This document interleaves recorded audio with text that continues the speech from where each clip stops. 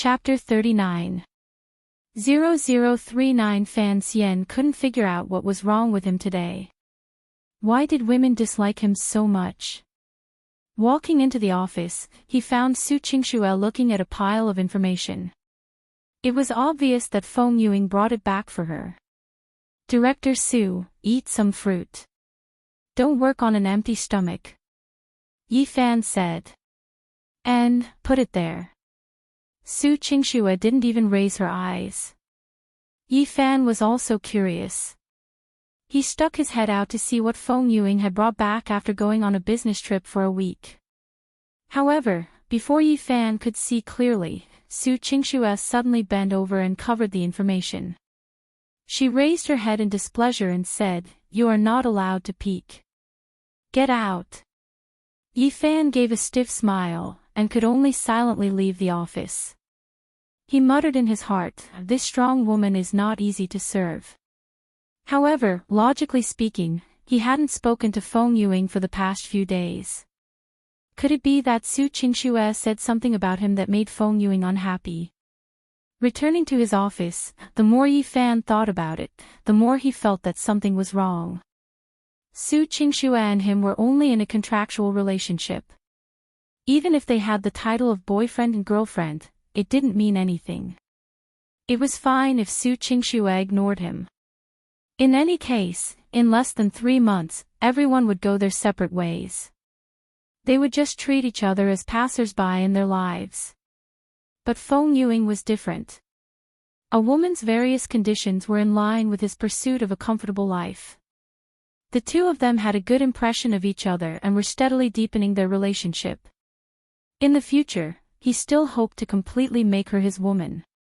Thus, Yi Fan went to the floor where the sales department was located and found Feng Yuying's office. Since he was the CEO's assistant, some of the people in the sales department thought that Yi Fan was here for work, so no one suspected anything. He knocked on the door and Feng Yuying's pleasant voice sounded, "Please come in." As soon as the sale opened the door, he walked in and locked the office door. Feng Yuing was looking at her computer when she realized it was Yi Fan. She couldn't help but be surprised and flustered. Why are you here?" Fan Xian walked to the side of the desk, placed both hands on the table, and looked down at the woman with a serious expression. Ying, did you misunderstand something?" "Misunderstanding?" Feng Yuying's eyes flickered with a tinge of confusion. "What do you mean? You don't seem happy to see me.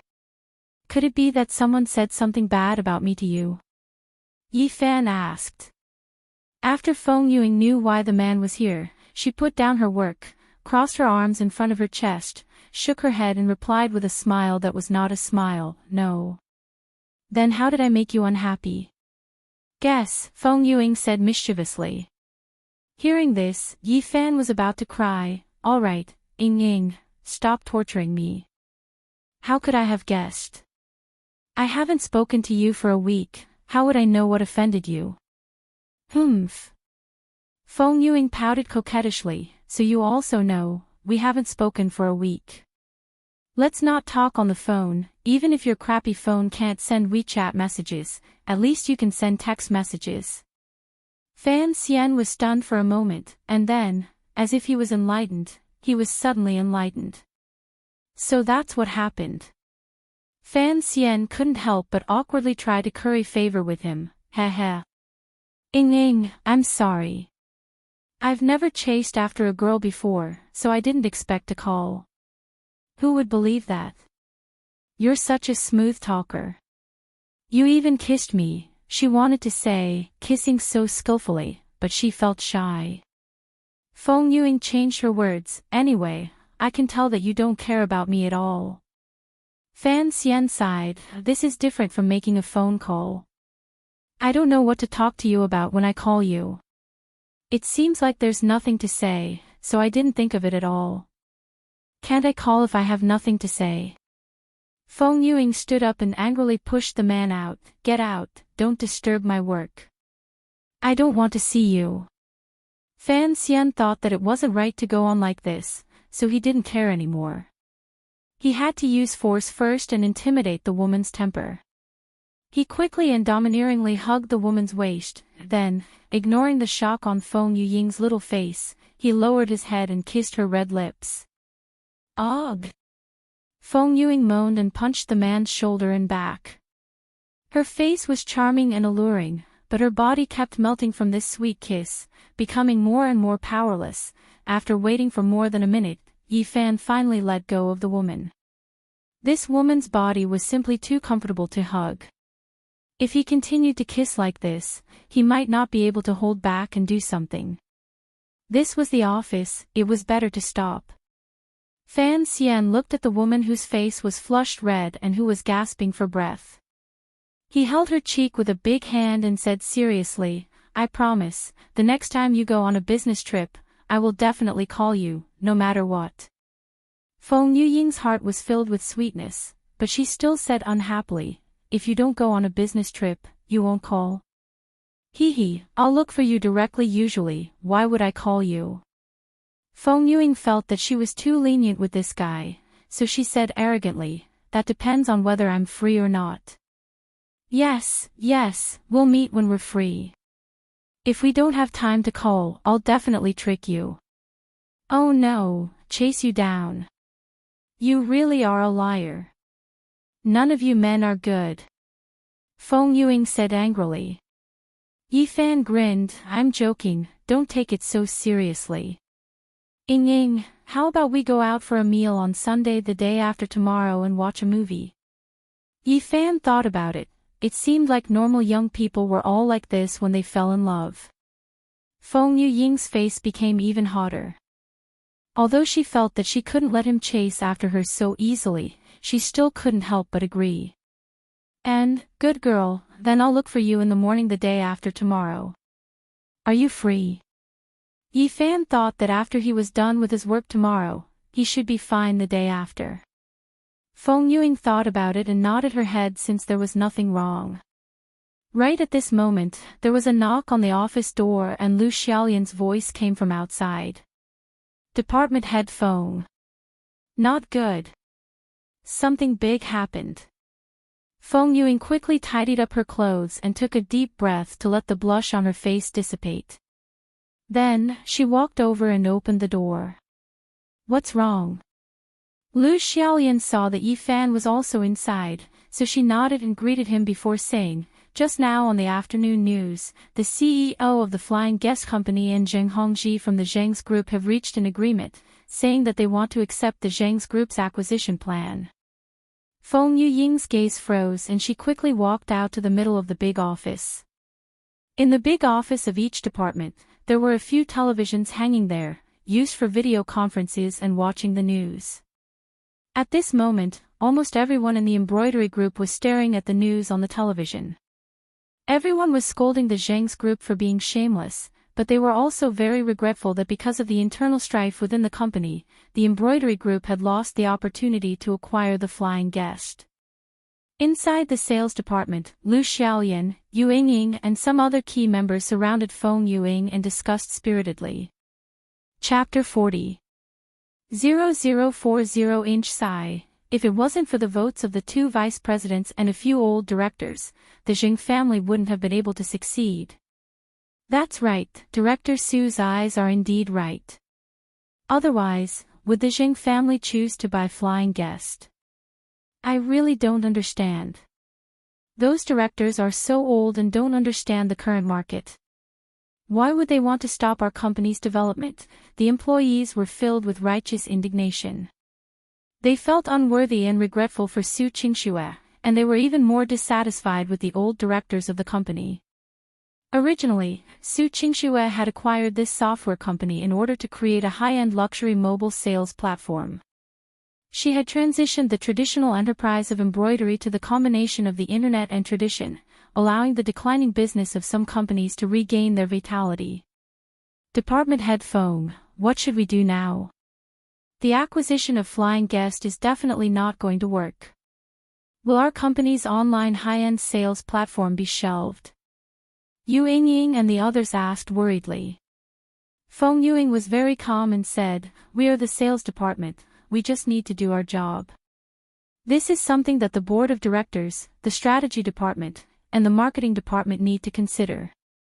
We believe in Director Sue, she will always have a way. Alright, everyone go back to work. The woman clapped her hands and dismissed the employees. When Yifan saw all of this, he muttered in his heart, Su Qingxue must be feeling very uncomfortable. It was obvious that she had been betrayed by her own people. He didn't have the mood to kiss Feng Yuing anymore. After telling the woman to see him on Sunday, he returned to his office. In the afternoon, several groups of the company's upper echelons entered Su Qingxue's office one after another. It seemed that the impact of this news had dealt a heavy blow to the entire company. Only when he got off work did Yifan see the ice-cold and slightly tired Su Qingxue. She took the elevator all the way downstairs. Su Qingxue leaned against the elevator and didn't say a word. Yifan didn't disturb her either. This was the first time that this woman was so listless, causing Yifan to feel uncomfortable in his heart. Arriving at the parking lot, just as he was about to get on the car, he discovered a white Cadillac parked next to the CEO's car. Two black-clothed bodyguards stood at the two ends of the car. Jing Junfeng, who was wearing a white shirt and a golden watch, was leaning against the car door with a confident posture. Beside Jing Junfeng, there was a man in his 50s who wasn't tall, but had a sturdy physique and long arms. He was wearing a simple green-gray robe, but his eyes were very sinister. President Su. Su Lingshan brought 4 uniformed female security guards to the elevator door with a face full of self-blame and said, I'm sorry, we didn't have time to stop them. Su Qingxue's gaze was cold with a trace of anger. After glancing at Jing Junfeng, she walked towards her car. Jing Junfeng smiled evilly and directly walked in front of Su Qingxue, blocking her way. He looked at Yifan, who was beside Su Qingxue, and sneered, You brat, you're still here. I heard you became an assistant? In my opinion, this is your original identity. This Jing Junfeng actually didn't mention that he was Su Qingxue's boyfriend. It was probably a humiliation for Jing Junfeng, and he didn't want to take the initiative to mention it. Qingxue, on the other hand, didn't want their relationship to be leaked to the female security guards beside her, so she directly replied, Get out of the way. Xiao Shui, don't be so cold. Although I know you're not in a good mood today, business is business. Our private matters won't affect each other, Jing Junfeng puffed out his cigarette proudly. There are no private matters between us, Su Qingxue said coldly. Jing Junfeng chuckled evilly, What, isn't it just a flyer? When we get married and embroidery and the Jing family form an alliance, won't my flyer be yours? I'm just preparing some betrothal gifts in advance, don't you think so?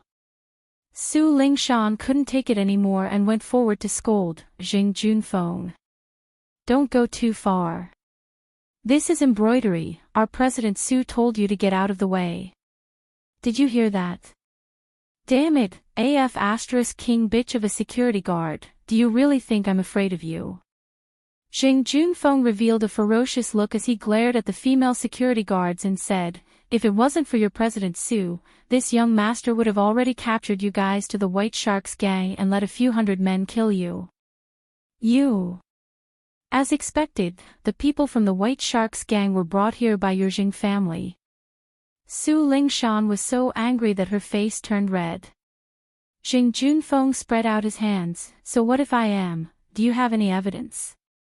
Even if you have evidence, what can you do to me? Bastard. Su Lingshan couldn't hold it in anymore and wanted to attack ruthlessly. However, Su Qingxue stretched out her hand and stopped her, saying, Lingshan, calm down. Director Su. Su Lingshan felt sorry for her superior. Su Qingxue sighed and asked, Jing Junfeng, what exactly do you want? I don't want anything, Xiao Shui, why do you have to think so badly of me?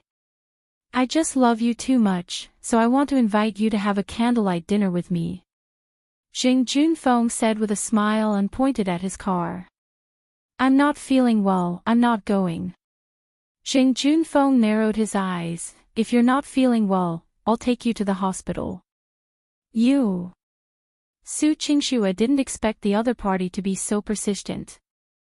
Jing Junfeng aggressively walked forward and said, Su Qingxue, you should be very clear that you have already lost. If you continue to struggle like this, it will not be a good thing for you or for the brocade.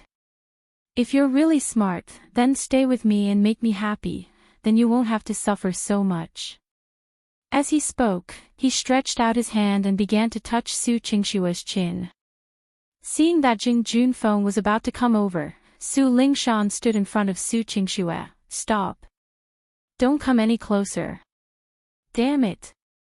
Jing Junfeng's temper flared up as he shouted, Men. Chase this bitch away. Yes, sir. 2 bodyguards in black immediately rushed over. When the 4 female security guards saw this, they also rushed forward and directly collided with the 2 bodyguards in black.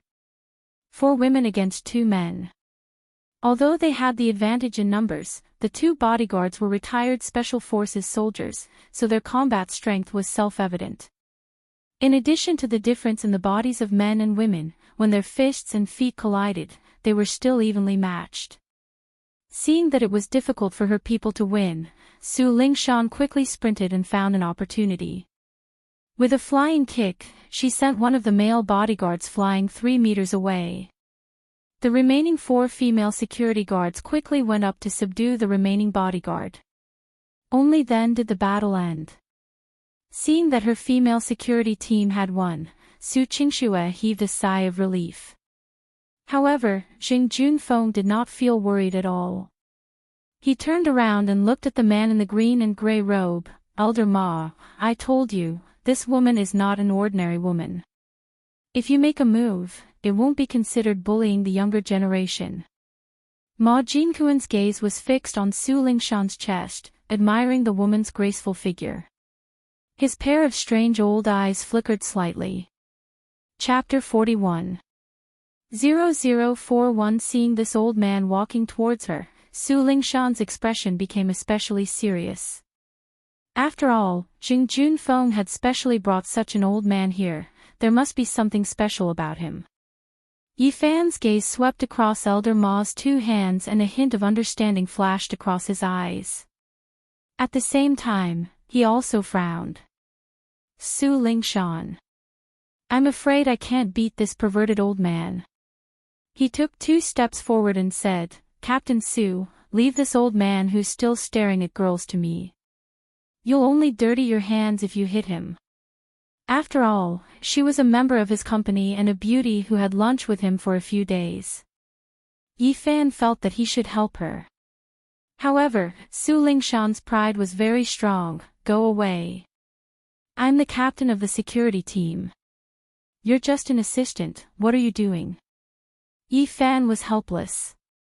Since the woman insisted on going up and giving it a try, he could only retreat to the side. Captain Su, be careful. Director Su and I will cheer for you. Yi Fan chuckled at the side. You don't need to talk nonsense. Ma Jinkuan saw that the 2 of them were still arguing and couldn't help but sneer. He turned around and said, Young Master Zheng, you just said that you wanted to bring this female security guard back to the White Sharks gang. Is that true? Jing Junfeng's gaze was gloomy and he laughed evilly. Don't worry, Elder Ma. After I subdue this Su Lingshan, I'll take my fiancée away. This female security guard, you can do whatever you want with her. I can guarantee that no one in the entire Hua Hai will dare to ask about this. Good. This old man hasn't tasted meat in a long time. This little girl's figure is exactly what this old man wants.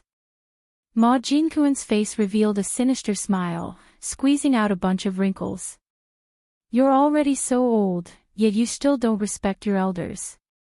As expected, birds of a feather flock together.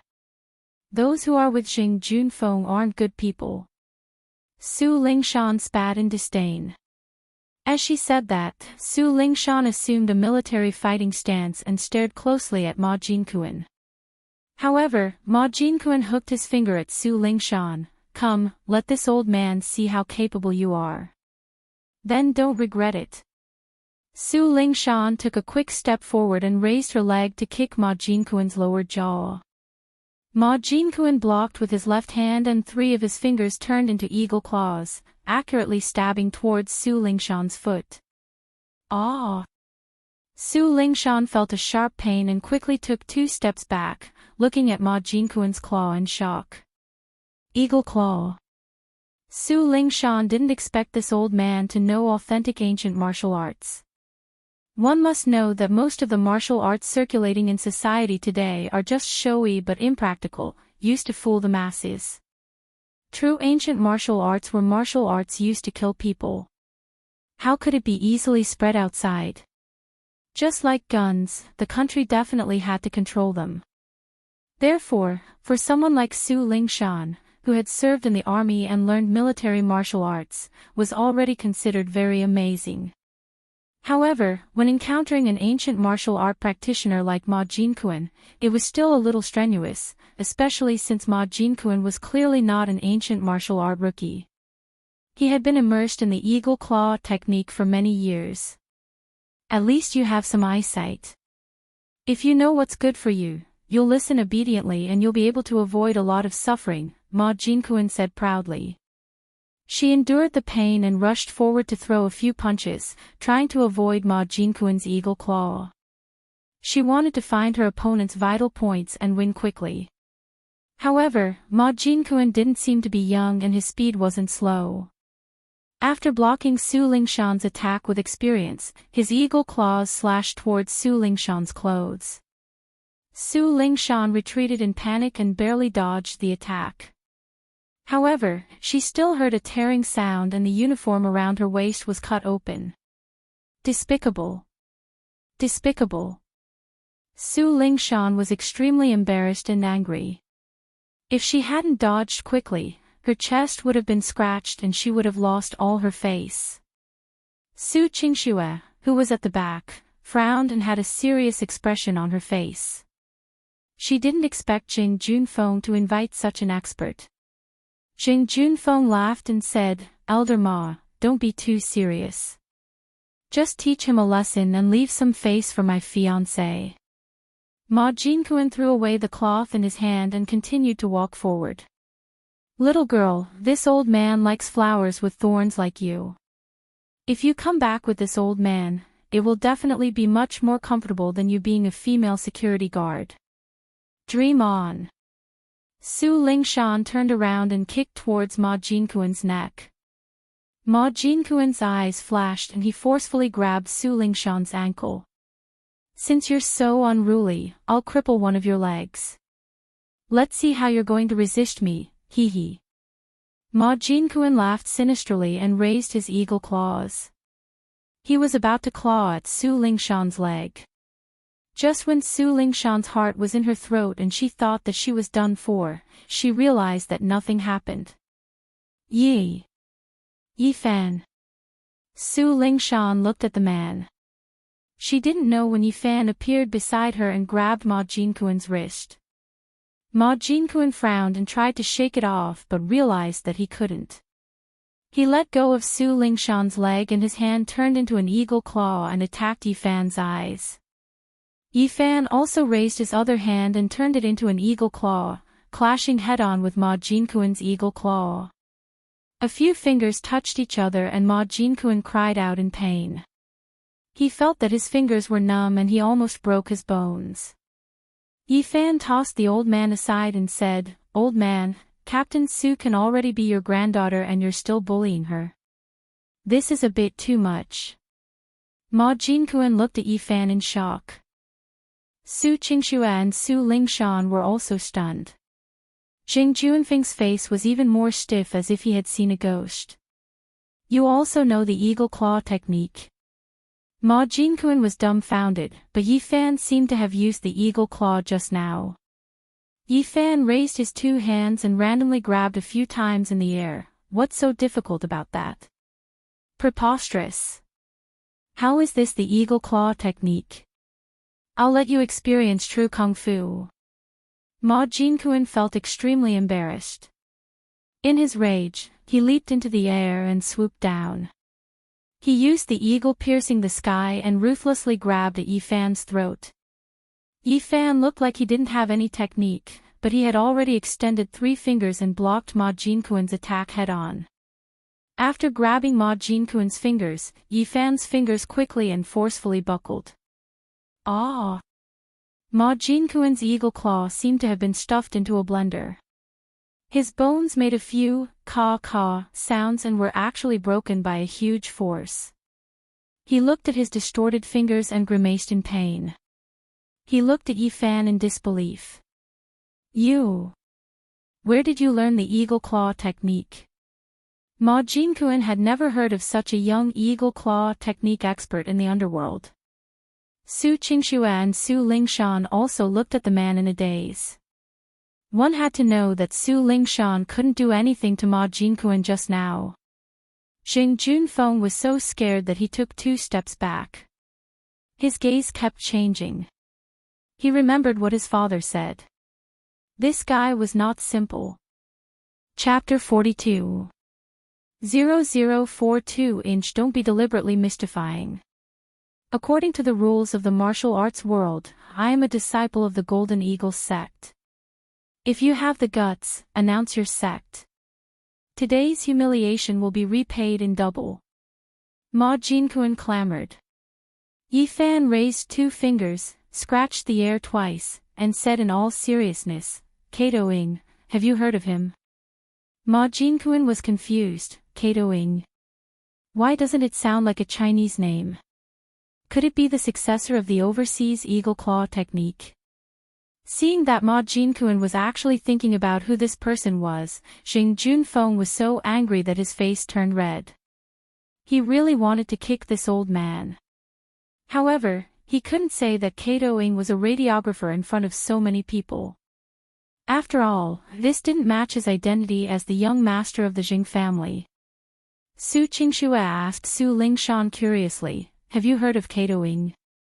Is he famous? Su Lingshan and the other female security guards all had rosy faces. No one wanted to explain to this naive female CEO who this person was. Where is your sect? I've never heard of this person. Ma Jinquan was very puzzled. Li Fanxian disdainfully said, I've never even heard of such a famous person. I'm too lazy to explain to you. I'll go back and ask someone myself. Ma Jinquan was so angry that his entire body was trembling. If he wasn't injured, he would have risked his life again. He was old, and this kind of injury wasn't something that could be healed in a short period of time. He immediately turned around and left. Young Master Zheng, let's go back. If I, Ma Jinquan, don't take revenge for today's grudge, I swear I won't be a human. When Jing Junfeng heard this, his eyes lit up with a trace of joy. Although he had lost face today, if he let Ma Jinquan take revenge crazily, he might really make a profit.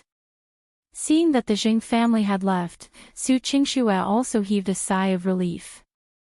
She looked at Yifan thoughtfully, thinking that no wonder he was able to save her. Su Lingshan, on the other hand, was sure that Yifan had given in to her on purpose on the stage that day. This made her very unwilling, but there was nothing she could do. Her emotions were complicated. On the way back to Egret County, they encountered the evening rush hour, so they stopped and walked slowly. Qingxue sat in the back row and was still curious. She couldn't help but ask, your master, Kato Ing, did you meet him abroad? Just as the sale was about to stop, it heard the woman's serious question. It almost stepped on the wrong accelerator and crashed into it. After the car stabilized, Yifan turned around and asked with a stiff smile, Qingxue, have you really never heard of this name? Why would I lie to you?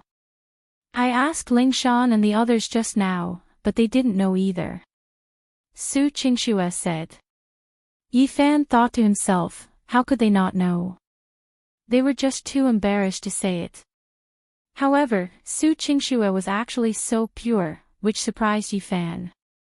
It seemed that she really didn't have much thought about the matters between men and women, and had focused all her attention on her career. I was just spouting nonsense, don't take it seriously, Yi Fan said.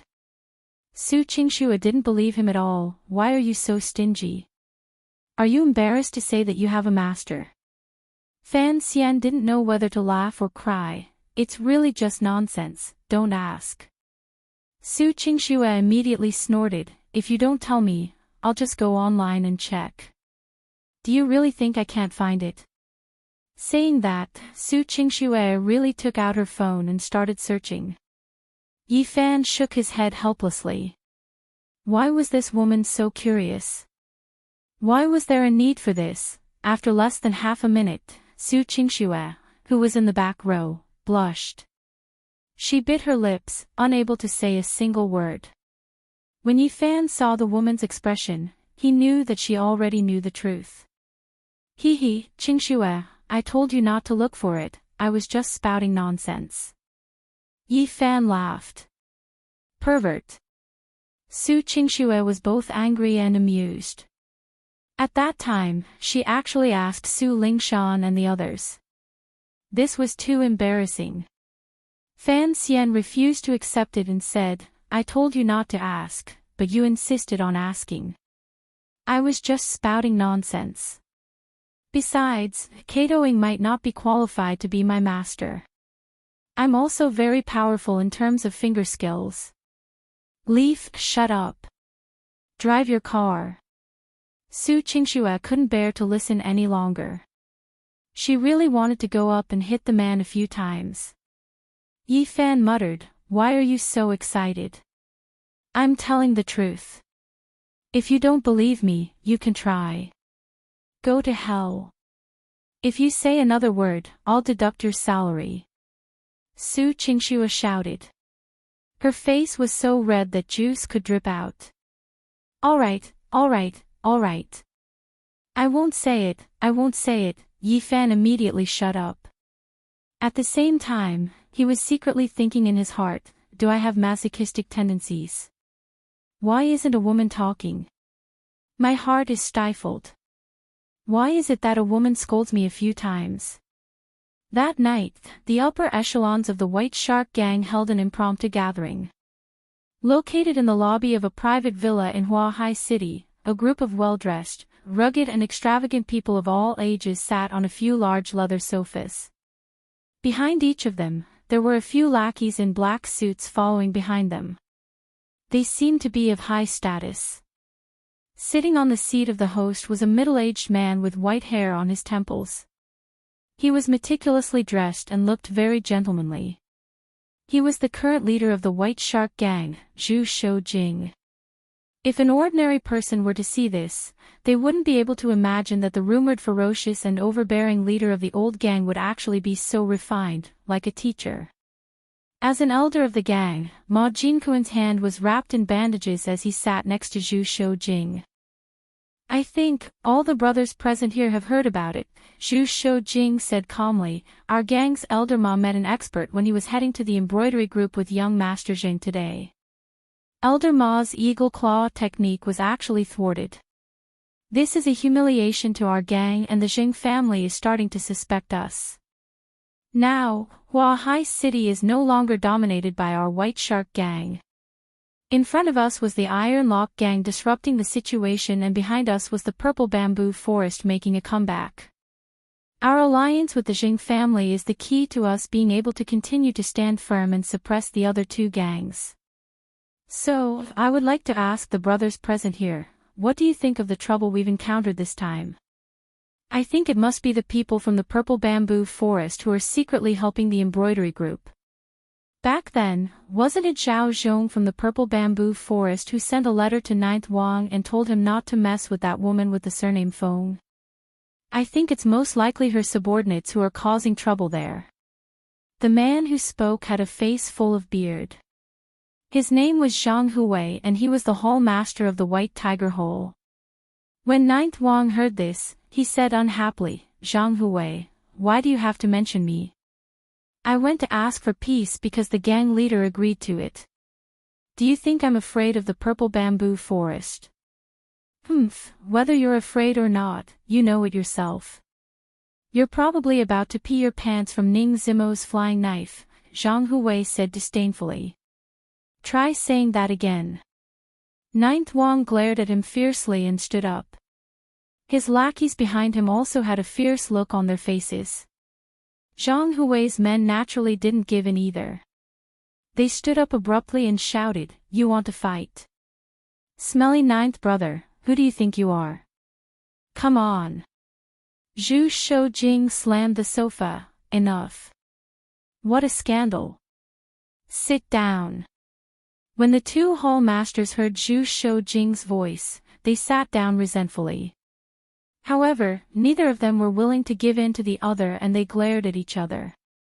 I told you guys to think of a way. Who allowed you guys to be so presumptuous here?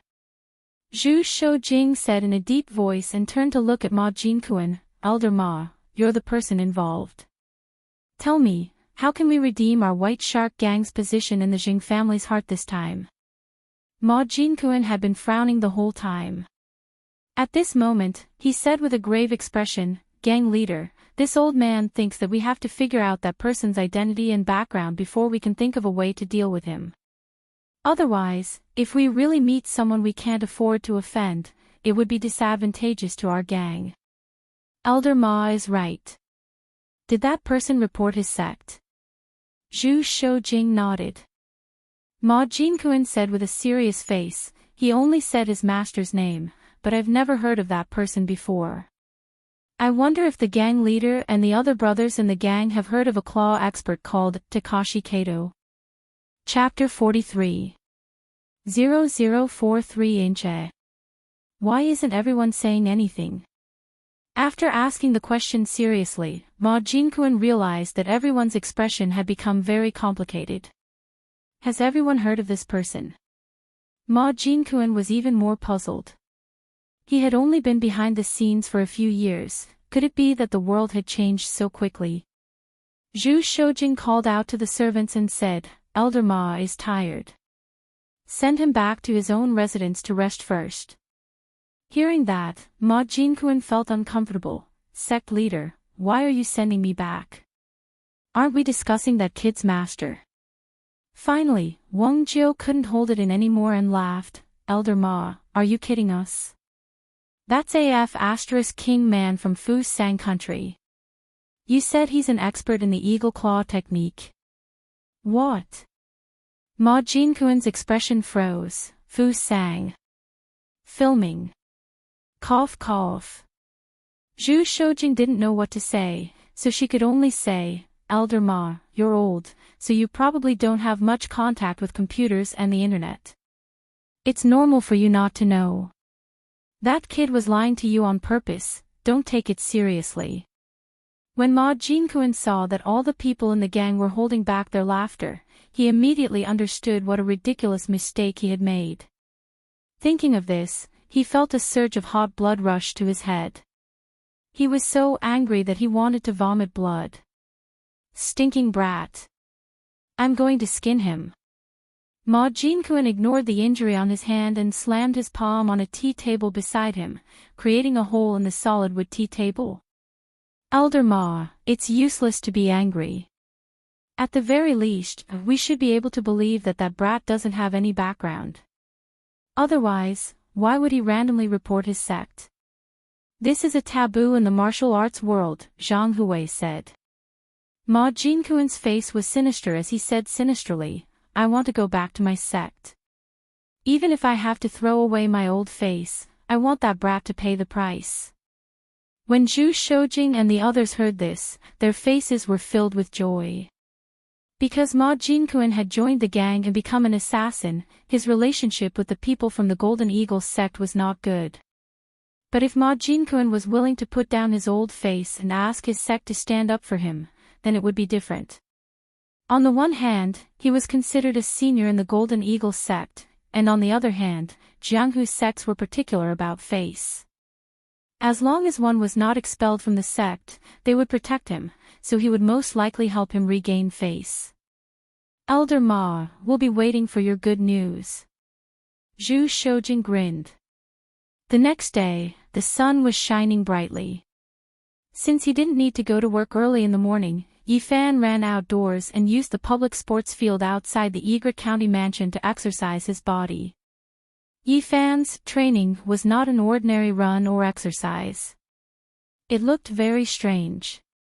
It was as if he was performing a mechanical dance. His limbs and joints moved in all sorts of ways, like taiji fist. Sometimes, it was slow, and sometimes, it was fast and violent. But to put it bluntly, it was more like he was blindly tossing and turning. His entire body was twisting and turning, and his arms and legs were twisting and turning. There was no pattern to speak of at all. However, Yifan was very serious. He even closed his eyes, as if he was listening to something. Hey, what are you doing? Are you crazy? Why are you acting so crazy so early in the morning? A pleasant female voice interrupted Yifan's rhythm. He opened his eyes and discovered that it was Su Qingxue. Su Qingxue was wearing a pink sweatshirt, white sweatpants, a pair of pink clover jogging shoes, and a headband on her head. Her entire outfit made her seem like a female university student, a bit more lively and a bit less cold. Why are you staring at me? Su Qingxue blushed and glared at the man. Yifan chuckled and said, So Qingxue, you also know how to exercise. Work on weekdays and exercise on weekends. Otherwise, if something happens to your body, how can you work well? Su Qingxue snappily said, Don't change the topic. What kind of messy dance were you dancing just now? Dance? Yifan waved his finger and proudly said, You don't understand this. This is a unique technique that I created myself. This is a very powerful martial art. Oh. Absolute art. What's your name? Su Qingxue asked. Li Fan Xian rubbed his chin. This name. I really haven't thought of it yet. If I choose something too domineering, it will seem like I'm pretending. If I choose an ordinary one, it won't be worthy of this skill. Who are you lying to? It's already good enough that you don't have epilepsy, and you still have kung fu. Su Qingxue rolled her eyes at him, thinking that this guy didn't speak a single word of truth. Really, although there are still a lot of details that haven't been perfected, but this really is kung fu. Yifan was puzzled. Why didn't he believe him when he told the truth? If you want to go crazy, go somewhere further away. Don't let me see you and affect your mood. Su Qingxue was too lazy to talk nonsense with him, so she turned around and continued running. Yifan had a helpless look on his face as he muttered softly, Women. It's just that their hair is long and their knowledge is short. What did you say? I want to deduct your salary. Su Qingxue angrily turned her head as she ran. Yifan's face turned green. He could even hear this. Wasn't his hearing too good? Yifan hurriedly pretended not to say anything and turned around to run far away. Su Qingxue saw the man run away dejectedly and snorted complacently. Of course, she didn't think that men were cowards. She just wanted to bully Yifan a little, which made her feel that it was very interesting. In the next half an hour, Yifan minded his own business and demonic dance, while Su Qingxue ran around the plastic track near the mansion for about 6 kilometers.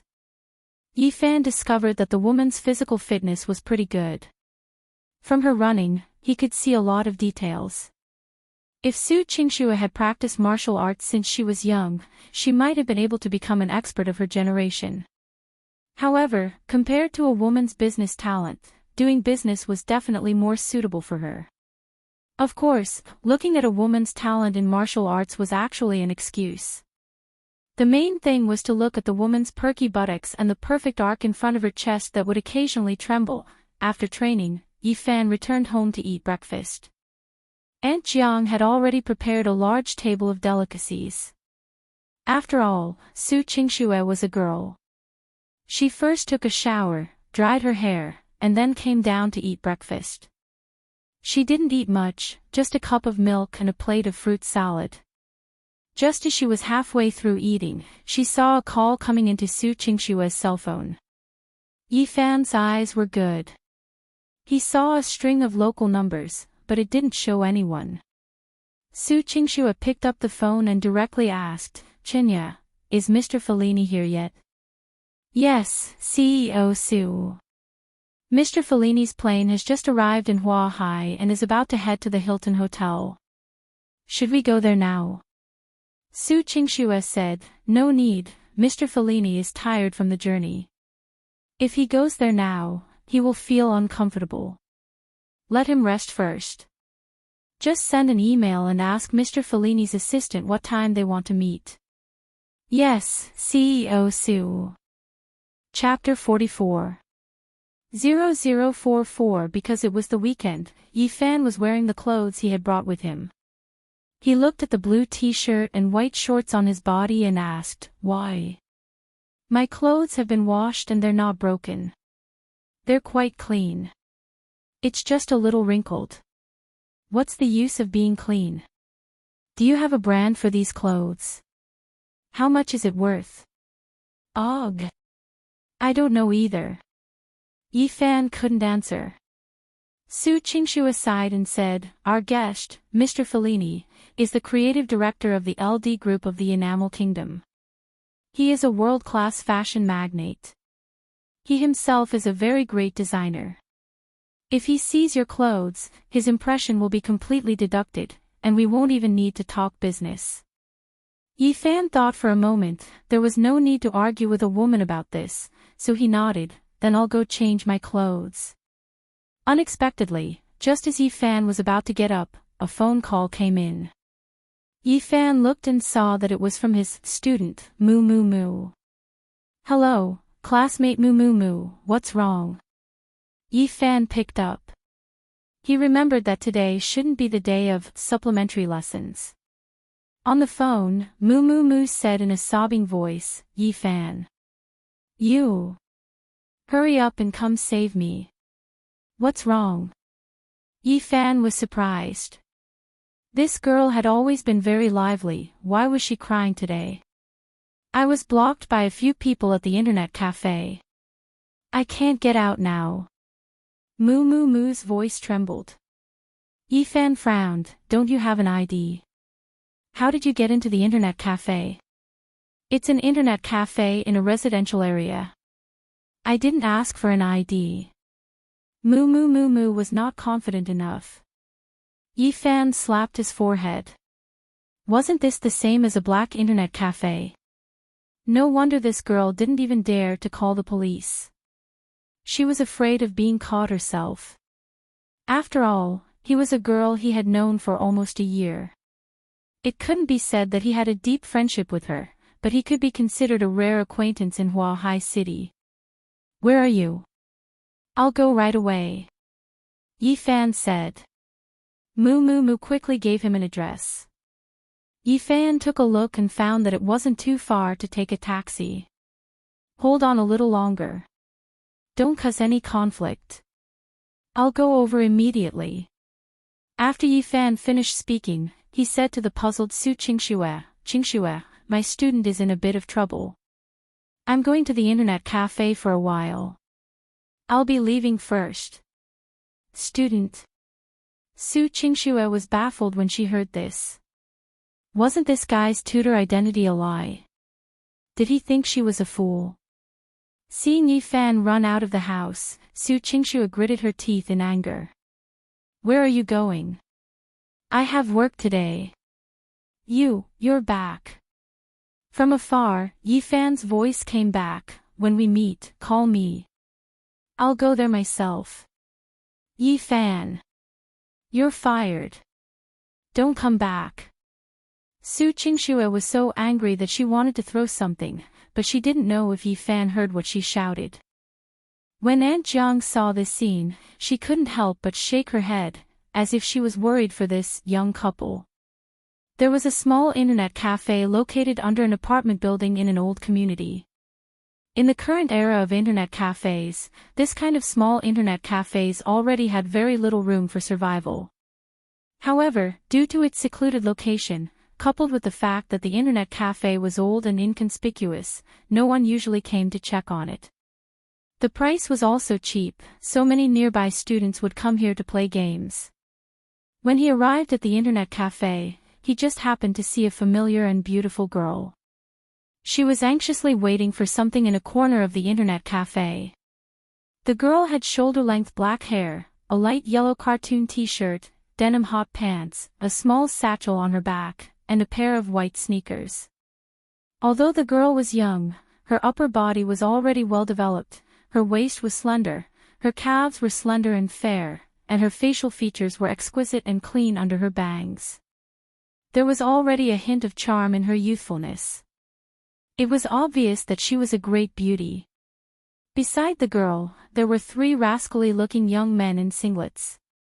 They were smoking and blocking her way, preventing her from leaving. Moo moo moo. Yi-fan walked forward in bewilderment.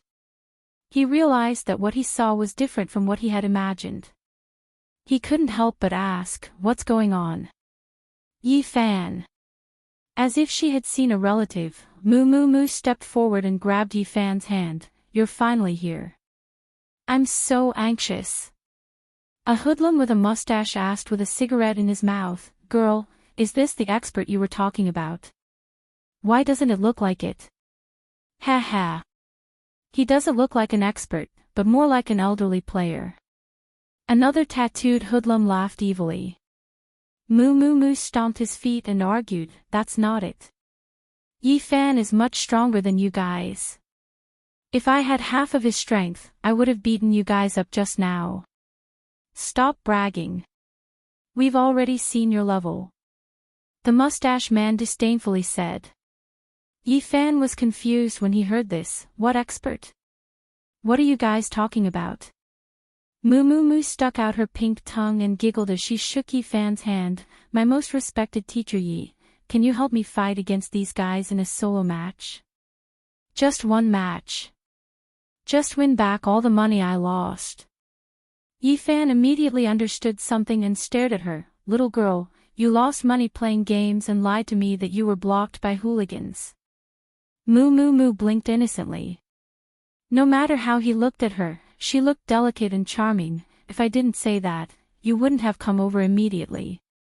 Now that I know you care about me, I'm so touched." Yi-fan directly grabbed the girl's ear and lectured her. "Have you heard of the story of The Wolf is Coming? Do you want teacher to tell you about it?" Moo Moo Moo cried out and begged for mercy. "It hurts, it hurts, it hurts. My ears are going to fall off." Yi-fan. "Good Yi-fan, just help me this once, I won't dare to next time, not interested." Yi-fan turned around and left. He ran out at the last minute, which should have angered Su Qingxue quite a bit. How could he have the leisure to play games with this group of brats? 5,000. Suddenly, Moo Moo Moo shouted at Yi-fan's back, 5,000 for one. Yi-fan's footsteps immediately stopped. When he turned around again, his face already revealed an amiable smile. "You mean a bet of 5,000? Moo Moo Moo's big eyes blinked as he nodded vigorously. N. It can't be, 5,000 is almost enough to buy a king's account. Why are you guys betting so much?" Yi-fan said doubtfully. Moo Moo Moo pouted, "Because I lost to them 5 rounds, 1 for 1,000. Yi-fan was speechless. This little girl really spent money like flowing water. "Let's decide the outcome in 1 round. Let's bet 5,000. I'll give you the money after I win." Moo Moo Moo pleaded. After Yi-fan heard this, he immediately patted his chest and righteously said, "Money is a small matter, but I see that my students have been bullied, so I have to stand up for them." To put it in a big way, this was the dignity of a teacher. "Don't worry, leave this matter to me." Chapter 45. 0045. Yi-fan muttered in his heart, "You are the shameless one," but his face was filled with joy. Someone was going to give him money. The 3 youngsters didn't take Yi-fan seriously at all. The mustache man sneered, "Hey, 5,000 is no problem, but do you have enough money on you?" Yifan directly took out the bank's savings card. "The password is 6/8. There's more than 20,000 yuan inside, believe it or not." The three youngsters looked at each other in dismay. The mustache leading them smiled evilly. "This area is full of our brothers. We're not afraid of you guys going back on your word. Alright then, let's play a solo match. The hero is Raven. Any questions? Are you the one who chose the hero?" Yifan looked hesitant. "If you don't want to play, then scram." The man with the mustache puffed out a mouthful of smoke, looking arrogant. Moo quickly said, "Who said I won't play?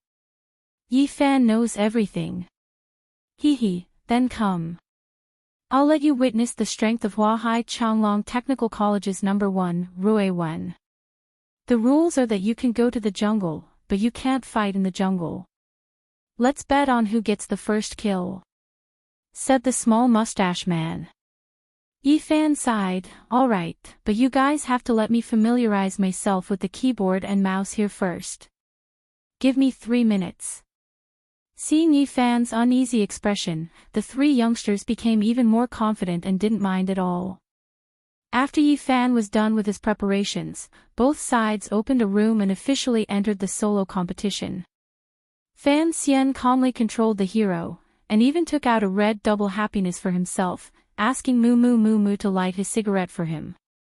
When the weapons clashed, Yifan did not hesitate to harass them. "Idiot, you actually crossed the line. As expected, he's a hothead." The bearded man laughed out loud.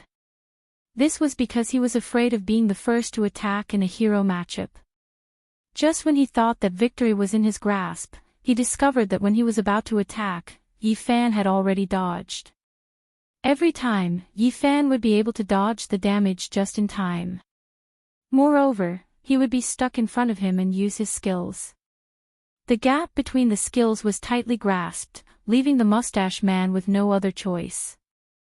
It was like having a body full of strength, but not knowing where to start. All he could do was choke to the point of vomiting blood. "He's an expert." Some of the spectating internet cafe customers pointed at the scene. On the other hand, the expressions of the three people on the mustache man's side were extremely ugly. When Yifan's set of skills directly took away the opponent, the mustache man and the other two's faces turned completely pale. First blood. Yifan has won.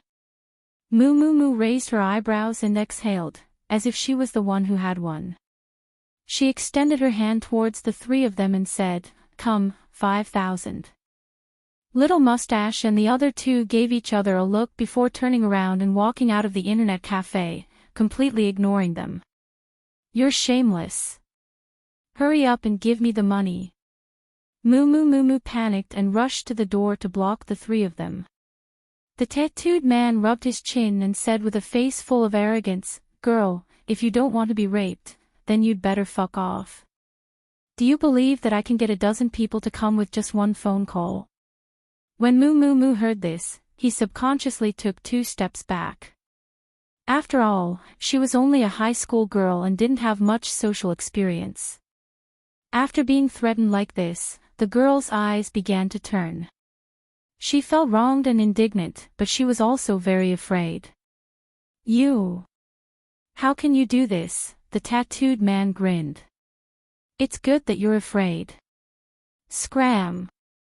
Just as the three of them were about to swagger out, Yifan suddenly appeared behind them and kicked the tattooed man's butt. Ouch! The tattooed man fell flat on his face and fell down the stairs, stunning the 2 youngsters beside him. You dare to hit me?" The mustache man turned around and roared at Yifan. Yifan raised his hand and slapped the mustache man to the ground, almost making his face crooked. "Do you have eyes? This is what you call hitting someone. That was kicking someone just now." These 2 moves had stunned the 3 hoodlums, while Moo, who was at the side, had his eyes shining and his face flushed with excitement. Yi Fan extended his hand towards another hoodlum. Hand over the money. I hate people who don't pay the most. If we were in the casino, we would have to chop off our hands, do you understand? The remaining hoodlum with the crew cut was so scared that his legs were trembling. With Yi Fan's 2 moves, it was obvious how strong he was. He took out his wallet, trembling with fear, and prepared to take out the bulging stack of money inside.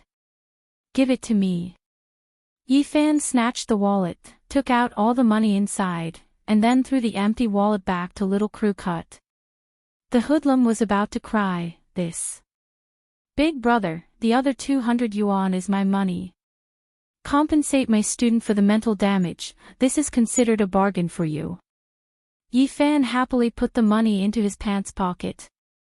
At this moment, the tattooed man got up from the ground, clutching his butt that was about to split open, and shouted, if you have the guts, stay here and don't leave. I'll call someone to come and find someone to kill. Without waiting for the tattooed man to finish speaking, Yi Fan kicked this guy's knee again. Ah! My leg! The tattooed man let out a heart-wrenching scream and fell to the ground. He was in so much pain that tears flowed down his face. This time, even his bones were broken. There's something wrong with your head. Who would stand here and wait for you to call for help? Have you watched too many brainless TV dramas? Yi Fan waved at the girl beside him. Student Moo Moo, let's go. Moo Moo Moo happily agreed. She hugged Yi Fan's arm from behind and said coquettishly, Teacher Yi Fan, I haven't even eaten breakfast yet. Treat me to breakfast. Sure, teacher will treat you to sesame seed cake. Yi Fan had earned money, so he was in a good mood and didn't mind eating another meal. I want to eat pizza. What pizza? How can a foreign sesame seed cake be as delicious as a Chinese sesame seed cake? Yi Fan wasn't willing to spend that much money. Not long after, the two of them arrived at a small alley. They sat at a snack stall and began to eat sesame seed cake and salted soy milk. Although Moo Moo Moo kept saying that Yi Fan was stingy, he still wolfed down the food. He didn't have the bearing of a beautiful woman at all, as if he hadn't eaten for 3 days. After Yi Fan was almost done eating, he asked, Why did you go to the internet cafe so early in the morning? You can't be so crazy during the summer vacation, right? The girl licked the green onion on her lips and said, I went there yesterday afternoon and spent the night at the internet cafe, F***CK. Yi Fan said in surprise, Don't you have a computer at home? Do you have to go to the internet cafe to find excitement? I ran away from home, Moo Moo Moo stammered. Yi Fan suddenly had the urge to cry. What kind of living treasure did he meet? Fortunately, Yi Fan was used to seeing strong winds and waves. After being stunned for a moment, he smiled and asked, Why? Moo Moo Moo's little face revealed an angry expression. My father brought a woman back yesterday and said that he wanted to marry that woman. He even told me to call her Mom. I don't want to see them. Your mother has been dead for so many years, yet your father has only found a female companion. Is that too much? I don't care, I hate that woman anyway. Moo Moo Moo said angrily, That woman looks like a vixen. Chapter 46. 0046 Have you figured out the main point of the problem? What's so good about that kind of plastic surgery girl? Moo Moo Moo shouted. It's fine to take a look. Besides, the fox spirit is also sucking on your father. Why did you run out? Just because of this, you want to run away from home. Yi Fan sighed with emotion. Children nowadays really didn't know how lucky they were. Thus, Yi Fan took out 200 yuan bills and slapped them in front of Moo Moo Moo. Here, take these 200 yuan and take a taxi home. Don't wander around outside. How old are you? Why are you still running away from home? If it wasn't for your dad giving you pocket money, you would have starved to death outside, do you know that? Yi Fan lectured a few words, then stood up and prepared to leave. Moo Moo Moo quickly stuffed the money into her bag, but did not leave. Instead, she followed behind Yi Fan and looked at him eagerly. After being followed for more than 100 meters, Yi Fan turned around and asked, "Student Moo Moo, why are you following me? I don't want to go home.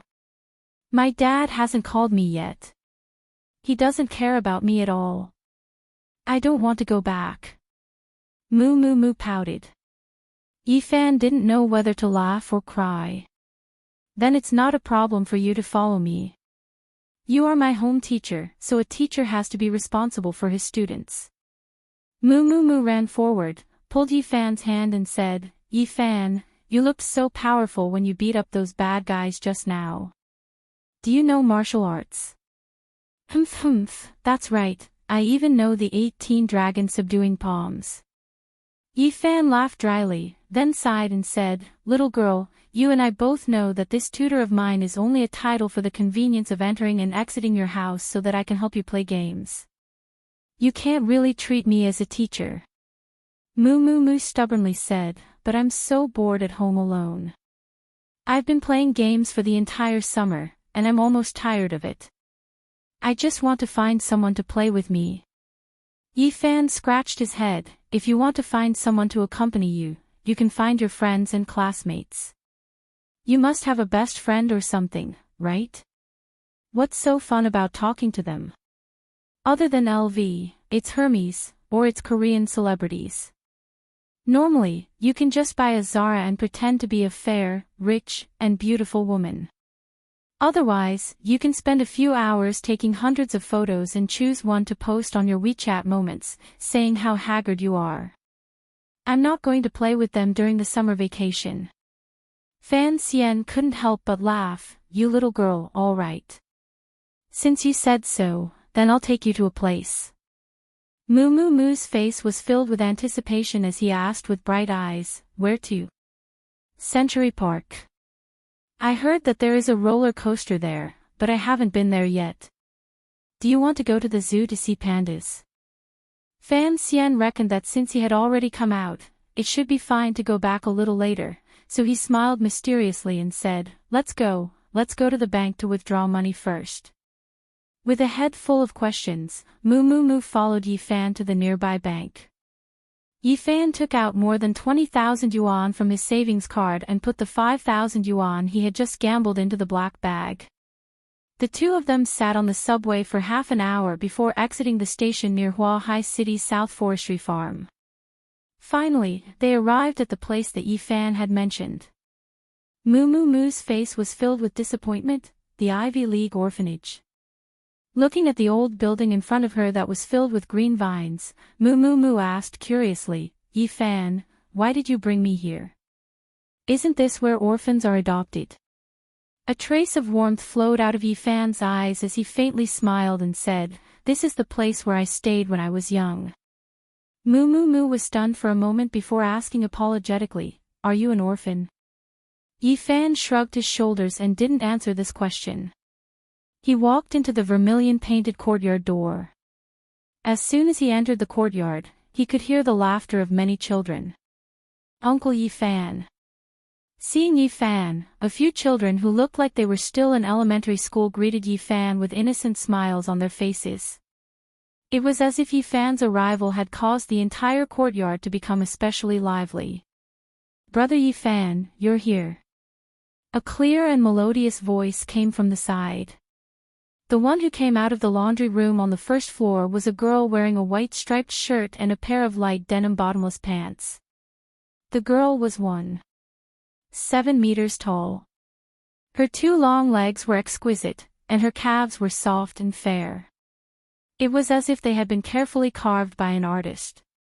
A delicate and graceful face, without any makeup, a sharp chin, a high nose, thin eyebrows, small red lips, and a head of jet black hair that was simply tied up, but it was indescribably natural and refreshing.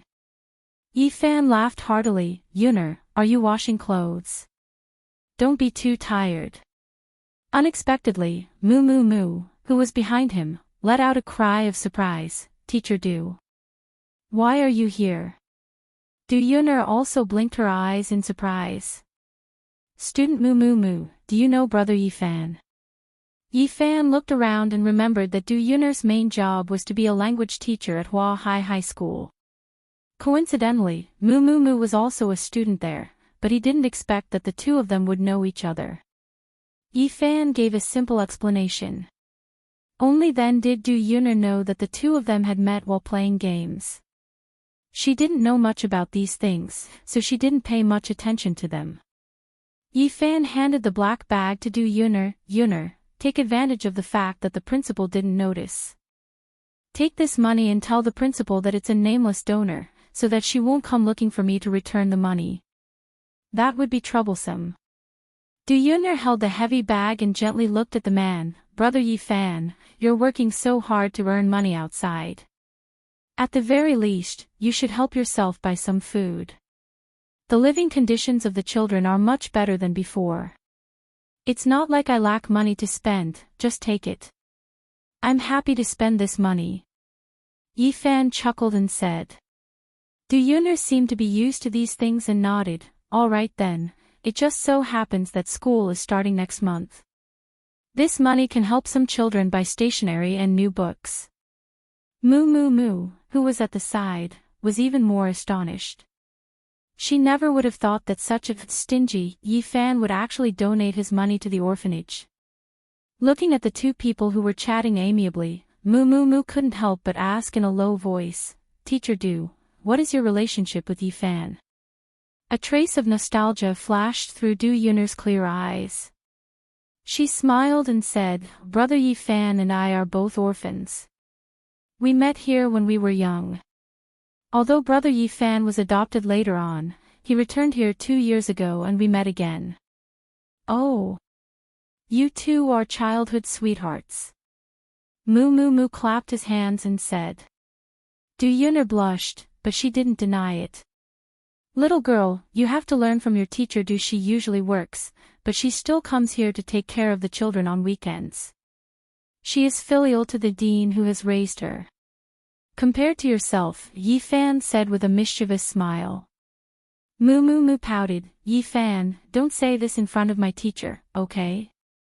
It's so embarrassing. Chapter 47. 0047 This girl ran away from home, don't you think it's childish? Yifan shook his head. Hey! Don't say it. Yifan, you're so annoying. Moo Moo Moo shouted anxiously. After listening to Yifan's explanation, she couldn't help but frown and say, Moo Moo Moo, didn't you promise teacher that you would make up for it during the summer vacation? Why are you still throwing a tantrum? You will be in the 3rd year of high school next semester. If you continue to take the last place in your class, you won't even have a junior college in the future. When Yifan heard this, he couldn't help but laugh out loud. What? This girl's academic performance was actually so poor. Ha! That's right, you only know how to play games every day, how can you be good? Ha, don't laugh. Didn't you also not go to university? What right do you have to laugh at me? Moo Moo Moo's face was burning hot and she was on the verge of tears. She couldn't have met anyone, but she just had to meet her own teacher. Fortunately, Du Yun'er didn't want to teach her students a lesson. She turned to Yifan and said, Oh right, Brother Yifan, you came at the right time. I was still wondering if you would come today. What, something happened to the orphanage? Yifan hurriedly asked. Du Yun'er smiled and shook her head. No, it's Brother Song who invited our orphanage companions to a gathering once every half a year. Have you forgotten? Can you come with me? Yifan blinked, and just as he was about to reply, Du Yun'er hurriedly said, You didn't go last time because of your part-time job. Several people asked about you. Yifan couldn't help but smile. I didn't say I wouldn't go, it's just that Song Xinghe didn't call me. Can I go like this? Song Xinghe was also Yifan and Du Yun'er's companion in the orphanage. He was 2 years older than them and could be considered the most promising among the children who had left the orphanage. After being taken overseas by his adopted parents, he returned from his studies and established a biotechnology company. He was extremely intelligent and was a famous young talent in Huahai City. It was said that the company was about to go public, so his net worth should be at least $1 billion. In the 2 years that Yifan had been back, he had heard quite a few things about Song Xinghe. It was all because Song Xinghe had invited his little friends from the orphanage to have a meal together. A bright and sweet smile appeared on Du Yun'er's beautiful face. Of course it's fine. It's just like our previous gathering, he won't call everyone. As long as it was someone from the orphanage, he would definitely welcome them. Moreover, you guys were quite close when you were young. The time is next Wednesday night. Brother Yifan, are you free?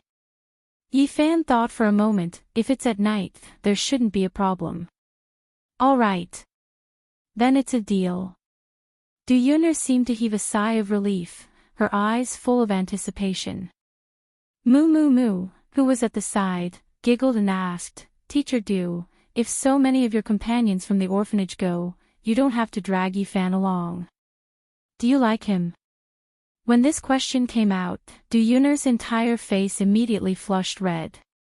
She was so flustered that she didn't know how to explain. Yifan, on the other hand, grabbed Moo Moo Moo's ear. You little girl, what nonsense are you spouting? We're very close. What's so strange about her asking me to accompany her? Aya. It hurts so much. Yifan, I was wrong, I won't spout nonsense anymore. Moo Moo Moo begged. Only then did Yifan let go of his hand. Your head is full of messy thoughts. No wonder you can't read well. Moo Moo Moo angrily covered her fiery red ears and complained, Is there anyone who treats a beauty like this? You don't have any tender feelings for the fairer sex. I think so too. It would be strange if Teacher Du would like someone like you. Seeing the two of them bickering, Yun'er covered her mouth and giggled, resolving the awkwardness. At this moment, a slightly bloated woman in her 50s walked out of a room. She was the orphanage's principal Li Shuhua. The old principal smiled amiably and said, Yifan is here. Yo, you even brought a little girl with you. Is she your girlfriend?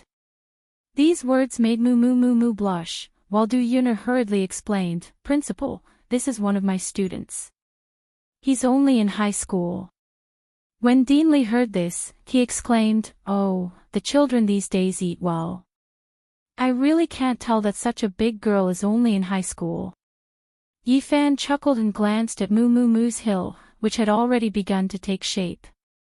He nodded and said, Principal, this girl said that she wants to rely on our orphanage. Just accept her. What? Join us. Li Shuhua was puzzled. Moo Moo Moo was also at a loss, not knowing what Yifan meant. Yeah, she fell out with her father and ran away from home. Now that she has no father or mother, she insisted on following me, so I brought her here. Yifan said with a serious expression and winked at President Li. Li Shuhua understood and smiled thoughtfully. She waved at Moo Moo Moo, Since that's the case, little girl, come, I'll take you to go through the procedures. From today onwards, you will be a child here. What procedures are you going to do? Moo Moo Moo was shocked and shouted at Yifan, You're not going to sell me, are you? Yifan spread out his hands, You don't want to go home, and you don't have any money. You can eat and drink in the orphanage and still have a place to sleep. It's better than wandering outside, right? Moo Moo Moo was speechless and shook his head. I was just saying those words out of anger. I think I should go back. Dad is probably worried about me. Sigh, your dad hasn't called you yet. He definitely doesn't want your daughter anymore. Yifan said. That's not it. He called a few times, but I didn't answer. Just as she finished speaking, Moo Moo Moo realized that she had let the cat out of the bag. She hurriedly covered her mouth, her big eyes filled with timid. Li Fan Xian had an expression that he had already expected, and sighed, you finally said it. I can't guess what you're thinking. You know that your father is worried about you, so don't be a princess. Do you know how much every child here yearns for a father to call them? Li Fan Xian pointed at the orphans playing outside and said, they can't even get a call from their parents. As for you, I called you, but you still didn't answer. Could it be that your heart is made of stone? Moo Moo Moo was stunned on the spot. A kind of shame and self-blame spread in her heart. Principal Li and Du Yuner smiled gently as they looked at the two of them. Yuner, get her a taxi and let this girl reflect on her journey back. Yi Fan said. She took out her phone and started to call a taxi. She sighed and said, Brother Yi Fan, if it wasn't for the fact that you don't have a diploma, I really want to recommend you to the school leaders to be a teacher. You really know how to teach students. Yi Fan took out a cigarette and lit it for himself. Forget it, I'm not allowed to smoke in the school, how can I take it? Stinking brat, don't smoke too much here. Don't teach children bad things. Principal Li laughed and scolded. Soon, a taxi arrived at the entrance of the orphanage. At this time, Moo Moo Moo seemed to have understood quite a bit. She pouted and eagerly said, Yi Fan, it was my fault for lying to you today. Can you continue to be my tutor in the future? Yi Fan grinned and said, as long as you pay the tuition, I will definitely be willing. Moo Moo Moo's face revealed a joyful expression as he nodded, Then it's a deal, I'll go home first. After saying that, the girl quickly ran out. At the same time, she took out her cell phone and began to call home. After taking care of Moo Moo Moo, this little tail, Yi Fan felt that it was time to call Su Qingxue and ask about the situation. Chapter 48. 0048 Yi Fan could not help but bitterly smile. Damn it, he had angered his employer's girlfriend again. It was all Moo Moo Moo's fault, that little troublemaker. Brother Yi Fan, what's wrong? Du Yuner asked with concern. Ugh. Yuner, principal, I'll be leaving first. Our company's boss is angry with me. I have to go and appease him. Company. You got a job. No more part-time jobs. Dean Li asked happily. That's right. Not really. In short, we'll talk about the specifics later. Yi Fan waved his hand with an embarrassed smile and ran out of the orphanage. Seeing that Yi Fan had quickly disappeared, Dean Li complained, this brat, he just arrived and left. He didn't even eat lunch. Du Yuner, on the other hand, smiled and said, Principal, maybe Brother Yi Fan really has something urgent to do. He finally has a stable job, we should be happy for him. Li Shuhua said with a smile, Yuner, this brat Yi Fan is already seriously looking for a job. When will you and Yi Fan be officially together? Principal, I'm waiting to drink your wedding wine. Principal, what are you talking about? We are just siblings. Du Yuner shyly lowered her head. I watched you grow up. When you were young, you liked Yi Fan. I could tell that brat had left for more than 10 years, but now you still like him. This is not an ordinary feeling. Although Yi Fan doesn't have much money or status, he can still be relied on, so I, this old woman, will also support you. Dean Li said. Du Yuner pursed her lips, her face flushed red as she whispered, Brother Yi Fan. He might not necessarily like me. Silly girl, how could there be a man who wouldn't like you? You're so good-looking, even prettier than a celebrity. The key is that your heart is even better. Otherwise, how could Yi Fan keep hiding it from me and just hand over the donation to you? He is also very at ease with you. Dean Li said. Du Yuner raised her head in shock, so Principal, you all know. Sigh, you two silly children, do you really think that I, the principal, have lived a few decades longer than you two for nothing? Dean Li lovingly caressed Du Yuner's little face, then turned around and walked away. Yifan remembered that when Su Qingxue called, she mentioned the Hilton Hotel. Fortunately, the hotel was only half an hour away from the orphanage by train. When he arrived at the parking lot outside the hotel's main entrance, he saw a black Lexus LX 570. It was Su Qingxue's car. It seemed that the woman didn't intend to call him and drove the car over. However, what troubled Yifan was that the hotel had more than 50 floors. He couldn't figure out which floor Su Qingxue and Qinya were on to meet that Mr. Fellini. Just as Yifan was hesitating whether or not to go to the front desk of the hotel to ask, he discovered that there were two figures sitting in the coffee shop on the first floor. Yifan hurriedly ran over and said happily, "Director Su, Assistant Qin, why are you all here? Are you waiting for me?" When Qingxue saw Yifan, she couldn't help but frown. She thought to herself, how could this guy still find her? She coldly lowered her head and drank her coffee, completely ignoring him. She had been angered by him in the morning. How could she let him off so easily? Qinya, on the other hand, said unhappily, "Director Su asked you to be a translator, but you ran around by yourself. I don't need you for this job, you can leave." "Don't, I'm here now, aren't I? You guys probably haven't seen Mr. Fellini yet, right?" Yifan said with a smile. Qinya coldly snorted, "We can communicate with Mr. Fellini in English, so it's the same without you. Furthermore, with your outfit, what distinguished guest are you seeing? You're clearly here to cause trouble." Yifan looked at his own clothes and pants, his face full of helplessness. "Why do even you say that? I think my taste in clothes is pretty good, you're the only one who thinks so. You can be as unsophisticated as you want. Did you live in the last century?" Qinya said sarcastically. "That's also a retro style, there's a reason for it." Yifan explained in a serious manner. "You're still quibbling. You..." Just as Qinya was about to say a few more words, she suddenly saw someone coming out of the elevator not far away. "Director Su. Mr. Fellini and his group have come down," Qinya hurriedly said. Hearing that, Qingxue immediately put down her coffee, stood up, and prepared to go over. But he suddenly thought of something and turned around to say coldly to Yifan, "Don't follow me. Either stay here or leave." Yifan felt a little wronged. Wasn't he just dressed casually? Was there a need to be so despised?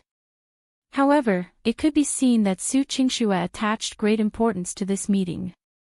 She didn't want to miss out on anything, so Yifan could only silently sit down.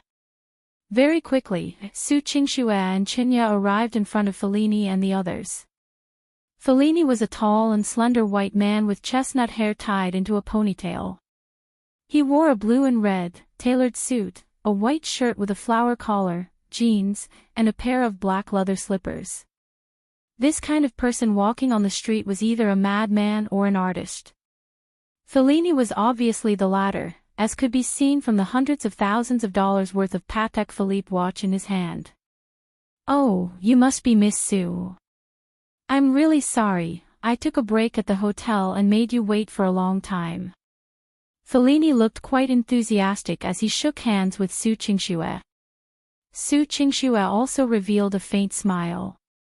Although it wasn't very warm, it was already very rare for an ice cold woman. "Mr. Fellini has been on the plane for more than 10 hours. It's only right for him to take a break. I've been looking forward to this meeting for a long time. It just so happens that it's lunchtime. I've booked a pretty good restaurant. Why don't we go and chat while we eat?" Su Qingxue said in standard English. Leave. However, Fellini looked at his watch and said, "I've eaten something on the plane, so I don't need lunch. I still have to inspect our branch office in the afternoon and fly back to Paris in the evening, so the schedule is very tight." Su Qingxue and Qinya didn't expect that Fellini would only stay for such a short period of time, but it was understandable. After all, a creative director of an international luxury brand like him would need a lot of time just to run to the fashion week. He also had to take time out to do his own design, so time was naturally very precious. To be able to arrange such a meeting was already giving him a lot of face.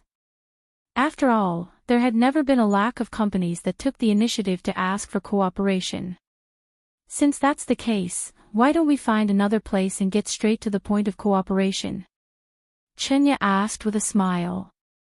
Fellini casually agreed and looked left and right. Suddenly, he seemed to see someone and waved towards the door. Hey! Miss Liu, I'm here, here. Chapter 49. 0049. He saw a woman wearing a black deep-collared tunic, a leopard print tight dress, and a pair of black high-heeled leather boots. She had gorgeous makeup and a confident smile on her face as she walked towards the hotel. This woman's attire was avant-garde and even a little exaggerated. However, her deep facial features and European-style makeup made her clothes display a unique wildness and grace. It was quite enchanting. Lu Jing'er. A trace of worry flashed across Su Qingshue's eyes. When the woman saw Su Qingshue, she smiled proudly. Su Qingshue, you really want to talk about cooperation with Fellini? Unfortunately, I'm afraid you're going to be disappointed. Fellini asked curiously, What, Miss Su, do you know Miss Liu? Yeah, we used to be classmates in high school, but then I went to the Magnesium country. Plus, our Liu family and their embroidery are competitors, so our relationship, you know. Lu Jing'er blinked. Fellini suddenly nodded. Since we all know each other, then let's talk about cooperation together. There's a coffee shop here, so we don't need to change places. Let's go have a cup of coffee and talk about what the two of you think. After saying that, Fellini ran to the coffee shop with his assistant. Su Qingshue and Lu Jing'er naturally had no choice but to follow him. When Yi Fan saw the group of people coming over, he was afraid of making Su Qingshue angry, so he didn't dare to greet them. He could only quietly sit there and watch by himself. In fact, Su Qingshue and Chenya didn't have the leisure to pay attention to Yi Fan. Although Su Qingshue was angry, she could only face the challenge. The Liu family was one of the big families in Huahai City. They specialized in high-end brands and had stores in many big department stores. Although their assets were far inferior to the embroidery, they were much more professional than the embroidery in the field of luxury goods. However, the Liu family did not reveal any news that they would be competing for the cooperation of the LD group. Unexpectedly, the young Miss Lu Jing'er, who was studying in the Magnesium country, suddenly returned home. It was said that Lu Jing'er was studying design in the Magnesium country and had already made a name for herself. She knew quite a few people in the fashion industry. This time, she had returned home to fight for the cooperation of the LD group for her family. Everyone from the three sides sat down and ordered a few drinks. Su Qingshue and Lu Jing'er's gazes were filled with hostility. Su Qingshue said, Mr. Fellini, we have an appointment to meet. I'm afraid it's not appropriate to join the Liu family's representative. Miss Su, don't worry, I met Miss Liu once at New York Fashion Week. Fellini took out a pipe from somewhere, lit it and took a puff, then said with a relaxed smile, Miss Su, don't worry, I met Miss Liu once at New York Fashion Week. I know she is the daughter of Huahai City's Liu Group, so we can talk about cooperation. I don't have a deep relationship with her. Therefore, as long as the two of you propose a point of view and conditions that are attractive enough to me, I will fairly choose which side to cooperate with. He, Su Qingshue, are you afraid? That's right. Our Liu family was the first to be a luxury goods agent in Huahai. He's experienced and professional. He's completely different from your brocade, which is a messy upstart that does everything. LV Jing'er teased. Su Qingshue expressionlessly said, qualifications do not represent strength. Your Liu family has already been surpassed by our brocade 10 years ago. LD Group wants a future expert as a partner, not a fallen noble. Lu Jing'er stroked her hair and said with disdain, down and out. How could you tell? Do you really think that blindly expanding is an expert? We respect fashion, innovation, and even more tradition. Our Lu family has a noble bloodline flowing in our veins. Of course, it's impossible for us to touch every industry. Money is not our goal. What we do is culture, do you understand? The two of them had been speaking in English the entire time, so Fellini was very clear about the content of their conversation. Fellini clearly appreciated Lu Jing's words and nodded. That's right. Our LD group has never chosen partners based on assets and stock prices. Of course, economic strength is one aspect, but whether or not we can understand our culture and spread our ideas is what we care about the most. Xu Qingxue was a little upset by the sudden appearance of Lu Jing, but she still calmed down as soon as possible and said, Mr. Fellini, I admit that the Lu family is relatively more professional. But we have enough sincerity and confidence that we can make your company's development in China even faster. Fellini frowned, took a puff of his cigarette, and let out a long exhale. Miss Su, with all due respect, I have investigated some of your information.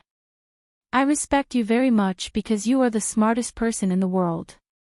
You are a member of the Intelligent Society, which is very impressive.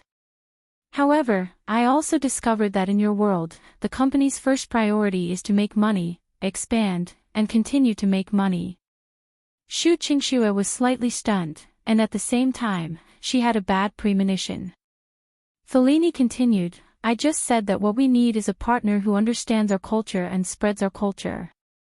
What we sell is not just products, but ideas, services, and a pursuit of human fashion and culture. Xu Qingxue gently pinched the corner of her skirt and said, Mr. Fellini, I understand what you said. I will not interfere with your company's product plan. I just want to say that we have the ability to sell your company's products to more consumers. After Fellini heard this, he sighed and shook his head. Lu Jing giggled a few times and said sarcastically, Nouveau riche is a nouveau riche. Xu Qingxue, don't you understand? What Mr. Fellini is looking for is a partner, not a seller, not a distributor. If you, as a partner, are indifferent to his products and only care about how to sell them, then how can you be called a partner? A true partner should be involved in all of the LD Group's products, from the design concept, the design sketch, to the selection of materials and production sites. Only by truly understanding the cultural heritage of the product can we truly spread the culture of the LD Group to our respected customers. Listen up, it's not a consumer, it's a customer. When Fellini heard this, her face revealed a look of joy. She nodded and said, That's right, Miss Lu is right. She is indeed a talented woman who graduated from the Parsons School of Design in the Magnesium country. Her analysis is very thorough. That's what I mean. Lu Jing smiled and nodded, expressing her politeness. She then said to Xu Qingxue coldly in Chinese, Xu Qingxue, just admit defeat. Buying and selling land, speculating in stocks, and opening a factory are what you should do. You are far from the palace of fashion and the world of nobles. Chapter 50. 0050 Fellini said apologetically, Miss Su, perhaps we have some misunderstandings about the development of the company. I'm afraid we won't have the chance to cooperate this time. How can this be? Chinya finally couldn't hold it in anymore and pleaded, Mr. Fellini, we have been preparing to meet you and have prepared a complete set of cooperation plans. You haven't even seen the cooperation plan, and just because of some different opinions on fashion, you've rejected us. This is very unfair. Lu Jinger disdainfully said, You're just an assistant, is it even your turn to speak? Qingxue stretched out her hand to stop Chinya, shook her head and said, Forget it, Chinya, Mr. Fellini is right. I really don't know enough about luxury goods and fashion, it's because I'm not prepared enough. CEO Su, you're not the creative director of fashion, and you're not a designer. How can I blame you for this? Chinya felt sorry for her superior. Fellini also seemed to feel a little embarrassed. After thinking for a moment, he said, How about this? I see that Miss Su and Miss Lu are both dressed very well today. Can the two of you tell me why you're wearing these clothes?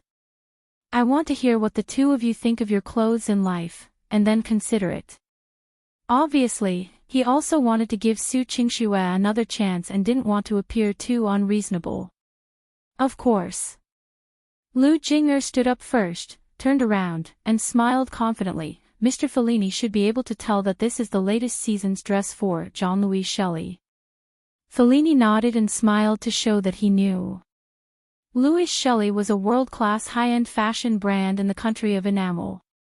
There were more than 2,000 celebrity customers, and custom-made high-end dresses were usually worth tens of thousands of euros to millions of euros. These works may seem casual, but they reveal the decisiveness of the designer.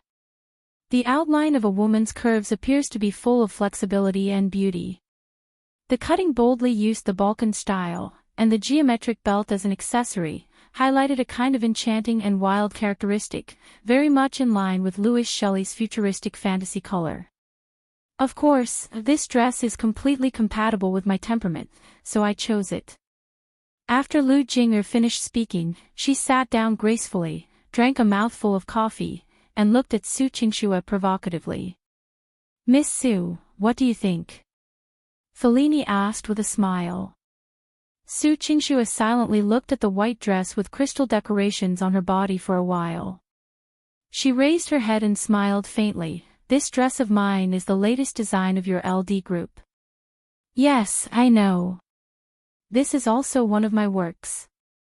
It's called Norse Goddess. It's really beautiful on you. Fellini praised with a complacent look on his face. Is that so? So it's called the Nordic Goddess. Su Qingxue shook her head. I don't even know its name. In my eyes, it's just a dress. Currently, the price of this dress was 23,000 euros. Excluding the LD brand, it could only be sold for 2,600 euros on the market, and the production cost was less than 500 euros. Of course, I think it's beautiful when I wear it, but not because I like it much. The main reason is that I want to get closer to Mr. Fellini and get as much business as possible. After saying this, Fellini opened his mouth in astonishment and was speechless for a long time. Chenya also tensed up, her heart beating to her throat. She didn't understand why Su Qingxue had to say this, even if it was just a random reason. Yifan narrowed his eyes, revealing a look of admiration. It seemed that the woman had already understood something. Lu Jing'er sneered, crossed her hands in front of her chest, and said, Mr. Fellini, did you see that? This is a businessman through and through. In order to do business, he will do anything to make money. He doesn't know what fashion culture is at all. Fellini also had a face full of disappointment, and even a look of disgust appeared in his eyes. He said sarcastically, Miss Su, you are really honest. Su Qingxue stood up and said, Thank you for your praise, but I hope that Mr. Fellini can learn from me in the future and be an honest person. Since you have already decided to cooperate with the Lu family from the very beginning, and not with our embroidery group, then there is no need for today's conversation. Hearing this, Fellini hurriedly waved his hand and said, No, I really didn't decide before. You misunderstood me, is that so? Qingxue glanced at Lu Jing'er and said, From beginning to end, you have been focusing on the company's culture and fashion culture. You have never asked me about the specific market and capital level cooperation. You know very well that I study economics, marketing, and management. Designing clothes and talking about fashion theory are not my specialty at all. On the contrary, Lu Jing'er graduated from the Parsons School of Design in the Magnesium country. Her job was to design clothes and participate in all kinds of fashion gatherings. You created a very good conversation environment for Lu Jing'er to make me feel like I don't know anything and feel like I'm in the wrong. That's why I lost this negotiation, isn't it? Being exposed in front of him, Fellini's face was a bit embarrassed, as if he was sulking. After taking 2 puffs of his cigarette, he said, Since Miss Su insists on thinking this way, then let's end our conversation here today. Unfortunately, we can't work together anymore. No, I'm glad you didn't choose us, because I don't need an extremely stupid partner who only lives in my own fantasy world. You said I'm stupid. Fellini's face darkened. He had been famous for more than 20 years, and everyone was respectful to him.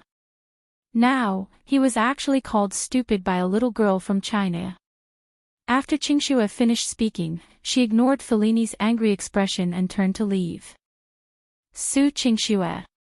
Stop right there. Lu Jing'er stood up and shouted, "What kind of attitude is this? Mr. Fellini is an internationally famous master, how can you insult him? Quickly apologize to Mr. Fellini." Fellini had never been humiliated like this before. He threw his pipe to his assistant and said loudly, "Miss Su, you will pay for what you said today. Don't forget, there are quite a few high-end brands that have cooperated with your embroidery, and we, LD, have shares in them." Su Qingxue stopped in her tracks and turned around. Her beautiful eyes were as cold as autumn water. "Are you trying to intimidate me and threaten me?" "Humph, so what? The noble fashion circle is not something that a lowly nouveau riche like you can casually insult." Lu Jing'er leaned close to Fellini with a complacent expression. Qingxue was naturally very angry. Her chest was heaving up and down, but with her personality, how could she easily give in? Do whatever you want. In any case, in the end, the one who will fall will definitely not be me. As soon as he finished speaking, he heard someone clapping from the side. Good. As expected of our CEO Su. How daring. Great. Chapter 51. 0051. Su Qingxue and Qinya were both shocked. Only now did they remember that there was still Yi Fan sitting there in a muffled voice. He didn't make a sound and almost forgot about this guy. Lu Jing'er was stunned for a moment, then disdainfully said, "Who are you? Are you also one of Su Qingxue's people?" "My name is Yi Fan, I'm Director Su's second assistant." "Oh, I'm basically a driver." Yi Fan introduced himself. "Driver? Yi Fan." Lu Jing'er mocked, "Su Qingxue, your taste is really bad. You actually found such a bumpkin to be your driver." "Sure enough, Mr. Fellini's vision is correct. If I choose your brocade, then I will lose face outside the atmosphere." Lu Jing'er laughed so hard that the flowers were trembling. She wanted to see if Fellini thought the same. However, when she turned around to look at Fellini, she discovered that the latter was staring at Yi Fan with an exaggerated expression as if he had seen a ghost, dumbfounded and speechless. Su Qingxue and Qinya also discovered that Fellini's expression was a little off, as if he had seen something extremely terrifying. "Mr. Fellini, what's wrong? This guy is too rustic. Did he scare you?" Lu Jing'er hurriedly asked. "No. Impossible." Fellini muttered to himself, carefully moving closer to Yi Fan. When he arrived in front of Yi Fan, he couldn't help but reach out and touch the collar of Yi Fan's clothes. The key point was that his hand was actually trembling. It was enough to show how excited he was. "Mr. Fellini. What's wrong with you?" Lu Jing'er couldn't understand why this foreigner seemed to be bewitched. Su Qingxue was also confused. Could it be that Fellini was interested in the rustic blue short-sleeved shirt on Yi Fan's body? Was he used to seeing good clothes and was curious about the goods on the street? Yi Fan directly grabbed the other party's wrist and said with a frown, "Hey, why are you touching me? I'm not interested in men."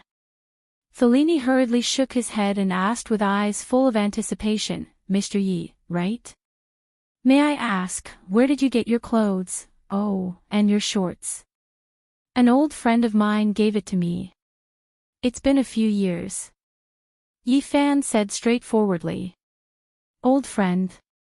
Your friend? May I ask your name?" Fellini asked in a trembling voice. Fan Xian scratched his head and thought for a moment. "I call him Old AI, his full name. Alec or something." "It's Alec von Bloomer, isn't it?" Felicity hurriedly said. Yifan clapped his hands. Right, that's the name. That old man is not bad, and his tailoring skills are also quite good. He even made a few pairs of underwear for me. Most of my clothes were given to me by him. He's quite generous, huh? When Fellini heard this, his legs trembled and went limp. He staggered back 2 steps and held onto the sofa to steady himself. His expression was unsettled. "Mr. Fellini. What happened to you?" Lu Jing'er exclaimed. Su Qingxue and Qinya were also stunned, completely frightened by the scene in front of them. An old tailor could actually scare Fellini so much that he lost his composure. Fellini quickly picked up a cup of water from the table and gulped it down. Only then did he calm himself down a little. He wiped the cold sweat off his head and said with a respectful and worshipful expression, "Master Alec von Bloomer is my teacher's teacher, which is to say, my master." When these words came out, Su Qingxue, Lu Jing'er, Qinya, and the others all had wonderful expressions on their faces. They almost couldn't believe what they had heard. Lu Jing'er covered her mouth. After the shock, she felt that something was amiss and asked, "Mr. Fellini, didn't you graduate from the Luandun University of Arts? Why is there a master and a grandmaster?" Fellini chuckled, as if mocking Lu Jing'er's ignorance, and said, "The true highest palace of fashion art is not in any academy, but in Seville Row." "Miss Lu, have you never heard of it?" Lu Jing'er quickly explained, "Of course I know. In the Mayfair area of Luandun, Seville Street, that is a prime location for tailor-made clothes from all over the world, especially traditional men's clothing. This was because the term custom-made clothing originated from that street. The emperors and nobles of Europe all advocated custom-made clothes on Seville Street. Many of the tailor shops there have a history of hundreds of years." Su Qingxue had also heard of Seville Street, but she didn't know that the status of this street was actually so high. "That's right," Fellini said seriously. "When I was a child, I was determined to be the most outstanding fashion designer, so I worked very hard and entered the oldest tailor's shop on Seville Street, Eat and Ravenscroft. I studied with my teacher, George, and became an apprentice tailor. Unfortunately, my talent isn't high enough. Later on, I wasn't able to become a direct disciple, so I had to leave the shop and continue my studies at university." "What? Mr. Fellini, is your talent not enough? How is that possible? I've never heard of any Master George before," Lu Jing'er doubtfully said. Fellini shook his head and sighed, "Miss Lu, it's not that he's an internationally famous designer, but that he's truly of the highest standard. My master, Master George, his clients are the kings, queens, princes, princesses of the royal family, or the richest people in the world. He didn't need the so-called reputation at all. He had endless work to do. How could he have the leisure to let ordinary people know of his existence? He doesn't have the energy to customize clothes for ordinary people." Lu Jing'er was stunned. In her eyes, Fellini was already one of the world's top designers. However, she didn't expect that there would be such a group of people above Fellini that even Fellini couldn't compare to. It was one thing for Fellini's master to be very powerful, but the clothes on Yifan's body were made by his master's master. Su Qingxue and Qinya were also somewhat unable to accept it. After all, not long ago, they had made a mess of Yifan's attire. No matter how they looked at it, they couldn't tell that the clothes Yifan was wearing had such an illustrious origin. This kind of clothes could be found all over the streets. How could it be made by a top tailor of the royal family? Su Qingxue remembered that Yifan had to throw away all these dirty old clothes. If these clothes were really that precious, wouldn't that prove even more that she was too ignorant? "Mr. Fellini, are you mistaken? This kind of clothes can be seen anywhere." Su Qingxue still didn't quite believe it. Fellini was puzzled. "Miss Su, could it be that you really can't tell how amazing this Mr. Ye's clothes and pants are?" Not to mention Su Qingxue, even Lu Jinger couldn't help but shake her head. They really couldn't see anything special about it. Chapter 52.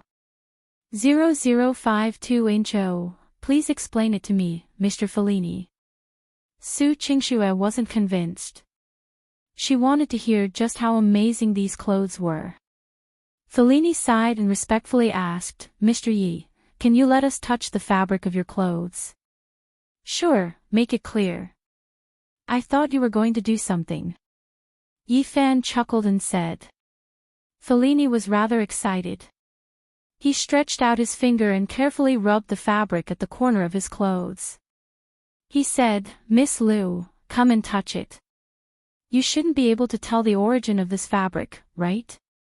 Lu Jinger suspiciously stepped forward and casually touched it. Her expression instantly became somewhat surprised.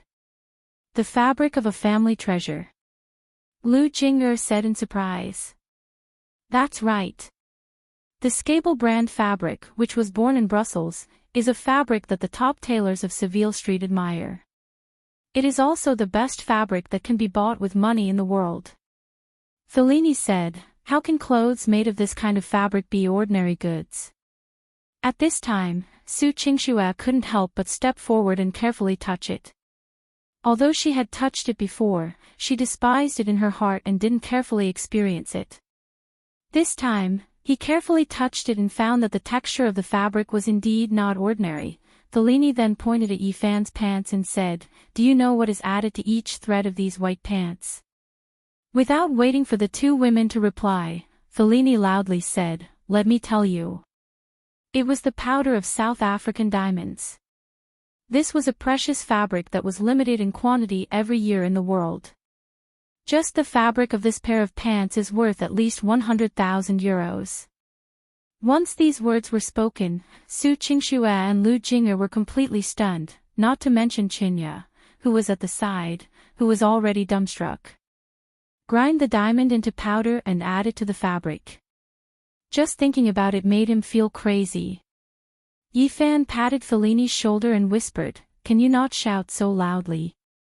What if someone hears me and chases after me to take off my pants?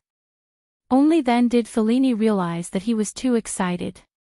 He quickly lowered his head to express his apology and then respectfully introduced, of course, this fabric is not the most important thing. The most amazing thing is the sewing technique. Saying that, Fellini gently lifted a corner of Yi Fan's clothes and said, I believe that the two of you have heard that Hermes leather goods have a big secret, and that is the use of saddle stitch. This saddle stitch technique was a two-pronged technique. Two needles and a thread were used to sew at the same time, making the leather very sturdy and beautiful. In fact, among the tailors, there was an ancient stitch technique that was almost lost, the blind saddle stitch. The invisible saddle needle technique is the unique skill of my grandmaster, Master Elric.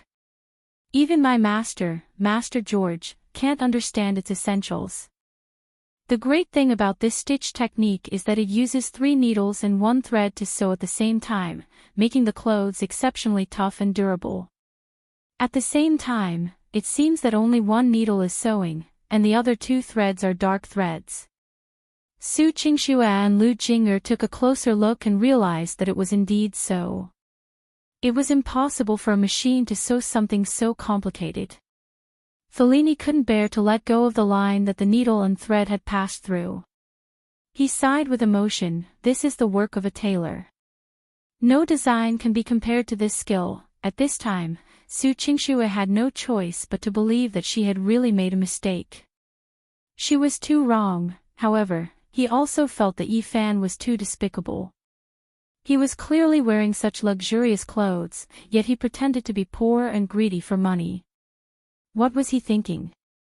Yi Fan, do you really know that, Master Alec? Why didn't you say so earlier? Su Qingxue asked. Didn't I already say that the clothes were given to me by an old friend? You didn't ask me which friend it was.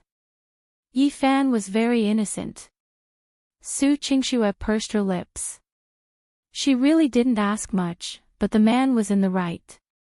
After Lu Jinger recovered from her shock, Her eyes flashed as she doubtfully said, "You're just a driver. Why did you get the tailor master of the royal family to make clothes for you? Don't tell me you stole the clothes and pants you're wearing. So you don't even know the true value of these clothes." After hearing Lu Jinger's words, Fellini also felt that it was possible. After all, what kind of status did Master Alec have? How could he talk about friendship with a young assistant? One had to know that this grand disciple of his could be considered to have some status in the world, but he might not even be able to meet Master Alec. When Yi Fan heard this, he was a bit unhappy. "It's not like I only have this set of clothes. I still have a bunch of clothes and pants that old AI gave me at home. There are even several pairs of underpants. Who knows if you stole a few when you were a thief? If you really made friends with Master Alec, would you have to be a driver?" Lu Jinger sneered. Su Qingxue stood up and proudly said, "He's my assistant, my driver, so what? Could it be that there are still differences in professions?" Su Qingxue, "It's useless no matter what you say. Right now, I am even more suspicious that you are accomplices. If you can't compete with our Lu family, then you will play tricks and try to influence Mr. Fellini's judgment." Lu Jinger said aggressively. "You're thinking too much. I've already said it, I'm no longer interested in cooperating with LD. Let's go now," Su Qingxue said as she turned around and was about to leave. However, just as the woman was about to take a step forward, Yi Fan grabbed her wrist. "Yi Fan, what are you doing?" Su Qingxue was puzzled. "I was slandered by her as a thief, how can I just leave like that? Isn't that a disguised admission?" Yi Fan was unwilling. Lu Jinger sneered, "Aren't you?" Fellini asked, "Mr. Yi, do you have any evidence to prove that this dress really belongs to you, or do you and my master recognize each other?" Yi Fan sighed, looked at the clock in the hotel, and said, "It's only 4 or 5 in the morning at Luandun. However, old AI is old and doesn't sleep in. He should be up by now. I'll give him a call." "What? You have my grandmaster's number. Even I don't have it." Fellini cried out in alarm, his emotions stirred. Yi Fan curled his lips, "Bullshit, he didn't make clothes for you, so why should he call you?" Fellini's face stiffened as he smiled embarrassedly, as if he had eaten a cockroach. Su Qingxue and Qinya were both curious and expectant, but Lu Jinger's face was filled with suspicion and nervousness. Yi Fan was about to take out his phone, but he thought that something was wrong, so he asked Su Qingxue, "Director Su, lend me your phone. My phone can't connect to the whole world." Su Qingxue handed the phone to him. Yi Fan immediately entered a string of numbers to calling Lon. Not long after, the call really connected. "Who is it?" An old voice came from the other side. It was a thick Luandun accent, and its tone was not very friendly, as if it did not like to be disturbed. When Yi Fan heard the voice of this old acquaintance, he felt that it was somewhat cordial. He smiled slightly, and a hint of nostalgia appeared in his eyes. "Old AI, it's me." Chapter 53. 0053. On the other side of the phone, there was silence for more than 20 seconds. Suddenly, Alec's voice trembled. He was so excited that he seemed to be crying.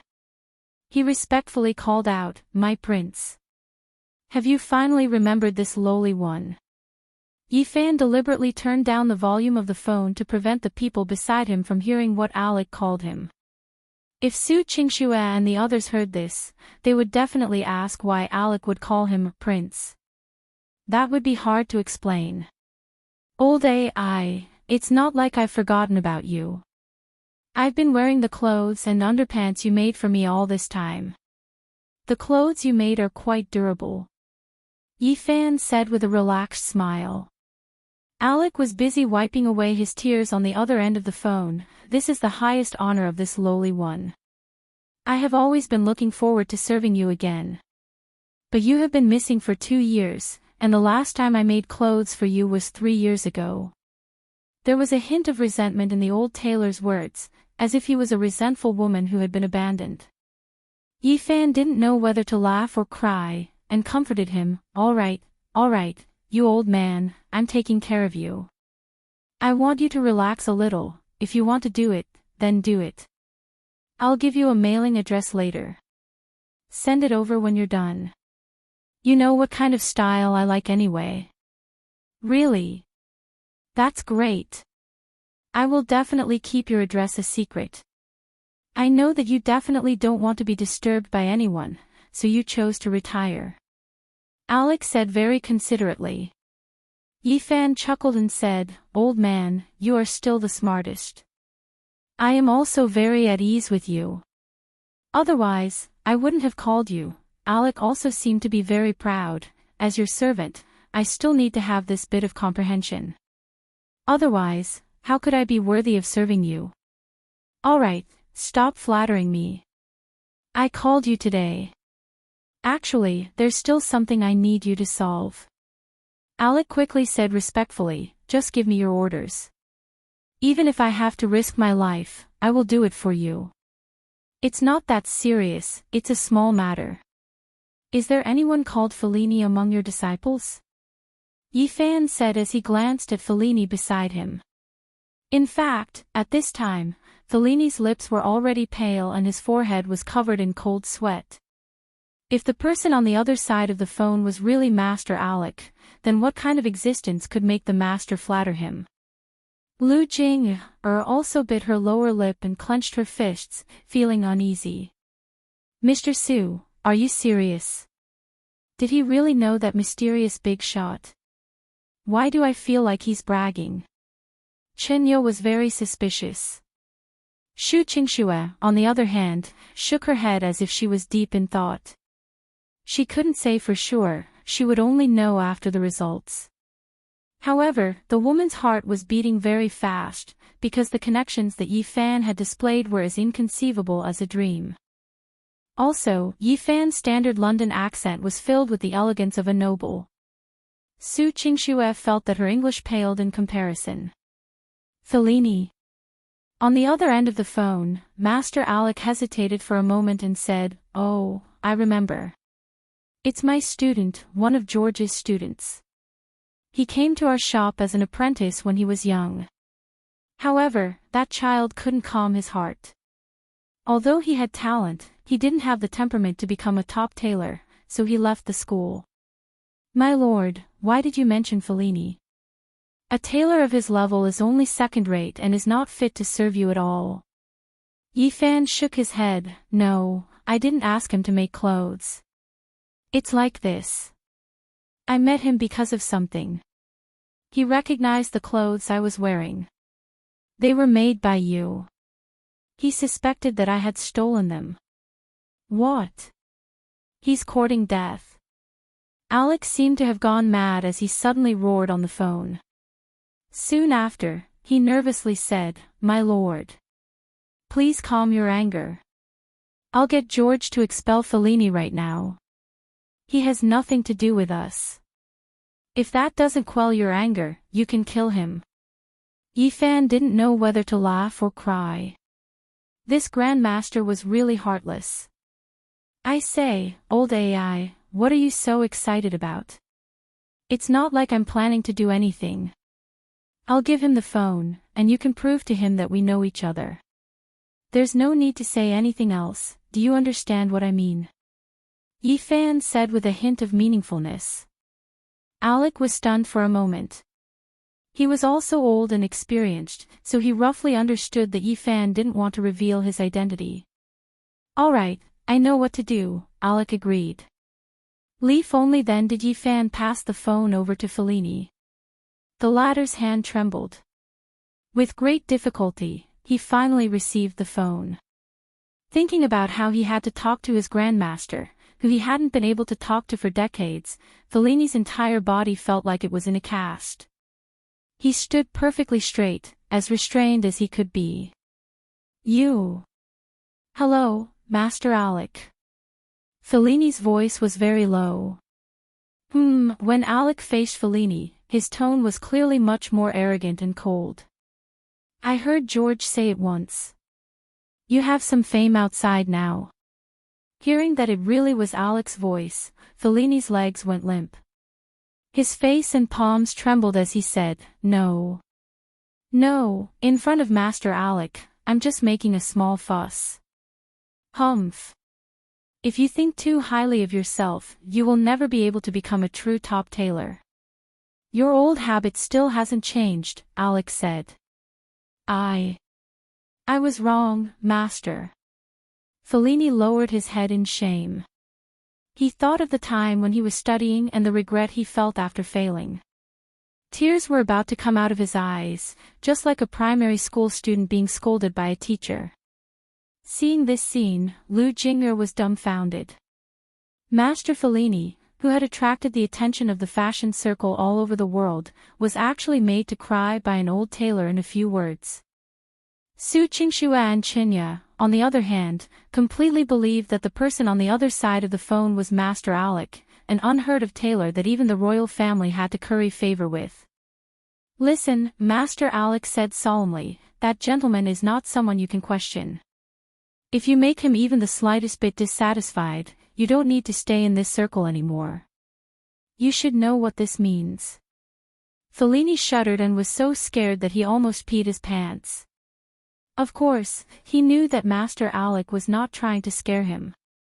In the eyes of those big shots behind the scenes, Master Alec was the leader of the clothing industry. As for him, Fellini, he was just a so-called design master in the eyes of ordinary people, but he was still unable to enter the top of the pyramid. As long as Master Alec said a few words to some people, the board of directors of the LD group would immediately oust him, Fellini. Master, don't worry. I know what to do. Fellini said, swallowing his saliva. Alec replied with return the phone to that lord. Chapter 54.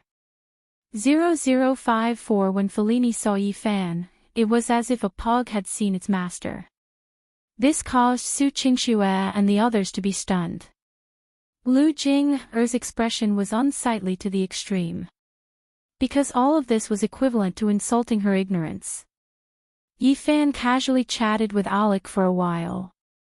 After saying a string of addresses in Igra County, he returned the phone to Su Qingxue. All right, now that it's proven that the clothes are mine, Director Su, let's go. Yi Fan said with a smile. Su Qingxue still felt like she was dreaming. She looked at the man with a complicated gaze and nodded. This time, Fellini was anxious. He just let them go like this.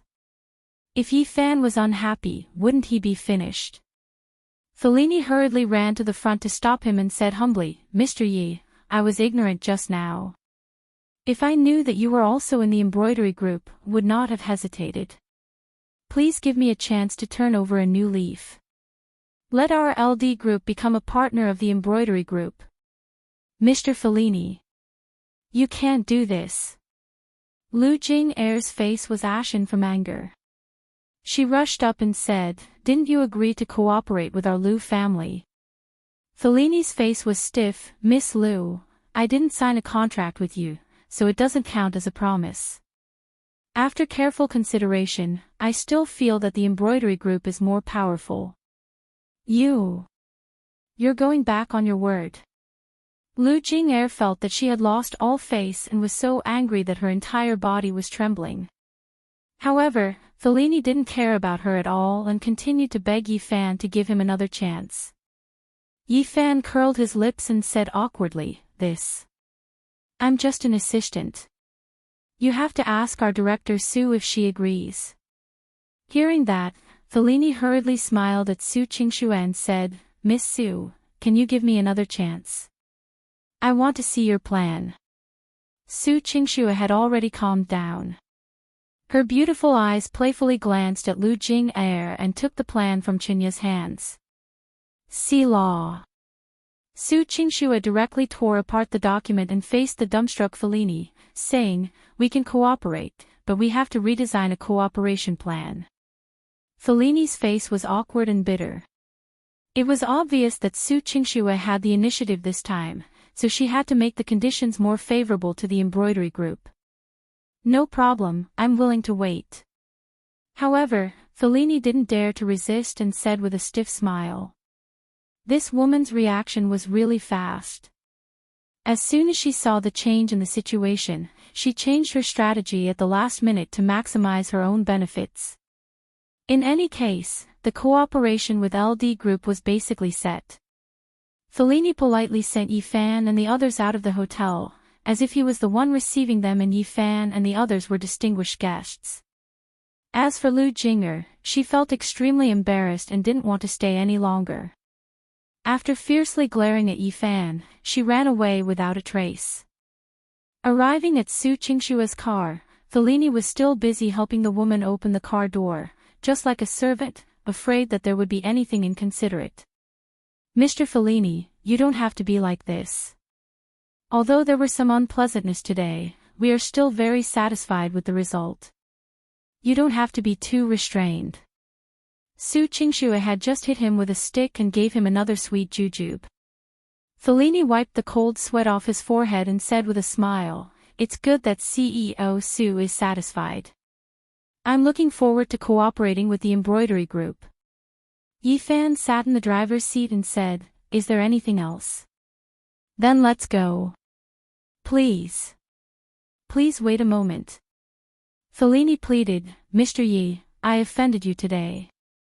Please forgive me. If there is anything you are not satisfied with, please say it out loud." Yifan smiled and said, "Don't worry, as long as everything goes smoothly with the cooperation, I might even put in a few good words for you in front of Alec." When Fellini heard this, he was immediately overjoyed. "Thank you so much, you are so magnanimous." Yifan suddenly thought of something and asked Su Qingxue, who was behind him, "Director Su, do I still have 2 sets of clothes and pants in the car?" Su Qingxue's expression was slightly awkward as she silently took out a bag from the back of the car. It was precisely the clothes in this bag that she had used as evidence back then. She despised Yifan's iron cock and scolded the man to the point that he was useless. Now that she thought about it, it was Su Qingxue herself who was too ignorant. The 2 dirty clothes in this bag were all treasures of astonishing value. Yifan took out a pair of yellow shorts from the bag. Although the shorts were wrinkled and smelled of sweat, the moment he took them out, Fellini's eyes lit up. "I'll give you this pair of pants, just treat it as a gift for our cooperation." Yifan had a forthright expression on his face. In any case, Alec would soon give him a pile of clothes, so it didn't matter if he gave him 1 or 2 old ones. Fellini was so excited that he was about to cry. He respectfully received the bright yellow shorts with both hands, as if he had found a treasure. If a passerby who didn't know the truth saw this scene, they would definitely think that this foreigner was crazy. What was there to be happy about with an old pair of underpants? "Thank you for your generosity, Mr. Yi. I will put this work in my safe when I get back and keep it safe." Fellini even planned to set up a window to display this pair of shorts, so as to benefit from Master Alec's light. One had to know that Master Alec had made a lot of classic suits and dresses. This kind of casual shorts was something that not many people had ever seen before. The rarer something is, the more expensive it is. After completing this negotiation happily, Yifan drove the car and left the hotel together with Su Qingxue. Looking at the car leaving, Chinya, who was about to drive away, had a complicated look in her eyes. There was a sense of loss and helplessness in her eyes. However, at this moment, Yifan and Su Qingxue couldn't sense it. England, the sky was bright, in an ancient and exquisite building near Seville Street.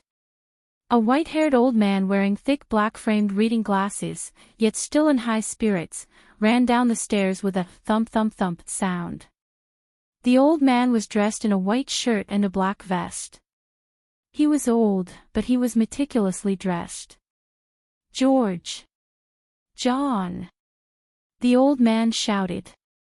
Immediately, 2 men, one fat and one thin, who looked to be in their 50s, popped their heads out from between a pile of clothes and fabrics. "Teacher, what are your orders?"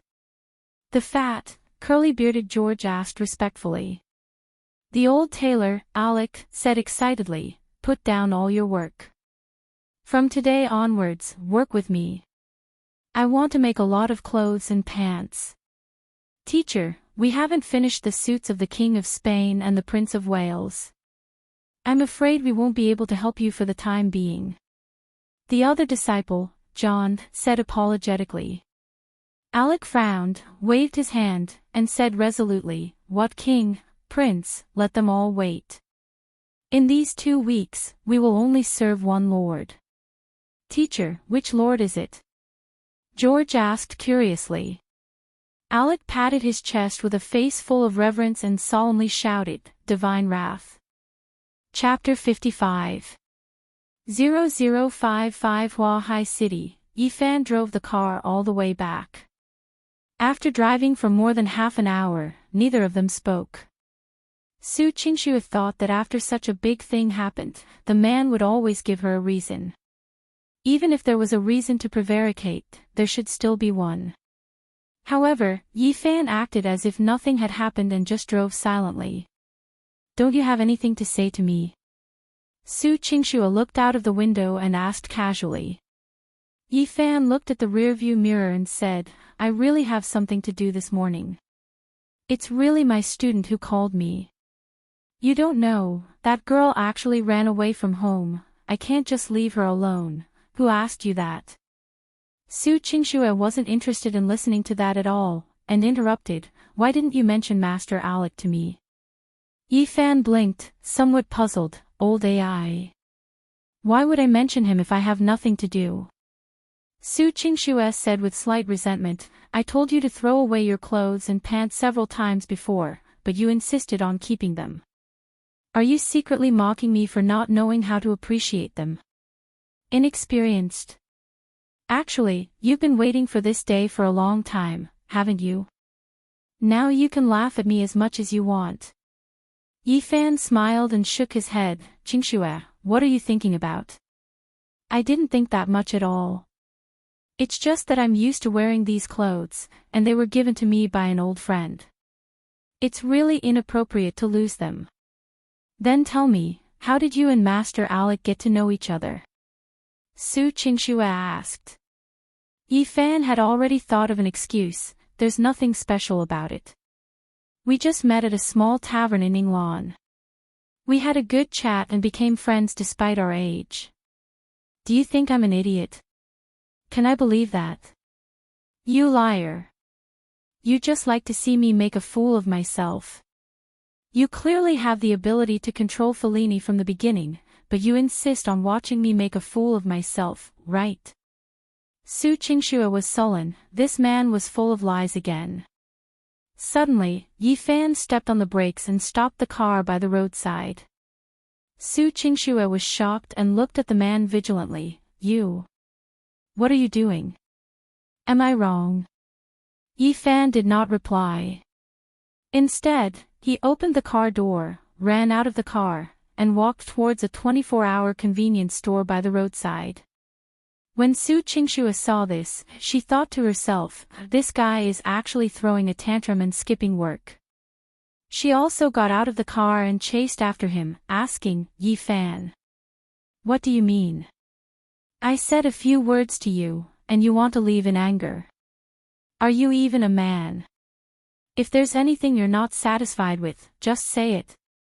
He chased all the way into the convenience store, only to see Yifan come to a freezer and take something out. "Here, take it." Yifan smiled and passed a Haagen-Dazs strawberry ice cream to Su Qingxue. Su Qingxue subconsciously took it and froze on the spot. "What are you doing?" "Beauty, the weather is so hot, do you need to ask for a reason to eat ice cream?" As Yifan spoke, he took a popsicle for himself and went to the counter to pay. Only then did Qingxue understand that the man ran out of the car to buy something. After Fan Xian paid, he saw that the woman was still foolishly looking at him. He couldn't help but chuckle and say, "Don't just stand there. If you park for too long, you'll get a ticket." Even if you have money, you can't go against the traffic police. Su Qingxue came back to her senses. Looking at the strawberry ice cream in her hand, a blush appeared on her face. It was actually strawberries again. This guy was really annoying. I didn't say I wanted ice cream. Mind your own business. Yifan replied with an "oh" and walked over to take it away. If you don't want to eat it, give it to me. I'll eat too. When Su Qingxue heard this, she quickly retracted her hand and said unhappily, "Why should I give it to you? Go eat your popsicle." Yifan sighed and muttered, "One moment you say you won't eat it, and the next moment you won't give it to me. You women are really difficult to deal with. What did you say about me?" Su Qingxue's almond-shaped eyes widened. Yifan pretended to be stupid and ran out of the convenience store. Su Qingxue angrily stomped her feet and followed him out. Returning to the car, Yifan held the steering wheel with one hand and a popsicle with the other, leisurely nibbling on it. Su Qingxue also became silent and didn't ask about Master Alec anymore. It would be useless to ask anyway. She held a small spoon and ate the strawberry-flavored ice cream one mouthful at a time.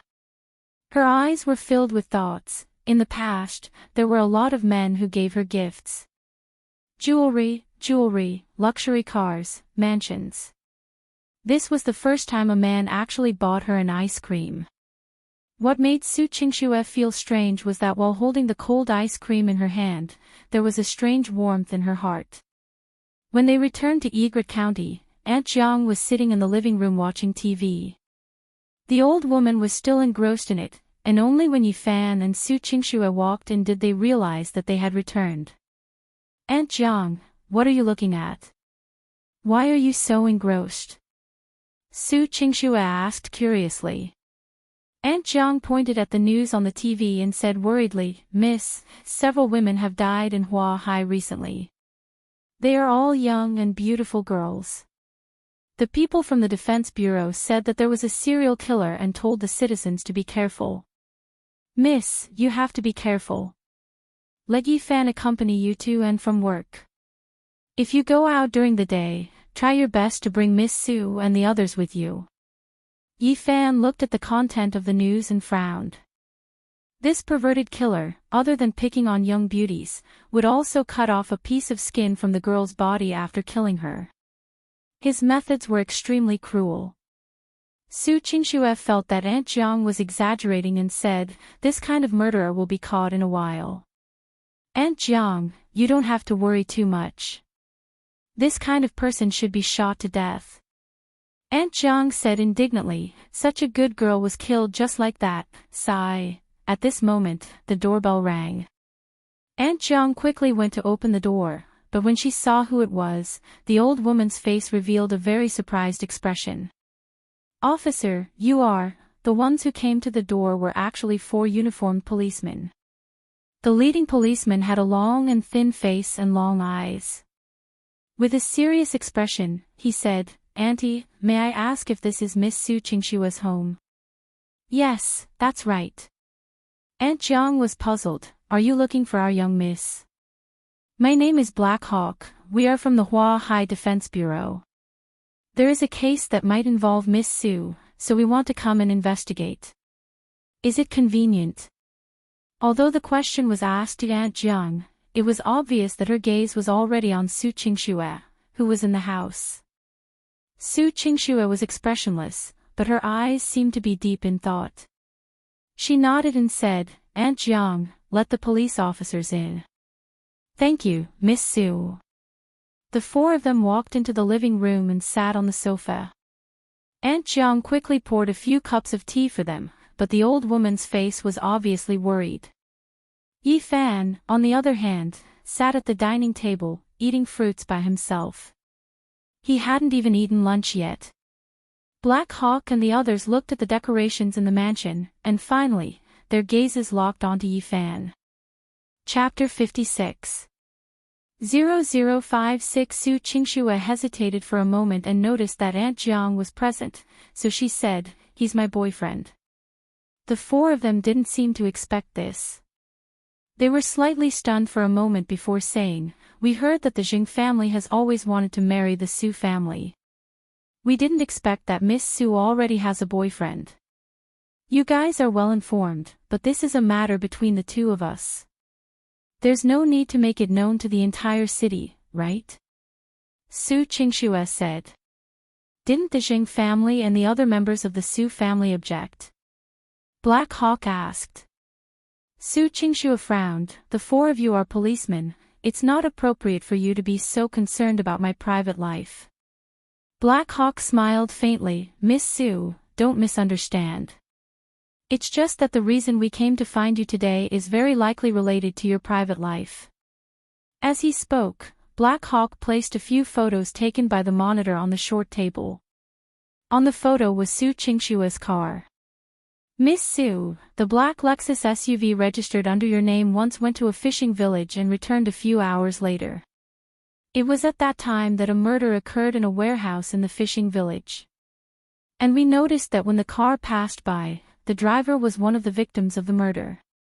When we came back, the person driving the car became your boyfriend. This Mr. called Yi Fan." Black Hawk directly said his name and looked at Yi Fan with a sharp gaze. Su Qingxue's white hand slightly grabbed onto the corner of her skirt. Her eyes focused for a moment and she calmly asked, "Someone died?" "What, doesn't Miss Su know? Those people drove your car there?" Black Hawk asked. Su Qingxue turned her head to look at Yi Fan. Seeing the man's calm and collected expression, she felt that things were not simple. After thinking for a moment, Su Qingxue said, "I was kidnapped that day, but I don't know who those people were. I was unconscious the entire time. When I woke up, I had already been saved by Yi Fan. As for whether or not the people over there are dead, I have no idea." "So you're saying Mr. Yi is a hero who saved a beauty, and even killed a bandit?" Black Hawk looked at Yi Fan. However, Yi Fan waved his hand. "No, I just went to beat them up. I didn't kill anyone, so don't slander me." Su Qingxue also felt that the situation was serious. She stood up and said, "Officer, do you have evidence to prove that Yi Fan killed him?" "Miss Su, don't be agitated. Even if Mr. Yi really killed those bandits, it wouldn't be a crime because those bandits were originally bandits. Mr. Yi saving you was considered self-defense.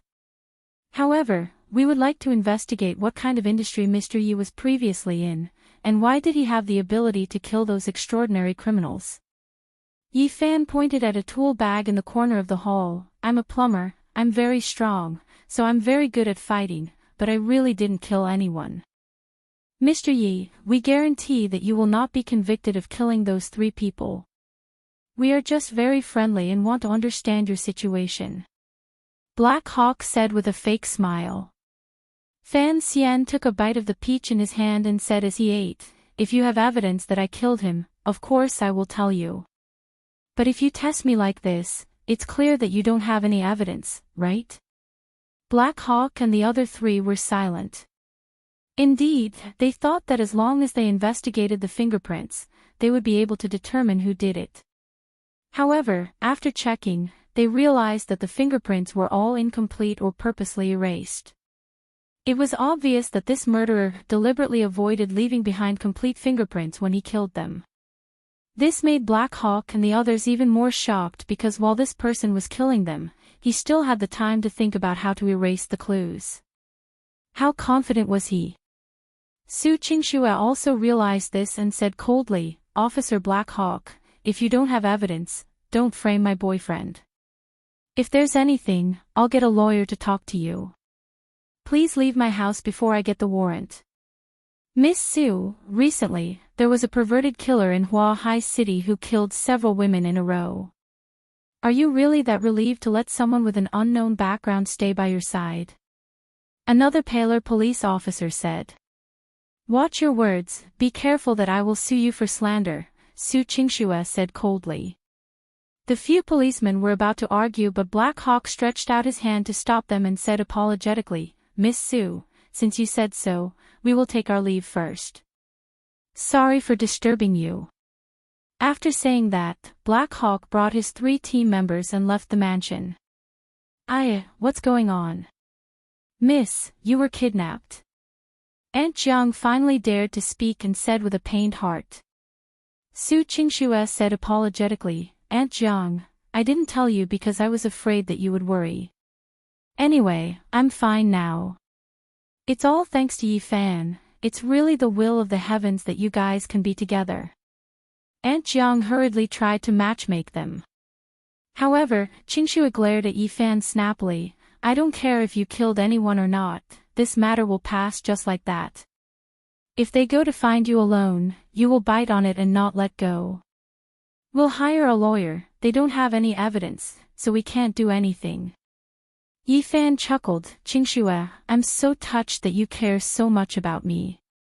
I care about your ass.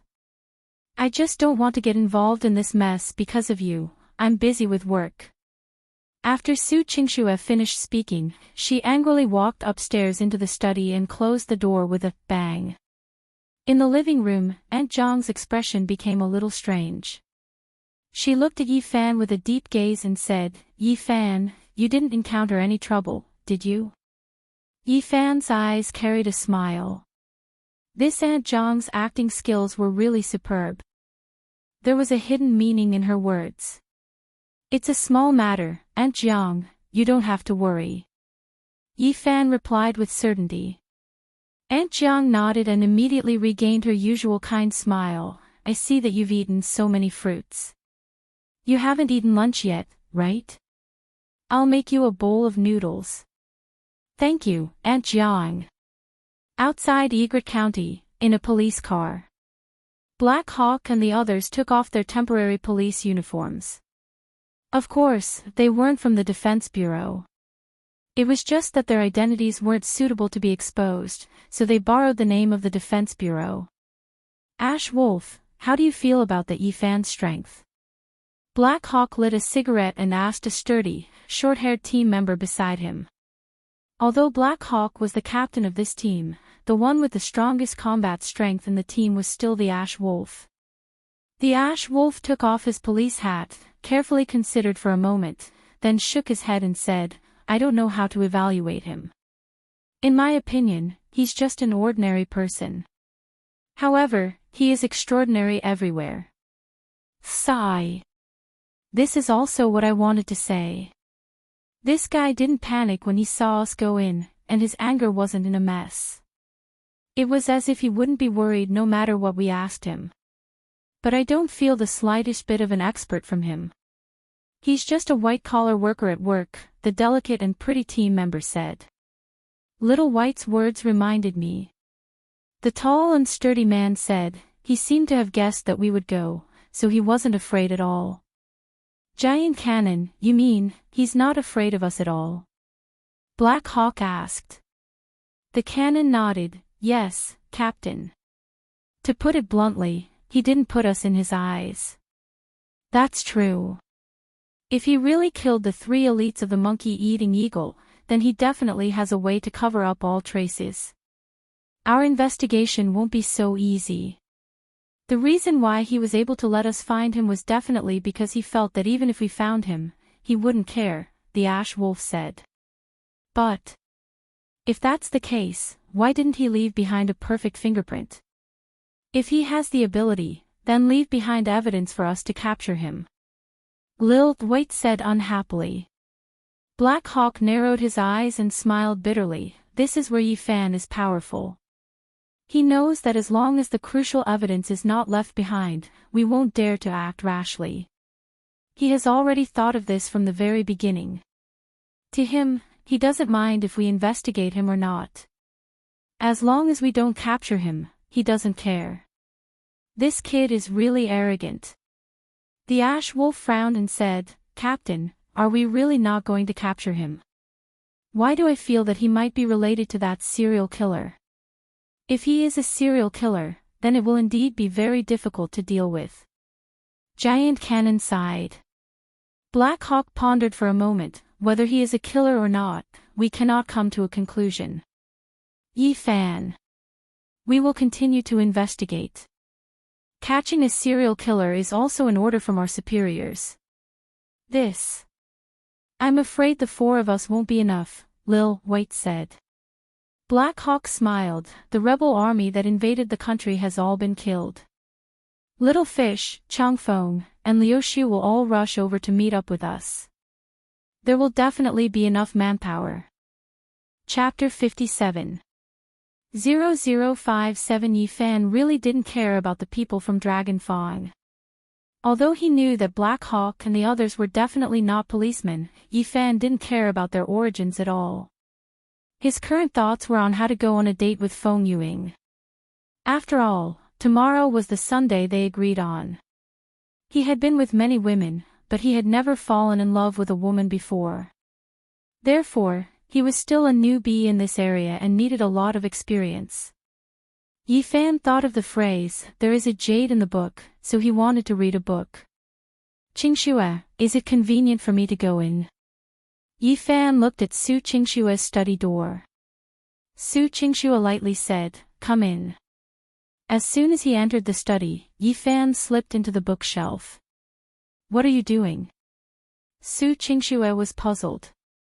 She thought that the man was explaining to her about the dead, but she didn't expect the situation to be completely different. Yi Fan carefully searched the bookshelf and said, "I want to see if there are any books that I can use." When Su Qingshu heard this, she felt that this man was finally a little motivated, so she wasn't angry and asked, "What book do you want?" "Ha ha." Yi Fan stuck his head out and said shyly, "Do you have any books for young girls and young men to fall in love?" Su Qingshu was stunned for a moment, then snorted, "Can't you read something meaningful? Why are you reading that kind of book?" Yi Fan felt wronged and said, "I just want to learn how people fall in love." "Is there a need for you to be so angry? Falling in love?" Su Qingshu blinked her eyes and suddenly thought, could it be that this guy? The woman couldn't help but blush. She turned her head and said softly, "I don't have it here. You can leave." Yi Fan regretfully nodded, "All right, then I'll go search the internet." After Yi Fan left the study and closed the door, Su Qingshu heaved a sigh of relief. The woman touched her chest. Her heart was still beating like a deer. She touched her face, which was also warm. "Idiot, do you even need to read books to learn that kind of thing?" Su Qingshu muttered, then subconsciously looked at the computer. She pursed her lips and hesitated for a long time. After opening a search page, she typed a few times on the keyboard and a line of words appeared on the search bar, "How to fall in love." Early the next morning, Yi Fan finished a set of his own strange moves outside the house. After eating breakfast, he changed into a new set of clothes. When he arrived downstairs, Su Qingshu was sitting on the sofa watching the news. Fan Xian felt that since he had been out all day, he should greet her, so he went over and said, "Qingshu, there shouldn't be any work today, right?" Su Qingshu saw that the man was dressed cleanly and seemed to be very particular about it. She said, "If you don't have a job, are you going out?" "Yeah, I'll be outside all day today. You and Auntie Jiang don't have to wait for me to eat." "Where are you going?" Su Qingshu frowned and said, "If that's the case, why don't I arrange some work for you?" She really couldn't figure it out. This man clearly had a lot of connections. Logically speaking, he should have enough money. Why did he like to earn small amounts of money and do small things? Don't. Please don't. Yi Fan realized that Auntie Jiang wasn't at home. She seemed to have gone out to take out the trash, so he whispered, "I have a date today, so give me a day off." When Su Qingshu heard that, her expression froze for a moment. Then, her gaze turned cold. "You don't have to report this kind of thing to me." "Why not? We live under the same roof, so I have to tell you. But don't worry, we definitely won't delay our contract just because I'm dating someone. I will keep this relationship a secret for the next 3 months." Yi Fan said with a smile. Don't tell me. I don't care who you're dating. Shu Qingxue glared at the man and suddenly stood up. She stopped watching the TV and quickly walked upstairs. Yi Fan scratched his head in confusion. Wasn't he just going on a date? Was there a need to give him such a cold shoulder? They weren't really boyfriend and girlfriend either. They couldn't possibly not even get together because of this contract, right? Women are really hard to understand. Yi Fan sighed and shook his head, then walked out of the house. Half an hour later, Yi Fan arrived at the district where Feng Yuing lived. Arriving at Feng Yuying's house, Yi Fan pressed the doorbell.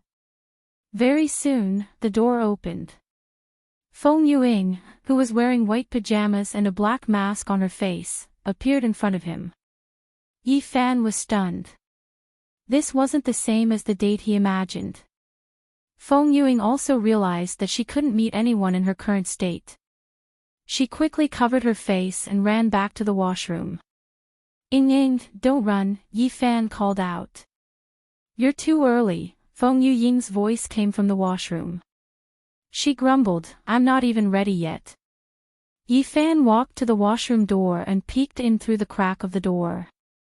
He said, it's okay, I think you're quite cute like this, Ying. Cute my ass. Feng Yuing directly closed the door, you're not allowed to peek. Go sit on the sofa. Yi Fan was helpless. He could only walk to the sofa in the living room and sit down. He looked around and realized that there were all kinds of documents everywhere.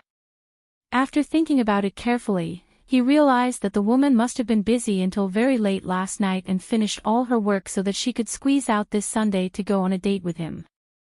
Yi Fan felt warm in his heart. This woman was too considerate. The key was that the attitude of this date was very positive. It was worth praising. After waiting for more than half an hour, Feng Yuing finally came out of the washroom. At this moment, she had already put on some makeup. Her beautiful face was white and rosy, like a lotus in midsummer. Wait a little longer, I'll go change my clothes, Feng Yuing said and ran into the bedroom. When Yi Fan heard that, he quickly got up and wanted to run over. He wanted to secretly see how the woman changed her clothes. He had no choice, he was curious. I wonder if the innermost one should be changed. TSK, just thinking about it makes me excited. But just as he ran to the bedroom door, he saw Feng Yuing coincidentally turning back from the wardrobe to close the bedroom door. The two of them faced each other and stared at each other. Yi Fan immediately felt awkward. Little scoundrel. You're thinking of crooked ideas. Feng Yuing blushed and glared at Yi Fan in annoyance. If you continue to be like this, I won't go on a date with you anymore. Yi Fan smiled awkwardly, pulled up his pants and said, don't misunderstand, I wanted to go to the washroom, I went the wrong way. Hee, how could Feng Yuing believe him? The moment she came up, she closed the door with a bang, and even locked it. Yi Fan could only return to the living room dejectedly. He thought about how the graceful and moving woman inside changed her clothes to satisfy her cravings. After waiting for almost 20 minutes, Yi Fan couldn't wait any longer. He thought to himself, could it be that the woman's clothes are so complicated that she can't even wear them after so long? Just as he was about to rush her, he saw the door open. Feng Yuying's beautiful hair was already loose and the ends were slightly curled, revealing her gentle and skilled temperament. She was wearing a light green floral top with a straight collar, which accentuated the lines of her beautiful shoulders and collarbone to the fullest. She was wearing a dark blue short skirt, which revealed her snow-white and delicate legs. For a moment, the originally mature and dignified royal elder sister suddenly had a bit of a pure young girl's demeanor. Feng Yuing saw that the man was staring straight at her and she was happy and a little proud. She hadn't dressed up so diligently for a long time, at least she didn't waste her effort. The woman cleared her throat, waved the Chanel bag in her hand and said, Yi Fan, let's go. Yi Fan swallowed his saliva, chuckled and went up to hold Feng Yuying's hand. Come, let's go for lunch. I found a lot of good restaurants. Feng Yuying's beautiful eyes flickered and she said hesitantly, going to eat so early? Chapter 58. 0058 I want to go to my brother's place first. The sanatorium called me yesterday and said that they had something to discuss. I want to go on a date with you today and let you meet my brother as well. Feng Yuying's eyes were filled with longing as she said, I want my brother to see that I have already walked out of the shadows and welcomed a new life. Yifan felt that this suggestion was not bad. Although Feng Xiaowei was currently in a vegetative state, he was still Feng Yuying's younger brother after all. It was necessary for him to meet him. Alright, after seeing our little brother, we'll go for lunch. We'll go shopping in the afternoon and watch a movie in the evening. Yifan said with a smile. Me. Our little brother. Feng Yuying's face was rosy as she turned her head away. You only know how to take advantage of me. He's 1 year older than you, so he should be considered your brother. Yifan clicked his tongue. I'm his brother-in-law, what does that have to do with age? What nonsense are you spouting? You're not. Don't think that you can settle me so quickly. This is only the first day of dating, and I still have to examine you for a long time. And you have to get the consent of my family. Feng Yuying rolled her eyes at him. Alright, it will be like this sooner or later, hee. Yifan was happy in his heart. A beauty was a beauty, even rolling her eyes at him was extremely flirtatious. The two chatted as they went downstairs, and then got into Feng Yuying's car. However, this time, it was Yifan who drove. After all, it was inconvenient for a woman to wear high heels. Along the way to the sanatorium in the southern suburbs, the surrounding environment had already become surrounded by green trees and enchanting fragrant grass. Although it was noon, it wasn't hot here. The temperature was at least 3 to 4 degrees lower than in the city. After getting off the car, Yifan said, the environment here is not bad, and the facilities are so new. Our little brother needs quite a bit of money to stay here for a year, right? Feng Yuying couldn't do anything about the man's glib tongue. She sighed and said, this is the best sanatorium in Huahai. It costs 400,000 a year. 400,000. Is it all your money? Yifan was tongue-tied. My parents are in my hometown, so it's more or less enough to support themselves with their pension. How can I let them bear the burden? Feng Yuying smiled confidently, don't worry, I'm the head of the sales department after all, so my income is not bad. The pity in Fan Xian's heart became even stronger. This woman seemed to be beautiful, but behind her back, she was silently bearing the pressure of her family, as well as the financial burden. The two of them entered a building in the sanatorium and took a detour before finally arriving at the ward where Feng Xiaowei was staying. There were 2 beds in the ward, both of which were vegetative patients. The nurse saw Feng Yuying and seemed to know her. She smiled, recorded some data and left. Yifan, on the other hand, saw a young man with a thin face who looked similar to Feng Yuying lying on the bed. Other than breathing, he was lifeless. Xiaowei, I'm here to see you. Feng Yuying sat by the bed and gently caressed her brother's forehead. Older sister has been rather busy recently, so I didn't come to see you much. Don't be angry at older sister. Feng Yuying said one sentence at a time, her eyes turning red.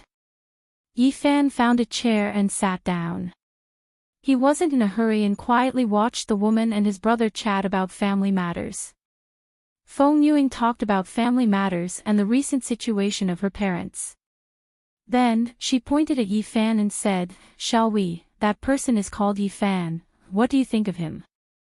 Feng Xiaowei was naturally unable to answer, but Yifan waved towards the young man on the sickbed. His future brother-in-law. He's so bad, he always wants to take advantage of Big Sister, but Big Sister won't let him succeed so easily. Don't worry. Big Sister will take care of herself, and also take care of our parents. After Feng Yuying finished speaking, she took a deep breath, as if she had let her emotions out of her thoughts. Then, Feng Yuing stood up and said, "I'm going to the doctor's place. Are you coming with me?" Yi Fan was naturally willing. He was also curious about why the doctor was looking for a woman. If he needed help, he could also help. Because it was Sunday, many of the employees in the sanatorium were on holiday. The journey was deserted. When they arrived at the door of a chief physician's office, the door was open, but Feng Yuing still knocked on the door. "Dr. Gu," Feng Yuing greeted politely. Gu Yud was a middle-aged man in his 30s or 40s. He wore silver-rimmed glasses and was slightly bald. His hair was combed behind his head, making him look gentle and elegant. "Miss Feng, you're here."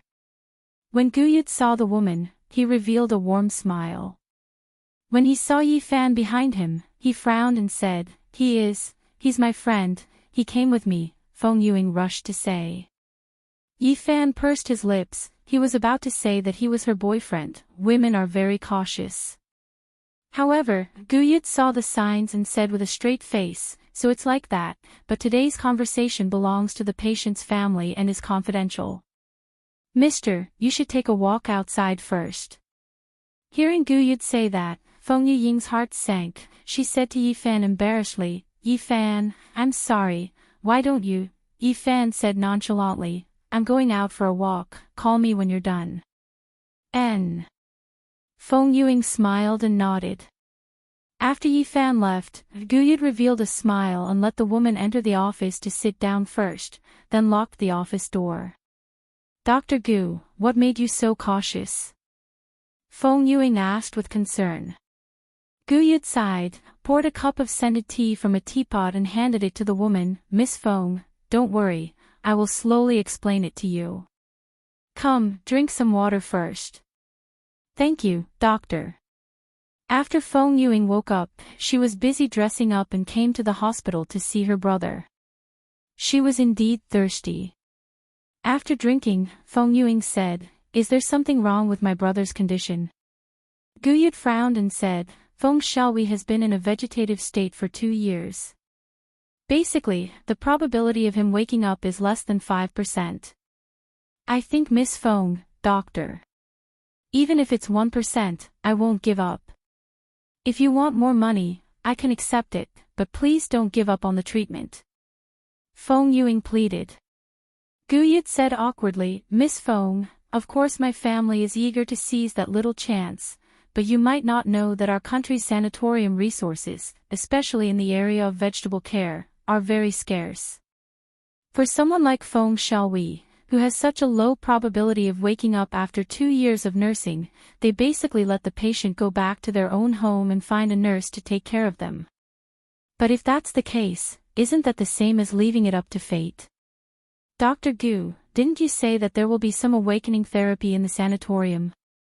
How much will it increase the chances of him waking up after a long time?" Feng Yuing asked anxiously. "That's right. But there are more and more patients, and if Feng Xiaowei wants to stay, the medical expenses will be much higher. Right now, Feng Xiaowei's patients are 400,000 a year. If it increases, I'm afraid it will greatly increase the burden on Miss Fang's family, right?" "How much?" 450,000. Feng Yuing said, "Even if it's 450,000, I can accept it." Chapter 59.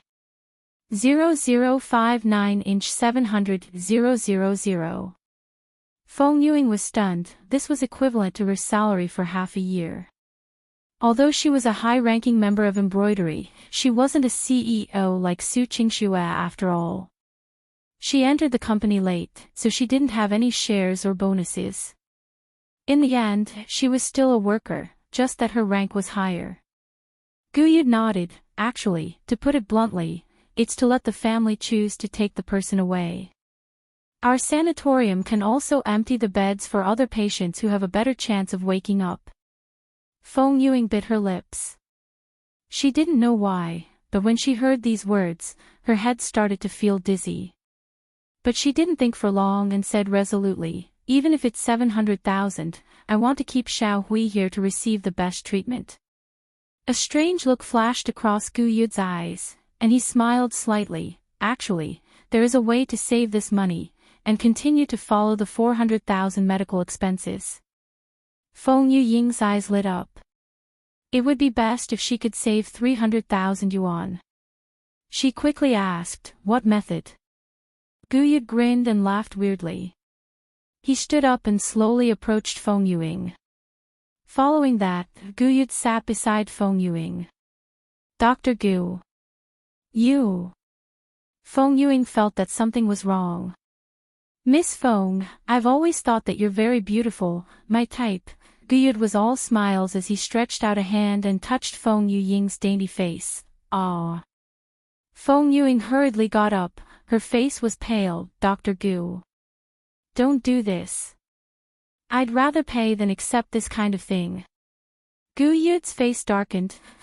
If you want your brother to continue receiving treatment in the sanatorium, you'd better be obedient. You're threatening me. Feng Yuying panted with difficulty. She felt her head getting heavier and heavier. Gu Yud laughed evilly. How is it? Do you want to sleep? Your whole body is sore and weak. Feng Yuying looked at the empty teacup and said regretfully and frantically, there's medicine in the tea. Hee, I personally concocted it. Drink that cup, the dosage is enough. Gu Yud rubbed his hands together, stood up and smiled. Don't worry, when you fall asleep, you won't know anything. When you wake up, you will be my man. Feng Yuying felt miserable in her heart. She never expected that this seemingly noble doctor was actually a beast in human clothing. Tears welled up in her eyes. She wanted to run away, but she couldn't take another step. She staggered and fell on the sofa. Seeing that the woman was dying, Gu Yud laughed even more excitedly. He took off his white coat and was about to pounce on her. But at this moment, the door was forcefully kicked open from the outside. The door lock couldn't withstand the force of the kick and broke. Gu Yud was shocked. He looked up and saw Yi Fan standing at the door. You. How could you? Fan Xian's face was gloomy as he sneered. Just now, when you saw me, you looked as if you disliked me. The difference in attitude is too great. How can I not suspect that you are plotting something? On the sofa, Feng Yuying, who was sleepy, saw Yi Fan and muttered softly, Yi Fan. Save me. Yi Fan walked over with a pained heart and held the woman's hand. You sleep first, it's okay, I'll protect you. In fact, Feng Yuying had already fallen asleep without him saying anything. Gu Yud saw that the situation wasn't good and was about to run out. But in a flash, Yi Fan had already appeared at the door and punched Gu Yud's abdomen. Oh! Gu Yud let out a blood-curdling scream. The intestines in his stomach seemed to have been stirred up and he vomited out everything he had eaten in the afternoon. Yi Fan kicked Gu Yud's knee again. With a caw-caw sound, Gu Yud's leg was broken. Ah! Gu Yud screamed and almost fainted from the pain. Spare me. Sir, spare me. Gu Yud begged, hoping that he could escape this calamity. But Yi Fan didn't plan to stop here. With another kick, he broke Gu Yud's other leg as well. Gu Yud was in so much pain that he was about to suffocate. His entire body was trembling, his face was ashen, and he was sweating profusely. Yi Fan felt that the punishment was almost over, so he grabbed Gu Yud's collar and said, What did you add to the tea you gave my girlfriend? No. Nothing special, it's just an ordinary sleeping pill or something like that, it's just that the amount is a little heavy. Really, don't hit me. Woo-woo. Gu Yud's face was covered in snot and tears. Yi Fan heaved a sigh of relief. Finally, this guy didn't use any special medicine. That would be troublesome. Yi Fan took the phone from Gu Yud's body, turned on the recording function, and said, Now, I want you to record everything you do into this phone. Are you willing? In order to solve this matter, he had to leave behind some evidence. Otherwise, if Gu Yud were to sue Yi Fan for hitting him, it would be troublesome. Yifan also didn't want to kill someone for such a guy. That wouldn't be worth it. Gu Yud's face was filled with hesitation. If he left behind evidence, wouldn't he be caught by Yifan and not be able to turn the tables? You have two choices now. 1. Tell me everything that happened and leave behind the recording as evidence.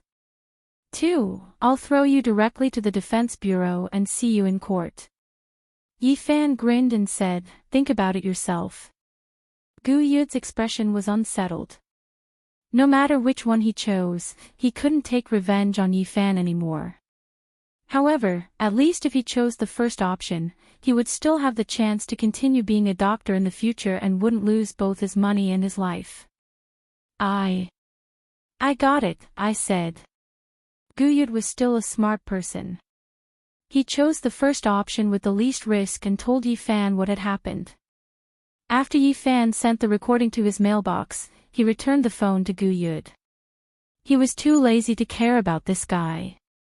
In any case, he would definitely make up some lies to explain everything that had happened here. Taking advantage of the fact that no one else had noticed what had happened, Yifan walked over and picked up Feng Yuing, then walked out of the sanatorium. After putting the woman in the front passenger seat of the car, Yifan returned to the sanatorium. He wanted to find some medicine to help the woman wake up as soon as possible. Fortunately, this was a hospital, so it wasn't difficult to find some medicine. After more than 10 minutes, Yifan returned to the car and injected the 2 injections he stole from the hospital into Feng Yuying's body. Feng Yuying slept very soundly, but the sickly red flush on her face could still be seen. The side effects of the medicine could still be seen. Yifan pitifully helped the woman stroke the bangs on her forehead. Because she was sweating, the woman's hair was stuck to it. Ugh. Chapter 60. 0060. However, the effects of the medicine could not be completely eliminated quickly. His eyes were still a little cloudy, and his mind was in a daze. When she realized what happened before she fainted, Feng Yuying suddenly sat up straight and looked around. This is... Feng Yuying saw the familiar Yifan beside her and hurriedly asked, Yifan, why am I in the car? Just now It's fine now. That Gu Yud was beaten up by me. He didn't do anything to you. Yifan comforted. Feng Yuying heaved a sigh of relief, but when she thought of the previous scene, she was still afraid and felt even more miserable. Involuntarily, the woman's eyes reddened and tears glistened. She suddenly threw herself into Yifan's embrace and sobbed. What's wrong? Ing, it's all over. Yifan gently patted the woman's back. Thank you. Thank you for saving me once again. But what about my brother Xiao Hui, who can save him? The moment Feng Yuying thought that Gu Yud would definitely not treat her brother properly, her heart started to ache even more. Fan Xian sighed. He hadn't thought of this before, but after carefully pondering for a while, he suddenly thought of someone. Ing, I know a doctor from the Magnesium Nation. His skills are not bad. Why don't you take Feng Xiaohui home for the time being and find a nurse to take care of him? When my doctor friend comes, let her take a look at Xiao Hui and see if she can send him to the Magnesium country for treatment. Yifan said. Feng Yuying raised her head with tears in her eyes. She looked a little confused. You have a doctor friend from Mei country. Is it about recovering people in a vegetative state? Yifan scratched his head. She seems to have studied a little bit of everything. Even if she doesn't know how to treat, she still knows other doctors. Just as Feng Yuying was about to say something, she suddenly saw that there were 2 syringes in the car. She frowned and looked at her wrist subconsciously. There were indeed 2 needle holes. This is an injection for me. Could it be that you hit me? Feng Yuying asked in shock. Yifan shrugged. I was the one who hit you. Otherwise, how could you wake up so quickly? You know how to give injections. Feng Yuying's little mouth opened wide. Don't tell me you used to be a doctor, so you know a doctor friend. Who would have thought that Yi Fan would really nod his head and say, "That's right, I'm a cardiac surgeon. I hold a scalpel and cut all sorts of things on a person's heart with a whoosh whoosh whoosh, and use a needle to sew all sorts of things." Yi Fan gestured and moved his hands around, but in reality, he was intentionally taking advantage of Feng Yuing. Feng Yuing hurriedly hugged her chest with both hands to protect herself and pouted, "Come on. Who are you trying to fool? Surgery." There were plenty of people who knew how to give injections. "You're not that easy to fool." Yi Fan curled his lips, "If you don't believe me, then forget it." Feng Yuing picked up a syringe curiously and asked, "What medicine is this? Who did you ask for it from?" "I'm not someone from the hospital. Who would give it to me? I stole it while they weren't paying attention. This is nicothamide, which translates to nicothamide. It's supposed to help you relieve the effects of the medicine in your body," Yi Fan said. "I didn't expect you to know about these pharmacology." Feng Yuing felt that this man was filled with unknown mysteriousness. She picked up another syringe and asked, "Then what is this?" "Mannitol," Yi Fan said. "What's this medicine for?" Feng Yuing was like a curious baby. Yi Fan, however, rubbed his nose hesitantly and smiled. "All right, Ying, why don't we go eat? Look at you, you've lost weight from hunger and you look so haggard. Come on. Don't change the topic. Tell me what medicine this is first." Feng Yuing refused. Yi Fan clicked his tongue. "It's good for you anyway. Why are you asking in such detail? Then tell me, since it's good for me, why aren't you willing to tell me?" Feng Yuing felt that something was amiss. Yi Fan had no choice and asked that. Ying, do you want to go to the toilet?" Feng Yuing blinked, touched her lower abdomen and frowned. "Now that you mention it, I really want to go, but tell me first, what's this medicine for?" Yi Fan chuckled. "Hurry up and go. This medicine is for diuresis, to help you expel the medicine from your body." When Feng Yuing heard this, her entire face was as red as an apple. She was so angry that she punched him. You're a bad person. How can you use that kind of medicine on me? Who would give someone this kind of medicine on their first date? What if something goes wrong? Don't hit me. I'm actually very worried too. I'm afraid that you won't wake up, and the diuresis medicine will take effect first. Luckily you woke up first, hee hee. It was fine if Yi Fan didn't make this joke, but when he said that, Feng Yuing felt that she was almost tricked and wanted to kick the man. Wait for me to come back, I'll teach you a lesson." Feng Yuing really felt that it was coming. She couldn't hold it in anymore, so she hurriedly got out of the car and ran to the washroom. When the woman came back, the redness on her face still hadn't dissipated. Yi Fan said in all seriousness, Ying, I see that you're fine, let's go eat. Seeing that you saved me, I'll let you off for now. If you dare to give me an injection again, I'll ignore you," Feng Yuing said angrily. Of course, Yi Fan couldn't wait to cover up this matter, so he hurriedly nodded in agreement. Just as he was about to start the car, Yi Fan thought of something and leaned over to pull the seatbelt from the front passenger seat over. Feng Yuing thought that the man was going to do something to her, but when she realized that he was pulling the seatbelt, she hurriedly said, "I'll do it myself." Yi Fan shook his head, helped the woman buckle the seatbelt and said, "I checked on the internet. A man helping his female companion buckle the seatbelt seems to give him extra points. It's a kind of considerate behavior." Pfft, Feng Yuing couldn't help but laugh. Then what if the girl doesn't like to wear the seatbelt? Yi Fan was stunned. "Yeah, I didn't ask you, Ying, do you like it?" Feng Yuing laughed even more happily and rolled her eyes at him. "All right, drive your car, I'll do it myself in the future. I really don't know where you learned all this nonsense from." Yi Fan rubbed the back of his head awkwardly and started laughing foolishly. After that, the two of them drove away. On the way, Yi Fan also briefly explained how to deal with Gu Yud. Feng Yuing also felt that there was no need to go to court, it would be too much of a waste of energy. Guyot also didn't gain any advantage, it was more or less enough that his legs were broken. However, when she thought about it carefully, she enjoyed the feeling of being protected by a man. When she thought about how he helped her fasten the seat belt just now, she felt even more sweet in her heart. Involuntarily, Feng Yuing sat on the front passenger seat and couldn't help but sneak a peek at Yi Fan's side as a smile appeared on her lips. Chapter 61 0061 Feng Yuing quickly turned her head and looked out of the window. Narcissist, who wants to kiss you? Then how about I kiss you?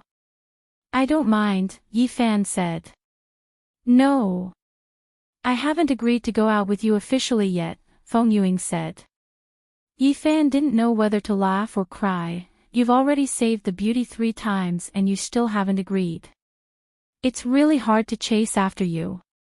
Feng Yuing smiled sweetly and there was a hint of pride in her eyes. That's right, when I was in university, I was confessed by so many people but none of them managed to chase me. I agreed to go on a date with you, so be content. You still want to eat until you're fat. Really? I don't believe you, Yi Fan pretended to be suspicious. In reality, he knew very well that with Feng Yuying's beauty, there would be many men chasing after her. Why would I lie to you? There are also a few so-called school hunks chasing after me, but I'm focused on studying so I rejected them all, Feng Yuing said seriously. Yi Fan then said happily, so that means I'm still your first love. Ha, then I even took your first kiss, just thinking about it makes me happy. Feng Yuing then realized that she had fallen into the man's trap and revealed all her secrets. She couldn't help but say shyly, no. No way, I've been in love before. Oh. Then who's your ex-boyfriend? Yi Fan asked mischievously. Drive your car. Ask this and that, I'm not going to tell you. Feng Yuing bit her lips and ignored the man. Yi Fan liked to tease Feng Yuing, it was interesting to see her blushing. If he teased Su Qingxue like this, he would have been kicked out of the car long ago. To put it bluntly, this woman was easy to bully. For example, Feng Yuing was a soft dough that looked simple, white and pink. It could be kneaded however you wanted. Su Qingxue, on the other hand, was like a piece of cold ice. Although she looked as charming as a crystal, if you wanted to pinch her, you would either be frozen or pricked and even slip out of your hand. The car drove to a shopping mall and after the two of them got off, they walked into a Sichuan restaurant. After Yi Fan quickly ordered a few dishes, Feng Yuing realized that the man ordered all the dishes that she liked to eat. How do you know that I like mapo tofu, strange flavored chicken, and translucent beef slices? The woman couldn't help but ask. Yi Fan looked surprised. What? Do you like it too? I like it too. It looks like we're fated. How could there be such a coincidence? Do you think I'm an idiot? Just now, you directly led me into a Sichuan restaurant. You obviously knew that I liked to eat here, didn't you? Feng Yuing glared at the man. Yi Fan didn't lie to her anymore, and simply said, don't I have your phone number? I found your WeChat, and then I looked at your circle of friends. When I was having dinner with my colleagues, I said that I liked this place and even dried a few dishes, so I remembered it. Feng Yuing blinked, but your phone is old and you can't use WeChat. The computer is fine. I used the computer version. Although it's a bit troublesome, I can still take a look. Yi Fan said. Feng Yuing didn't think that the man would actually go one round to look for her information. She couldn't help but giggle, is this funny? Yi Fan felt that he did his homework right. Feng Yuing shook her head and pursed her red lips. She looked at the man gently and said, I like beige and light purple, I like to eat Sichuan and Shandong dishes, I usually like to drink raw pu'er and latte, I like to listen to jazz and some old songs, I like to go to the library, coffee shops, and supermarkets, and my favorite dog is a golden retriever. Yi Fan looked at the woman blankly. After listening to the woman's series of words, he asked, Ying, what are you talking about? If you want to understand me, just ask me directly. Don't go around in circles in the future, it's so tiring, Feng Yuing smiled sweetly. Yi Fan felt his entire heart go soft. The woman in front of him was like an angel that emitted a holy radiance. Such a considerate and gentle girlfriend, he couldn't find her even if he had a lantern. Is there anything else you want to know? Feng Yuing asked with one hand supporting her cheek. Yi Fan nodded, swallowed his throat and asked seriously, 3 measurements, wait, go to hell. You're not being serious again. Without a doubt, Yi Fan's question was mercilessly rejected. The woman even rolled her eyes at him. The meal ended amidst the intimate interaction of chatting and laughing. Feng Yuing also asked some information about Yi Fan. She also wanted to cook some delicious dishes in the future, or accompany the man to do something he liked. But in the end, there was only one thing: this man didn't care about anything except that little thing. This made Feng Yuing very speechless, but she also felt that Yi Fan was very easy to raise. He ate everything, looked at everything, and was very casual about everything. In the afternoon, the two of them went to all sorts of shops in the mall and even went to catch dolls together. Feng Yuying's hands were very clumsy, just like Su Qingshue's evaluation of her. She was very capable at work and smart, but she was really a little silly in life. She couldn't even learn how to catch dolls for half a day. Yi Fan grasped the main points very quickly and helped Feng Yuing catch 7 or 8 dolls, but the woman only kept a doraemon and gave the rest to some children who passed by. Seeing the woman smile like a flower, Yi Fan suddenly realized that what the woman wanted was actually very simple. He didn't need to think too much about it, it was fine as long as she was happy. At the same time, under Feng Yuying's strong request, Yi Fan also changed his old phone and got the most ordinary smartphone from the mobile company. This time, at least he could use some tools like WeChat. Feng Yuing hadn't relaxed and played like this for a long time. It was a pity that time passed so quickly. After a light dinner, it was finally time to watch a movie. Ing, let's watch that thriller. Yi Fan had been planning this for a long time. He pointed to a promotional poster in the cinema. A female ghost covered in blood had one eye open. It's a horror movie.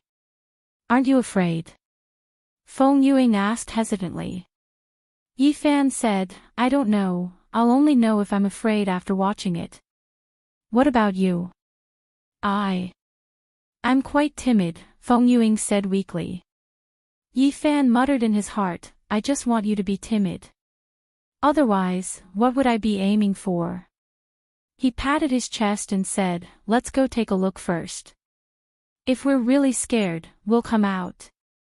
Feng Yuing hesitated for a moment and agreed meekly. After buying the tickets, Feng Yuing asked for a small bucket of popcorn and 2 drinks. The two of them walked into the cinema hand in hand. Although it was the weekend, the cinema was everywhere and it was a small thriller, so there weren't many people watching. After the two of them found a seat at the back, they waited for a while and the movie started. Chapter 62. 0062. Of course, Yi Fan wasn't afraid at all. The scenes he had seen before were much scarier than the atmosphere created by this kind of thriller. This kind of child's play, his heart wouldn't even change. Yi Fan kept staring at Feng Yuying's reaction, but the woman didn't seem to have any change in her emotions. She kept eating the popcorn with a goo-gee sound. This woman could really eat. After dinner, she could still eat so much popcorn. It seemed like it made sense that Feng Yuying's figure was more voluptuous.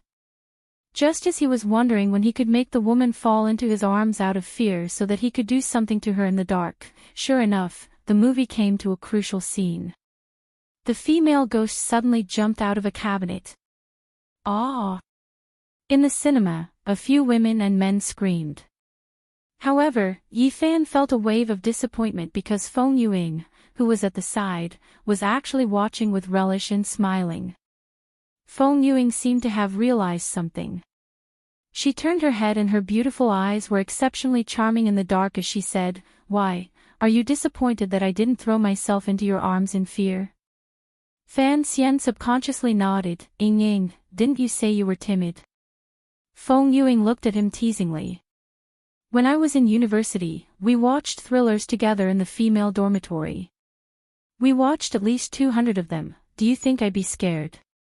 Then before you came in just now. What about lying to me? Yifan didn't know whether to laugh or cry.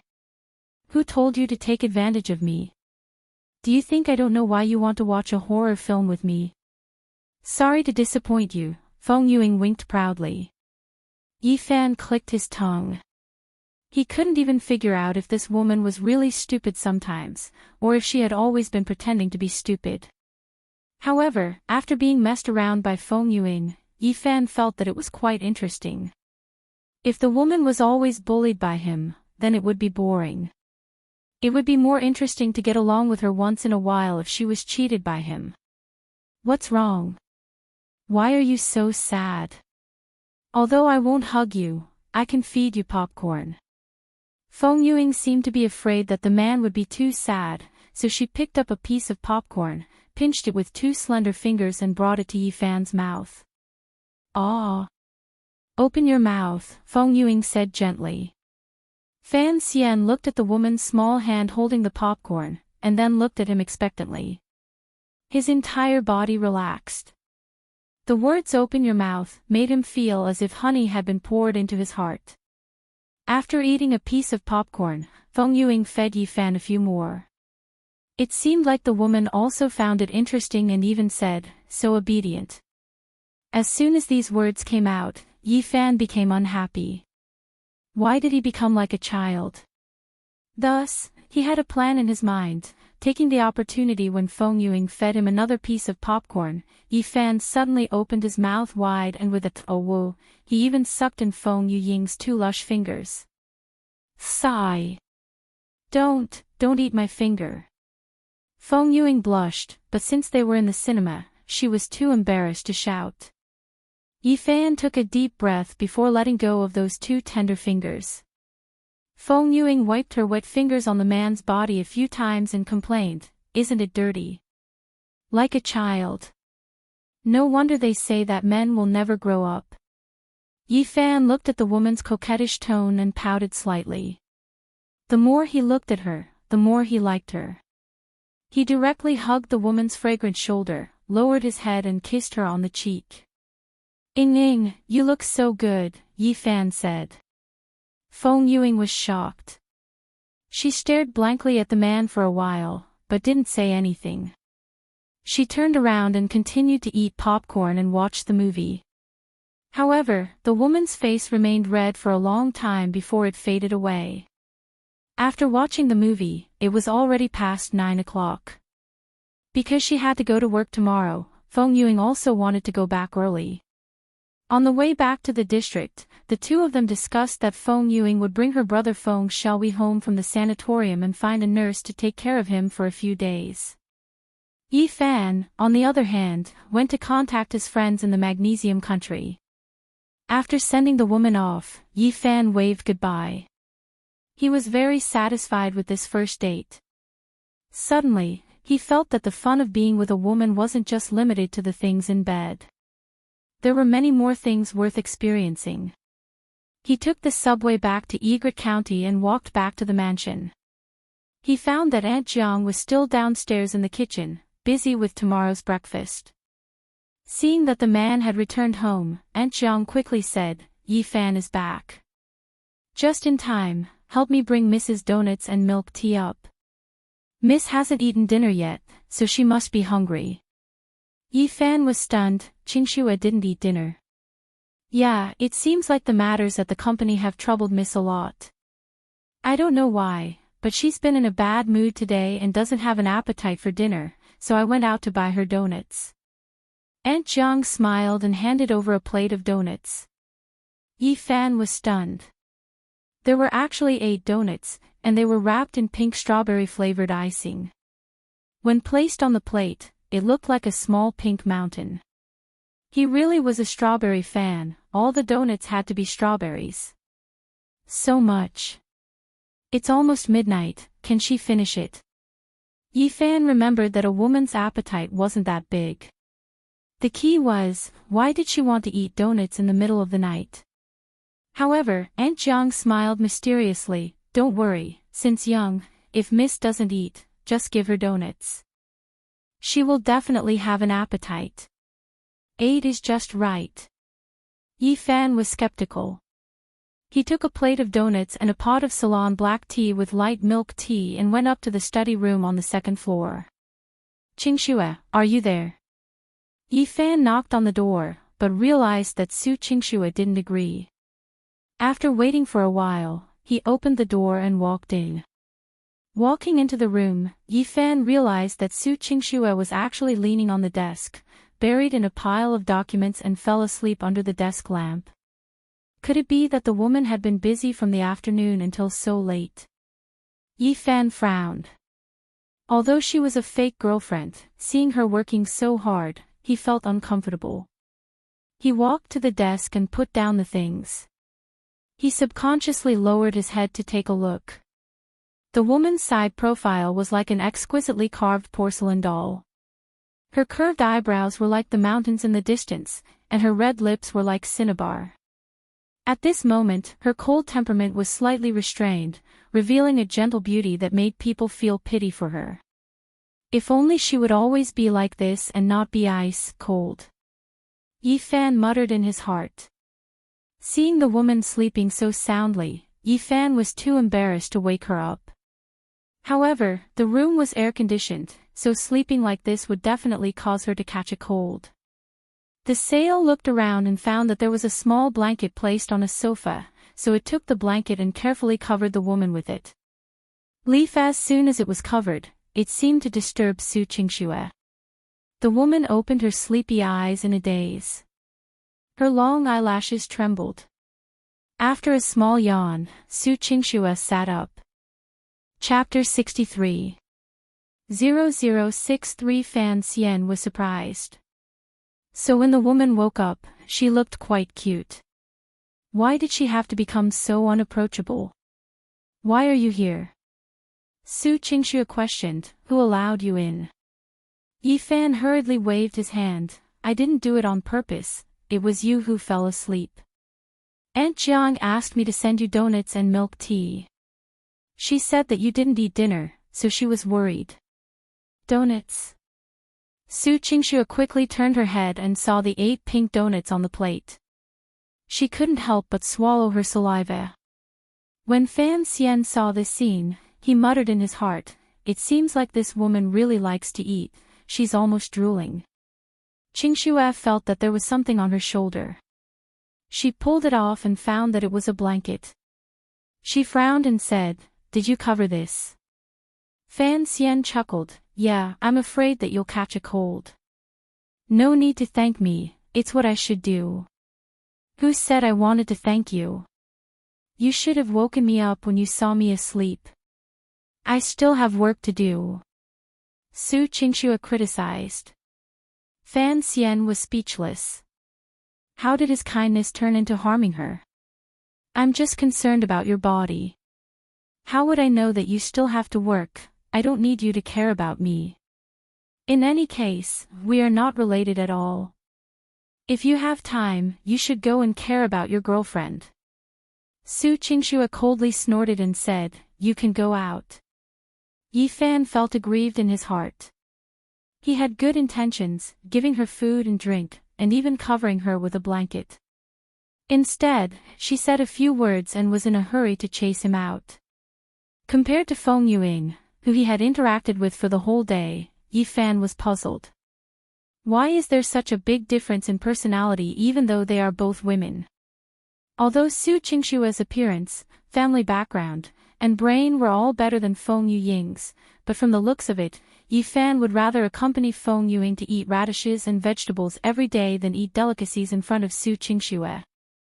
With this temper, it would be strange if she could get married.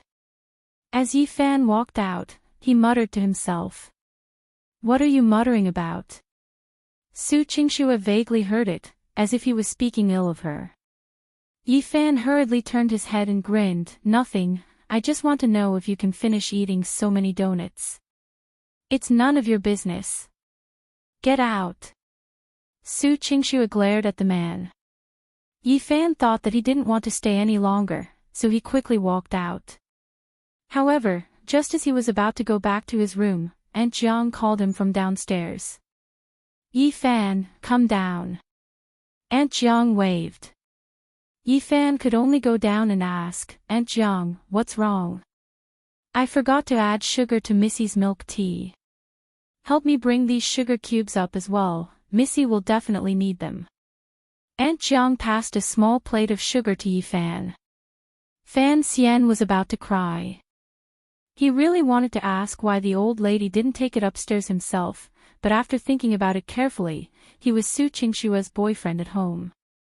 Plus, he was a young man, so he couldn't ask Aunt Jiang to make an extra trip. Helpless, Yi Fan took the candy and walked to the study. This time, he was angry and didn't bother to knock on the door. He directly pushed the door open and entered. Who would have thought that as soon as he entered, he would see a scene that Yi Fan would never forget for the rest of his life. Su Qingxue sat on the office chair, holding a strawberry donut in her hands and chewing it with a face full of happiness and satisfaction. Her mouth was stuffed to the brim, her face was round and puffy, and her bright eyes were smiling happily like two crescent moons. What was even worse was that Su Qingxue was so happy from eating that her calves were still swaying happily, just like a child who had eaten something delicious and was dancing with joy. Even the chair he was sitting on creaked from the movement of his body. The Su Qingxue in this state was completely different from the domineering iceberg female CEO who chased Yi Fan out just now. The difference was like heaven and earth. Yi Fan wondered if he had transmigrated, or if this woman had a dual personality and was schizophrenic. Ugh! Su Qingxue was startled when she realized that someone had entered. She turned her head and when she saw that it was Yi Fan, her eyes widened, round and black. She blinked twice and her face instantly turned red. Ugh, the scene was very awkward. Yi Fan realized that he might have seen something that he shouldn't have. Thus, he pretended to be very calm and walked in. He didn't care about Su Qingxue's increasingly red face and her pair of big watery eyes. He placed the sugar on the table. Aunt Jiang told me to give it to you. You can continue eating. After Yi Fan finished speaking, he calmly turned around and walked out, closing the door. After Yi Fan left, Su Qingxue put down the donut, hugged her head with both hands, and leaned against the desk. Her cheeks were burning hot, all the way to her ears. She wanted nothing more than to crawl under the table. At the same time, Yi Fan, who had walked out of the study and returned to his room, was also stunned for a long time. Su Qingxue's appearance of eating donuts kept replaying in his mind. Yi Fan finally couldn't help but laugh out loud, as if he was laughing foolishly. This was much more interesting than the time he saw Strawberry. As long as he thought about how Su Qingxue could be so beautiful when she ate a donut, Yi Fan would not be able to be angry at a woman anymore. In the end, he might not understand the real her. Perhaps, this iceberg beauty's appearance was actually all an act. The cute appearance of eating donuts was her true nature. Thinking of this, he smiled, and after taking a bath, Yi Fan fell asleep soundly. It was rare that he had a dream that night, and he even dreamed that he had actually walked into the marriage hall. However, when he lifted the bride's veil, he thought that he would see Feng Yuying's face, but it was a blur and he couldn't see it clearly. Unknowingly, Yi Fan woke up. On Monday morning, Yi Fan scratched his head and remembered that it was time to go to work, so he put on his clothes, washed up, and went downstairs. Su Qingxue was already eating breakfast there. Seeing Yi Fan come down, the woman's expression was the same as usual, as if what happened last night didn't affect her at all. Yi Fan no longer felt that women were very cold. Instead, he felt that women were pretending to be cold, which was quite interesting. On the way to the company, Yi Fan suddenly remembered that the company had a lot of problems due to the acquisition of the Jing family. As a member of the company, Yifan also wanted to ask about the current situation. Qingxue, shut up. Su Qingxue didn't even give Yifan a chance to speak, and quickly interrupted, I don't want to talk to you. Yifan was stunned. What the hell was this? He didn't even want to speak anymore. Didn't he just see her eating donuts? Was it that serious? Yifan thought that the woman had misunderstood, and said, I'm not, I said shut up. I won't listen. Su Qingxue coldly reprimanded, if you continue talking, then get out of the car. Chapter 64. 0064 Helpless, Yifan thought of a way. He held the steering wheel with one hand and took out his phone with the other. He typed a paragraph of text into his phone and then showed it to Su Qingxue. I just want to ask, is the problem with the Jing Group's acquisition of the flying guest still serious? When Su Qingxue saw this, she realized that she had misunderstood. The man wasn't trying to mock her about the donuts, so she couldn't help but blush. The woman cleared her throat and said, you don't have to worry, I have my own arrangements. Yifan said, I'm just casually chatting, it's useless for me to worry, but don't put too much pressure on yourself. Try your best to find something you like to do to relax, such as eating last night. Shut up. Su Qingxue almost screamed. If she had a hammer in her hand, she would have knocked the man unconscious. Yifan tried his best to hold back his laughter. Don't get excited, I won't say anything. After arriving at the company, Yifan played games in his office for a while and even chatted with Moo for a while. Moo seemed to have thought it through and tacitly agreed to her father's decision to find a stepmother for her. Of course, she still didn't like that woman. When he went to the restaurant to eat at noon, when Yifan appeared, there were actually many gazes looking at him. Many of the female employees still had looks of worship in their eyes, which made Yifan wonder what was going on. Great assistant Yi, so you really do know Kung Fu. No wonder Chief Su asked you to be his assistant. Lu Xiaolian's words from the sales department finally made Yifan understand the whole story. Last week, in the parking lot, he stood up to protect Su Lingshan, and this matter was spread by a few female security guards. Now, almost the entire company knew that the assistant Yi that Director Su had recruited was actually an extraordinary person, capable of both literature and martial arts. It's just that I was lucky. The other party sent an old man with vicious methods, but I'm still young and strong. In addition to that, I want to contribute to the company.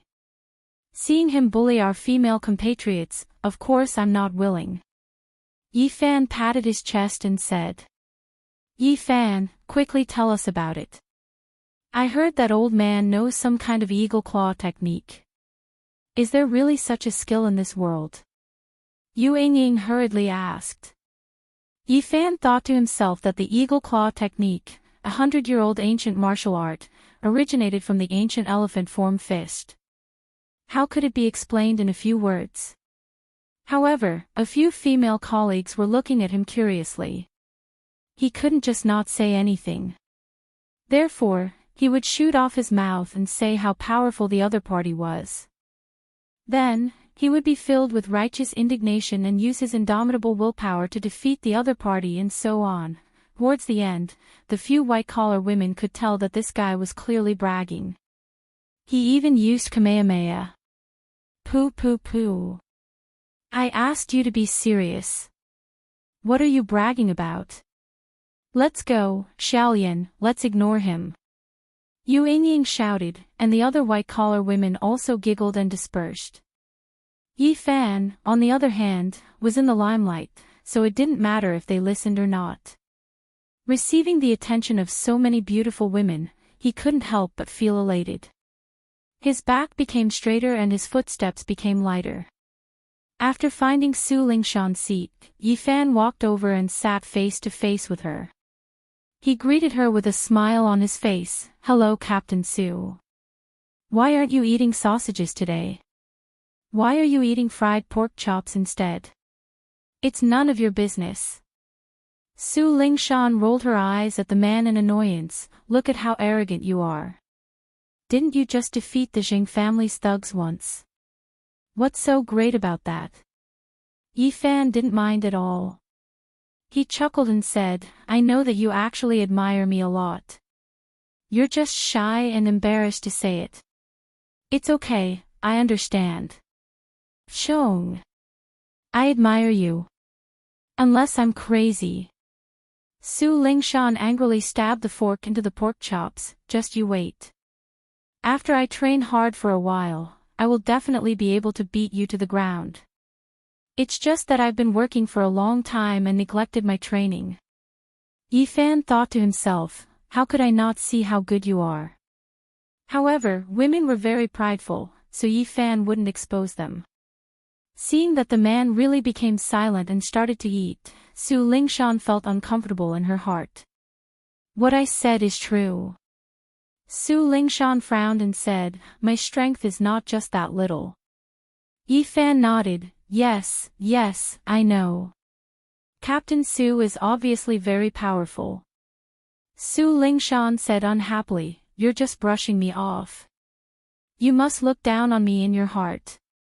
Yi Fan was helpless. He smiled and said, Captain Su, what should I say so that you can let me eat properly? If you want to eat properly, then scram to another table. Don't eat at my table. Su Lingshan opened her beautiful eyes wide and frowned. She had a strong sense of self-esteem and hated being looked down upon the most.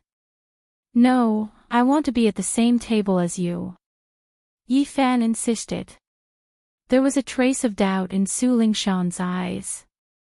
She also noticed that this man seemed to be very persistent in being at the same table as her. Logically speaking, there were some girls in the restaurant who were not inferior to her in terms of beauty. Why did Yi Fan insist on looking for her? Why? Su Lingshan couldn't help but ask. Yi Fan took a bite of the French bread in his hand and said, aren't you bored sitting and eating by yourself every day? I'll eat with you. At least I'll have a companion. Otherwise, you'll be so lonely. Hearing this, Su Lingshan was stunned. A string in her heart was plucked and her delicate body slightly stiffened. She wasn't a native of Hua Hai. Because of some matters, she had a conflict with her family and left her hometown to come here. After losing the help of her family, she, who was wandering outside, was highly regarded by Su Qingxue and became the security captain of the brocade.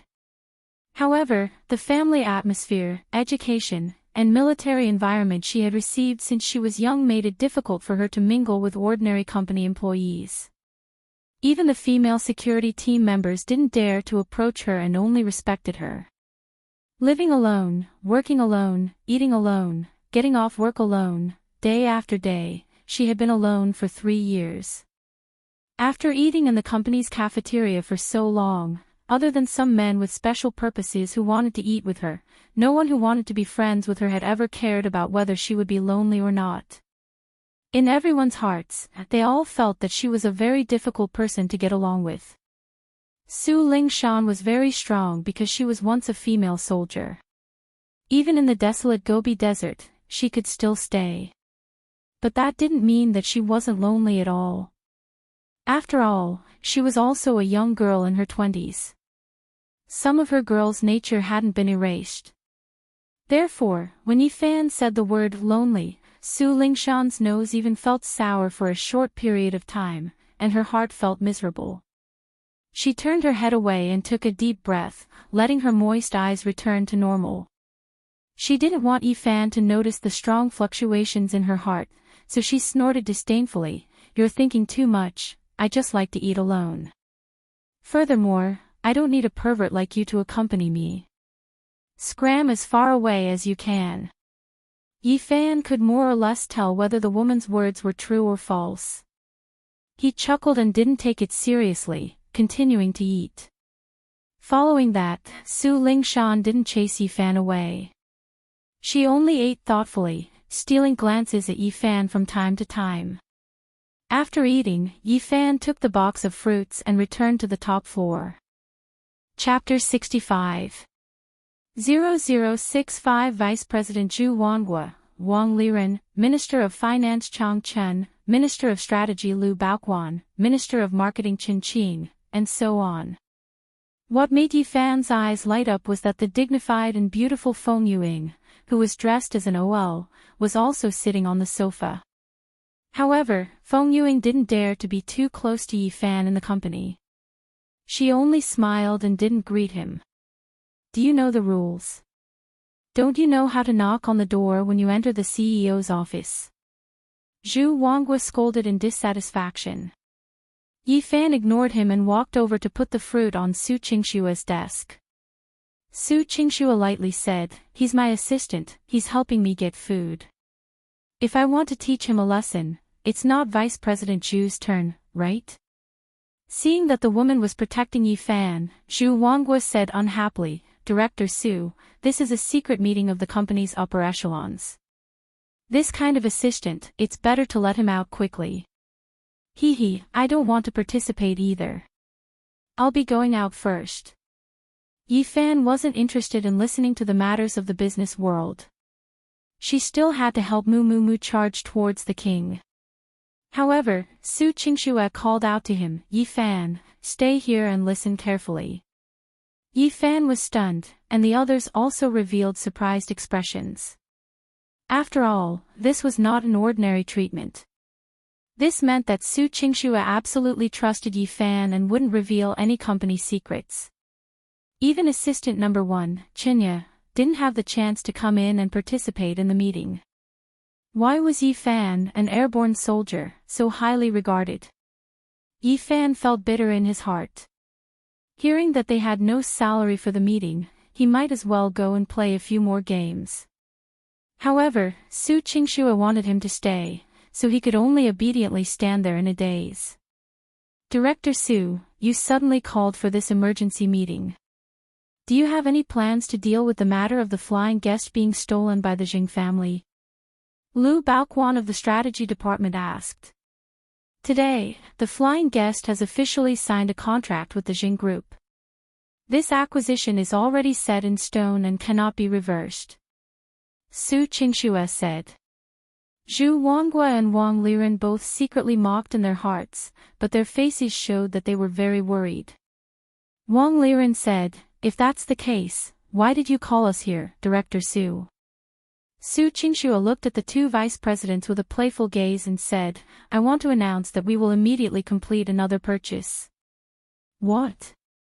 Zhu Wanghua frowned and said, "Another purchase? Which company should I acquire? Other than Fique, there are no other software companies in Huahai that can meet our requirements." "Yes, Vice President Zhu is right." Su Qingxua confidently looked at the crowd and said, "So, I have already reached an agreement with the WQ Technology Company, Limited in the province. After the shareholders' meeting and the board of directors pass the resolution, we will immediately complete the acquisition." As soon as he said that, everyone in the office except for Feng Yuing revealed a look of shock. WQ Technology of the Jiang province. The one that stood out last year and was named one of the top 10 startups? "Mr. Su, there are a lot of overseas investors waiting to invest in that company. When did you talk to them about the acquisition? They're willing to sell their shares?" Lu Baoquan from the strategy department asked in surprise. Su Qingxua pointed at Feng Yuing, "I've already asked department head Feng to talk about this purchase more than a week ago. WQ has already agreed to give up 70% of the shares, and we will control that company. At the same time, we will obtain priority in technical support. Director Feng is on a business trip to discuss this case." Why didn't the strategy department know about this? The marketing department hasn't heard of it either, right? Chen Qing from the marketing department was also at a loss. They had never done any work, nor had they investigated any information.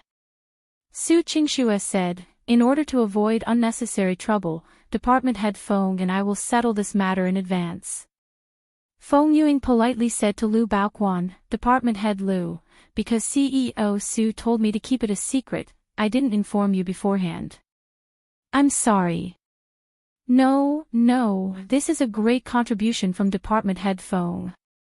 Without saying a word, he actually went to settle WQ. As expected, he is better than his master. Lu Baoquan and the others were very happy.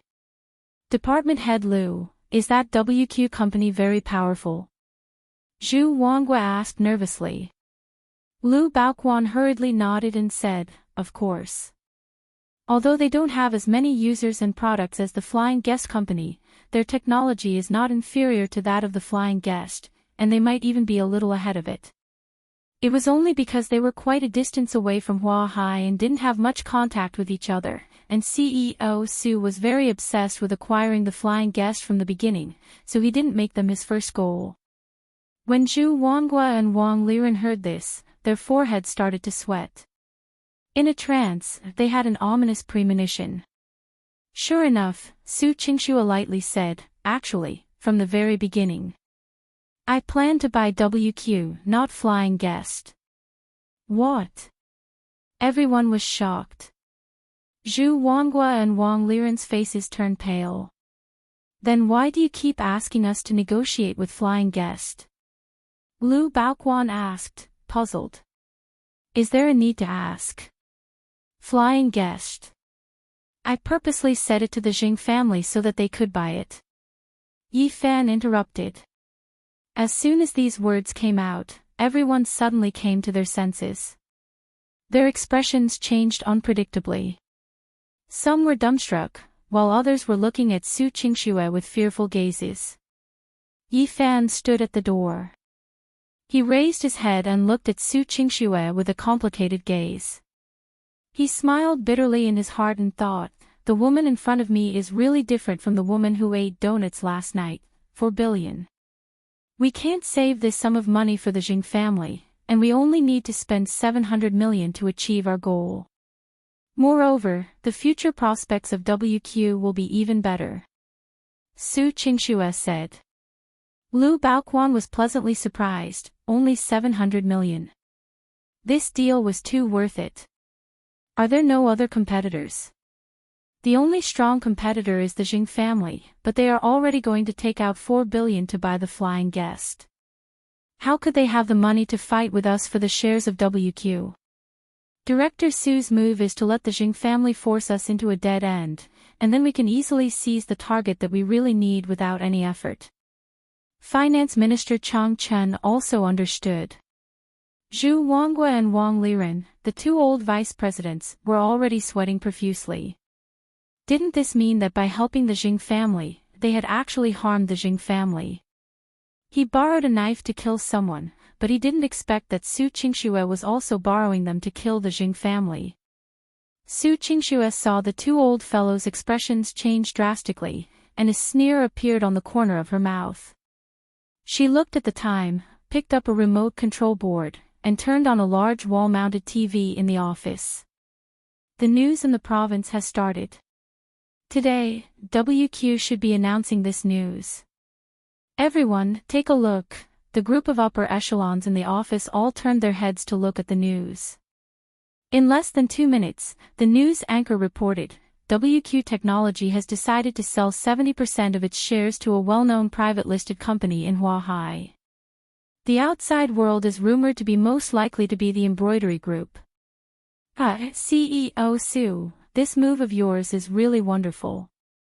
We old fellows are all kept in the dark, but we are willing to be tricked.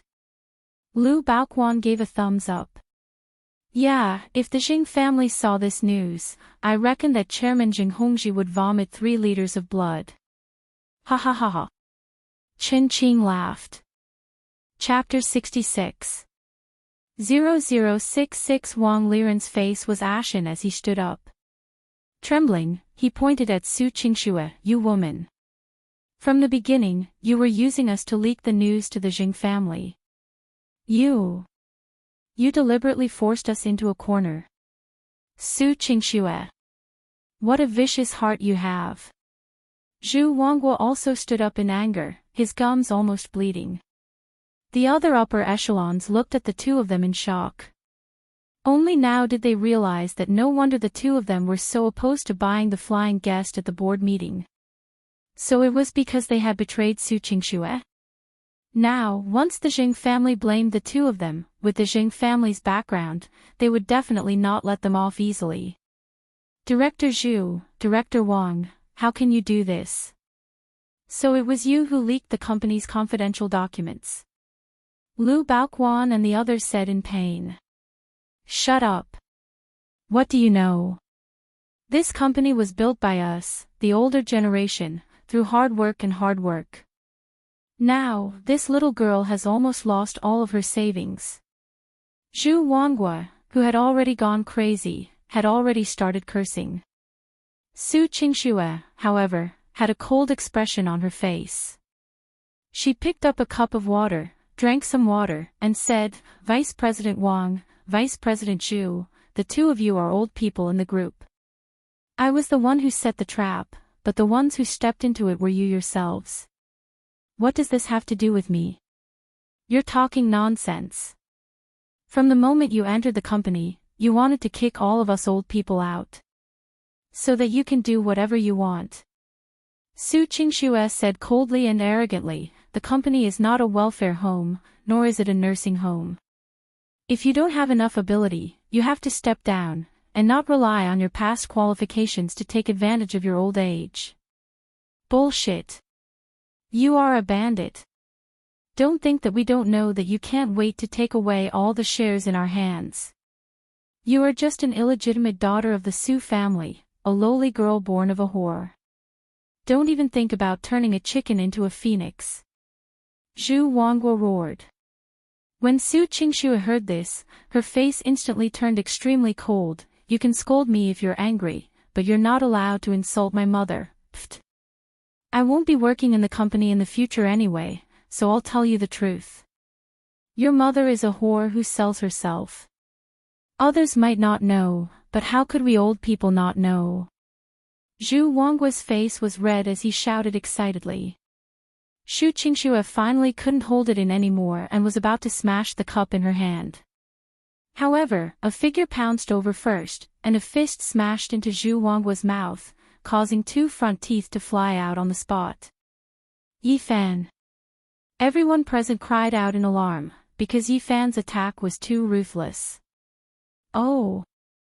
As Zhu Wanghua screamed, half of his face swelled up, and blood flowed out of his mouth. He was in so much pain that tears streamed down his face. You dare hit me! Zhu Wanghua cried. You're a man, but you can't beat a little girl. You even went to insult the little girl's mother. You're a scum. If I don't beat you up, who should I beat? As Yi Fan spoke, he grabbed Zhu Wanghua's collar and slapped him twice, directly knocking Zhu Wanghua out. Then, Yi Fan turned around and looked at Wang Liren. When Wang Liren saw this scene, he was scared silly. He trembled as he looked at Yi Fan and said, Don't come over. I'm going to call the police. Director Su, just let them call the police. Leaking company secrets involves a huge amount of money. It's already a crime, so let the police take them away. Yi Fan said. Su Qingxue also recovered from her shock. She did not expect the man to suddenly explode, and said with a bit of resentment, Why are you so heavy-handed? Did I ask you to hit someone?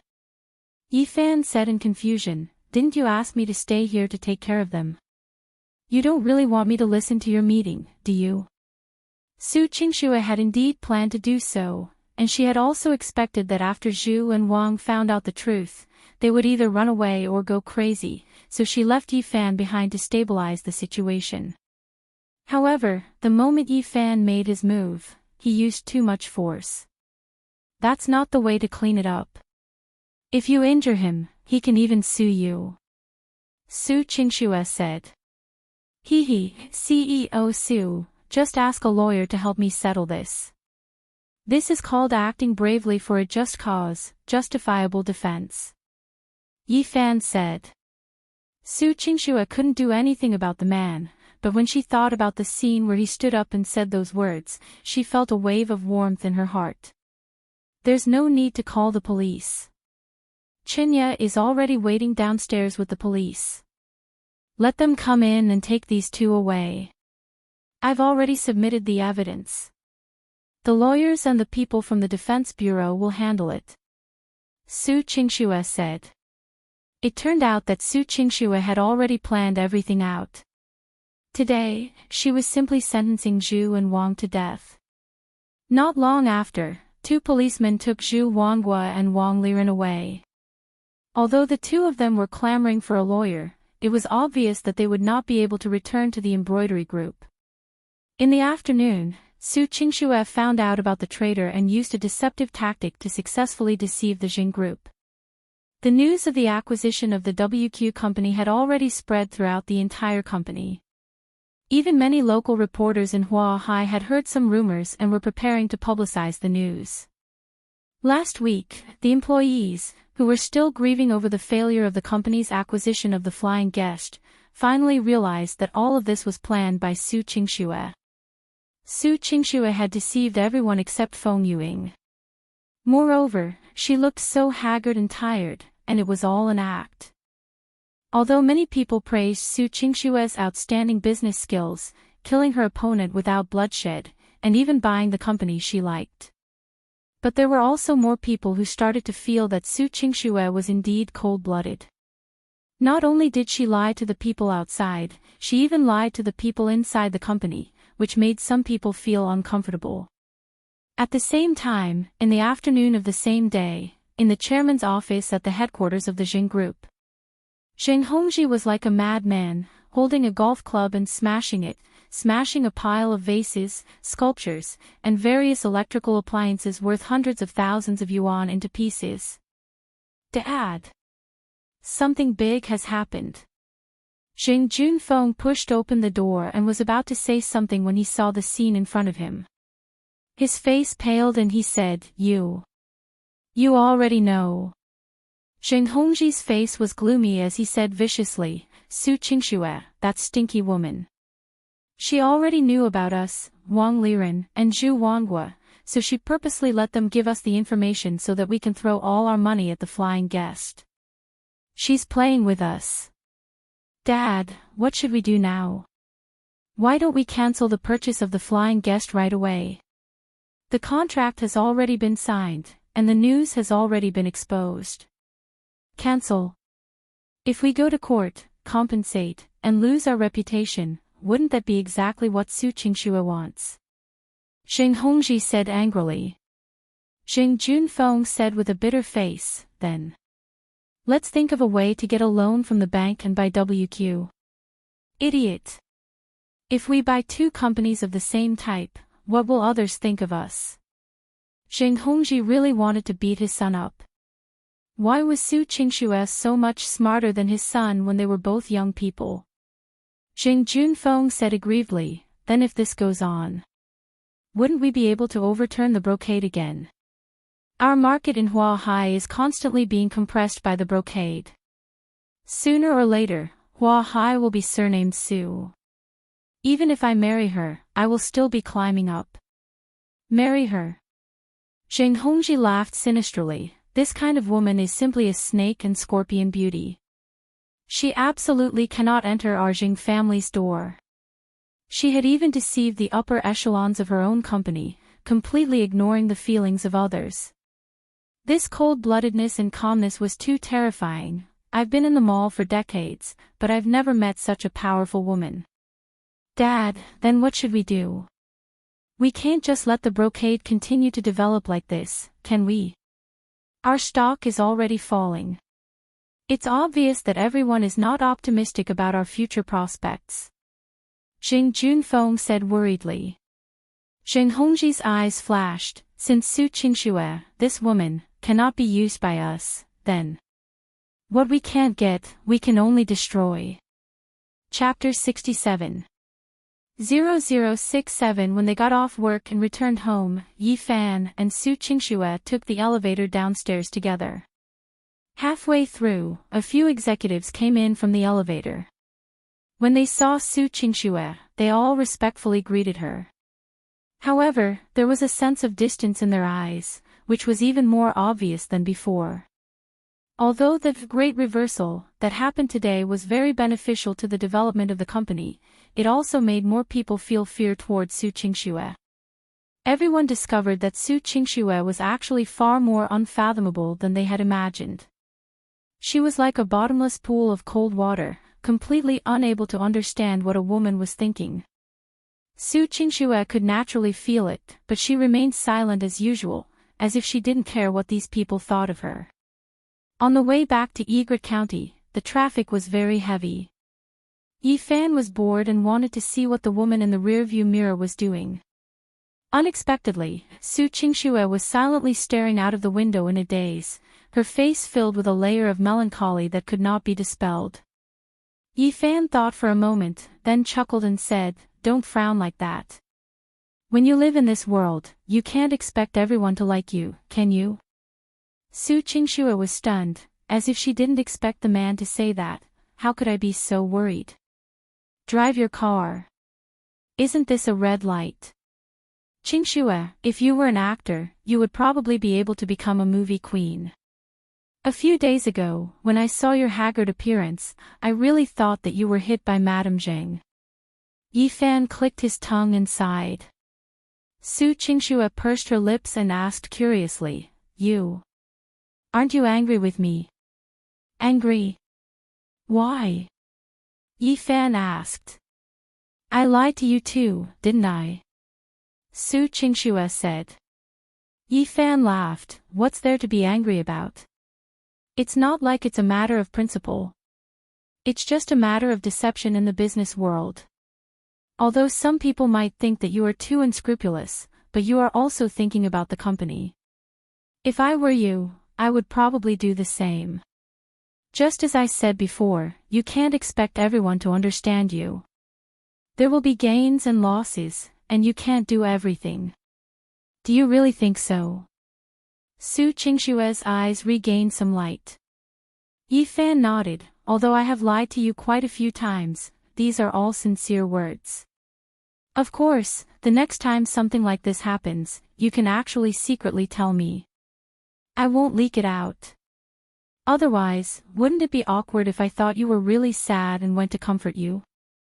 I don't need your comfort. Besides, who are you to me? Why should I believe that you won't leak the secret?" Su Qingxue crossed her arms in front of her chest, turned her head and said. Yifan chuckled and said, "At least I'm your boyfriend, so I have to give you a discount." "Of course not. You are a fake. I even went on a date with someone else yesterday." Su Qingxue said angrily. Fan Xian muttered, "If I don't make an appointment with someone else, could it be that I still want to date you? It's not like you'll agree." "Who said I didn't agree?" Su Qingxue blurted out.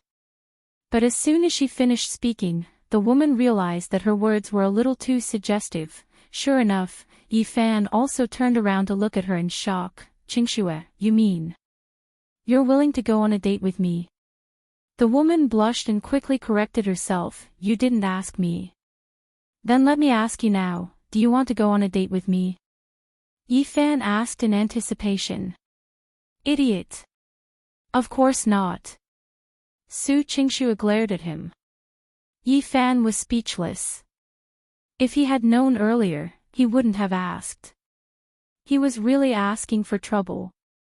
"If you don't want to, then don't. Anyway, I'm about to have a girlfriend. She's much gentler than you." Yifan thought of Feng Yuing and felt happy in his heart. Su Qingxue's cold eyes flashed.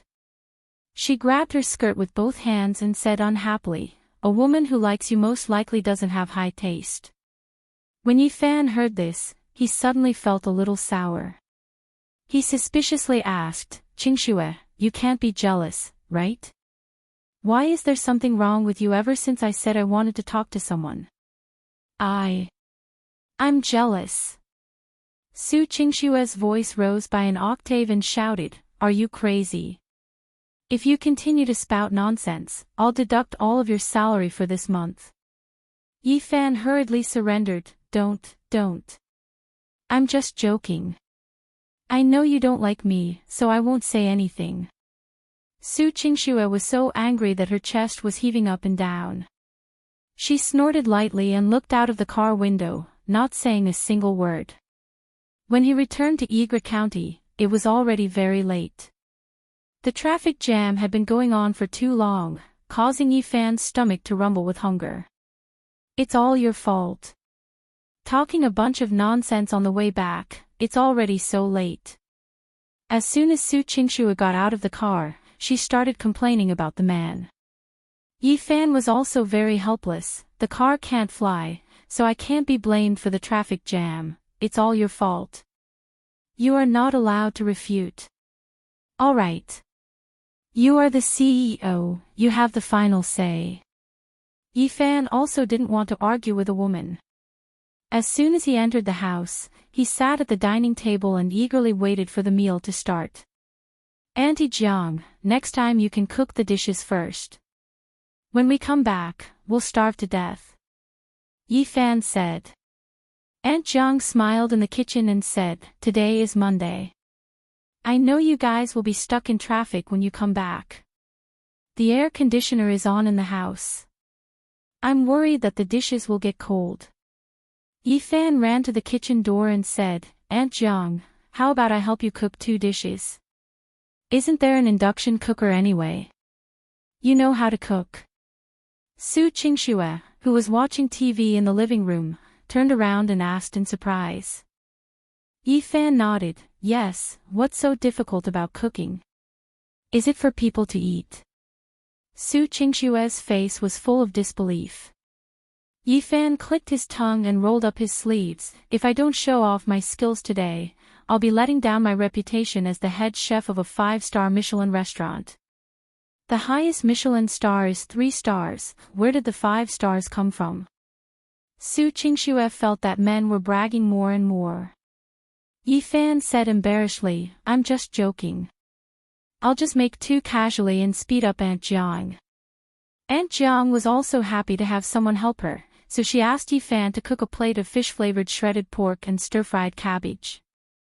Yifan quickly used the electromagnetic pot to make a wok of oil, and then very skillfully started cooking. Aunt Jiang saw that he had a good grasp of the process, so she didn't say anything and just went to cook the dishes. In less than 10 minutes, 5 dishes and 1 soup were served on the dining table.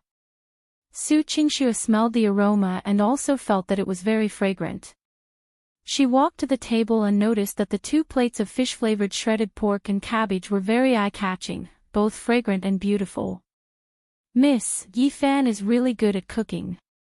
He can even control the heat with an induction cooker, and the thickening is just right. It seems like he really knows how to cook, Aunt Jiang praised. Su Qingxue scoffed unhappily, what's the use of looking good? You'll only know after you eat it. The woman picked up a piece of shredded meat with her chopsticks and put it in her mouth. As she chewed, her expression was a little stunned. How is it?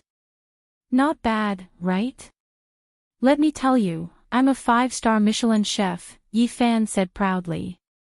Su Qingxue was speechless this time because the taste was indeed better than Aunt Jiang's. It should be said that it was completely at the level of a master chef. Chapter 68 0068 Miss, Yifan is so good at cooking, I'm not worried about your future life. Even if you don't know how to cook anything, Yifan can still cook for you. Aunt Jiang said happily. When she said this, Su Qingxue's pretty face turned red and she grumbled, Aunt Jiang. What are you talking about? Yifan blinked, what? Qingxue doesn't know how to cook anything. Fried eggs or something, right? Miss doesn't seem to be interested in anything other than business. Not to mention fried eggs, boiled eggs can boil the water dry and directly burn the pot. Aunt Jiang seemed to have thought of something interesting and laughed while covering her mouth. Aunt Jiang. How can you do this? Su Qingxue really wanted to hide under the table. This was too embarrassing. Yifan looked at the woman with an amazed expression. He didn't expect that Su Qingxue's cooking skills are amazing. It's not bad that you didn't burn the house down. Yifan commented. Shut up. Isn't it just cooking? I'm just not interested in learning. Su Qingxue felt that she had lost all face and couldn't even stay at home. Aunt Jiang hurriedly advised, "Miss, don't be angry. People always have their own strengths and weaknesses. This is very normal. Come, let's eat first." Only then did Su Qingxue unwillingly sit down, but her gaze towards Yifan was still as cold as ice. Yifan didn't care about the woman's scowling face and excitedly went to get some rice, intending to eat. Right at this moment, a phone call came to his cell phone. Yifan took a look and saw that it was actually Zhao Zhong from the Purple Leaf Tea House. This brat didn't come to the Three Treasures Hall for no reason.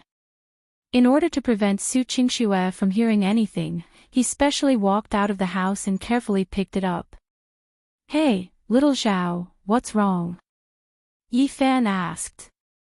Zhao Zhong said in a low voice, "Brother Fan, I secretly called you. Eldest Miss didn't let me tell you, but I really can't rest assured. If you have something to say, just say it." "What's wrong with Sister Ning?" Yifan frowned. Zhao Zhong sighed. "The 3 halls in the purple bamboo forest have rebelled. I think someone instigated it. The eldest miss has already decided to personally quell this rebellion, either to split the gang, or to suppress them, but no matter what, I think it's too dangerous. Those people said that they were looking for our miss to negotiate, but the place they chose was an empty factory in the north of the city. That kind of place is a place for people to fight. Who would sit down and negotiate? It's so dangerous, yet Ning Jia insists on going." Yifan asked. Sigh, "I tried to persuade her, but she didn't listen. She felt that only by using absolute courage and strength to intimidate these people would she be able to truly gather everyone in the purple bamboo forest in the future. Sister Ning's judgment is correct. If I'm timid this time, not only will I not be able to solve the problem, I will also be looked down upon by the people below." Yifan said. "Yeah. That's why I'm worried. Those people are clearly holding on to Mrs. Weakness and are plotting something." Zhao Zhong said. Yifan narrowed his eyes. "Is it because of the matter with the Zhou father and son? Did some of the people in your gang become dissatisfied?" Zhao Zhong found it hard to speak. "That matter. It seems that some people are dissatisfied, but the main thing is that many of the old people are not convinced that Miss is the president. After all, Miss is not very experienced. You don't have to speak for me. I was the one who ignited the fuse. Of course, I will take responsibility. Tell me the address and I will go over immediately. I definitely won't let Ning Jia bear it alone." Yifan said seriously. Zhao Zhong said excitedly, "With Brother Fan's words, Miss will definitely not be angry at you anymore." Very soon, Zhao Zhong told him the address. Yifan hung up the phone and returned to the house. He said directly, "I have something to do and will be going out for a while. You guys go ahead and eat."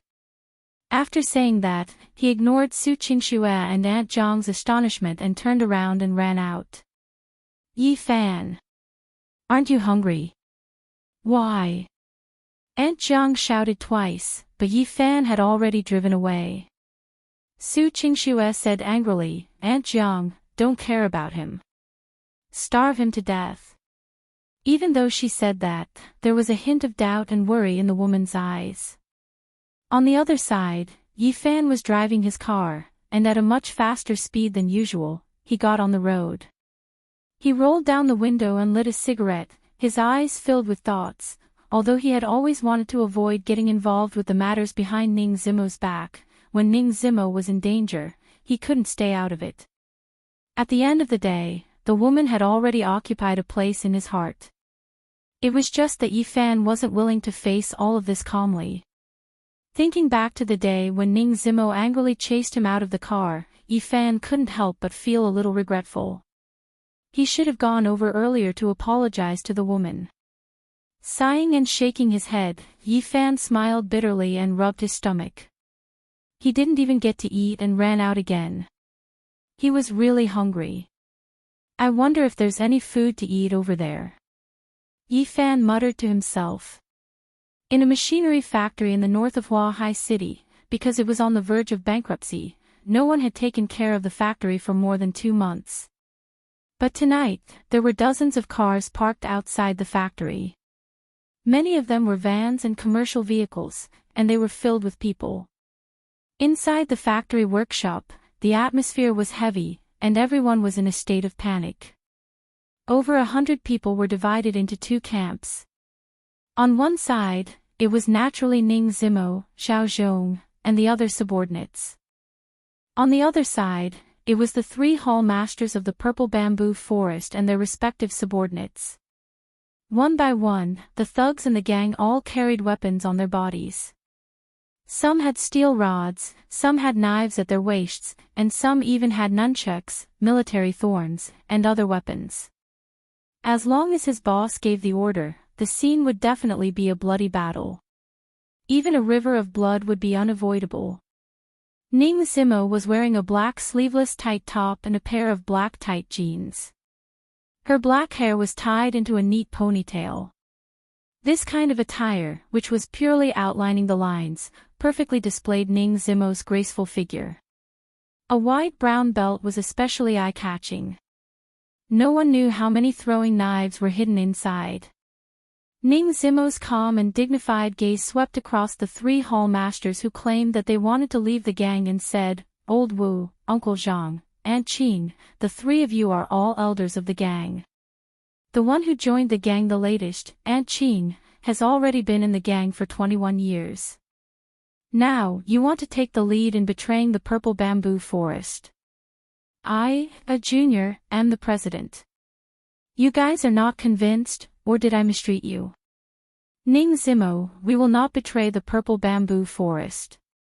Before you came to join the old president, who is also your grandfather, we were already here.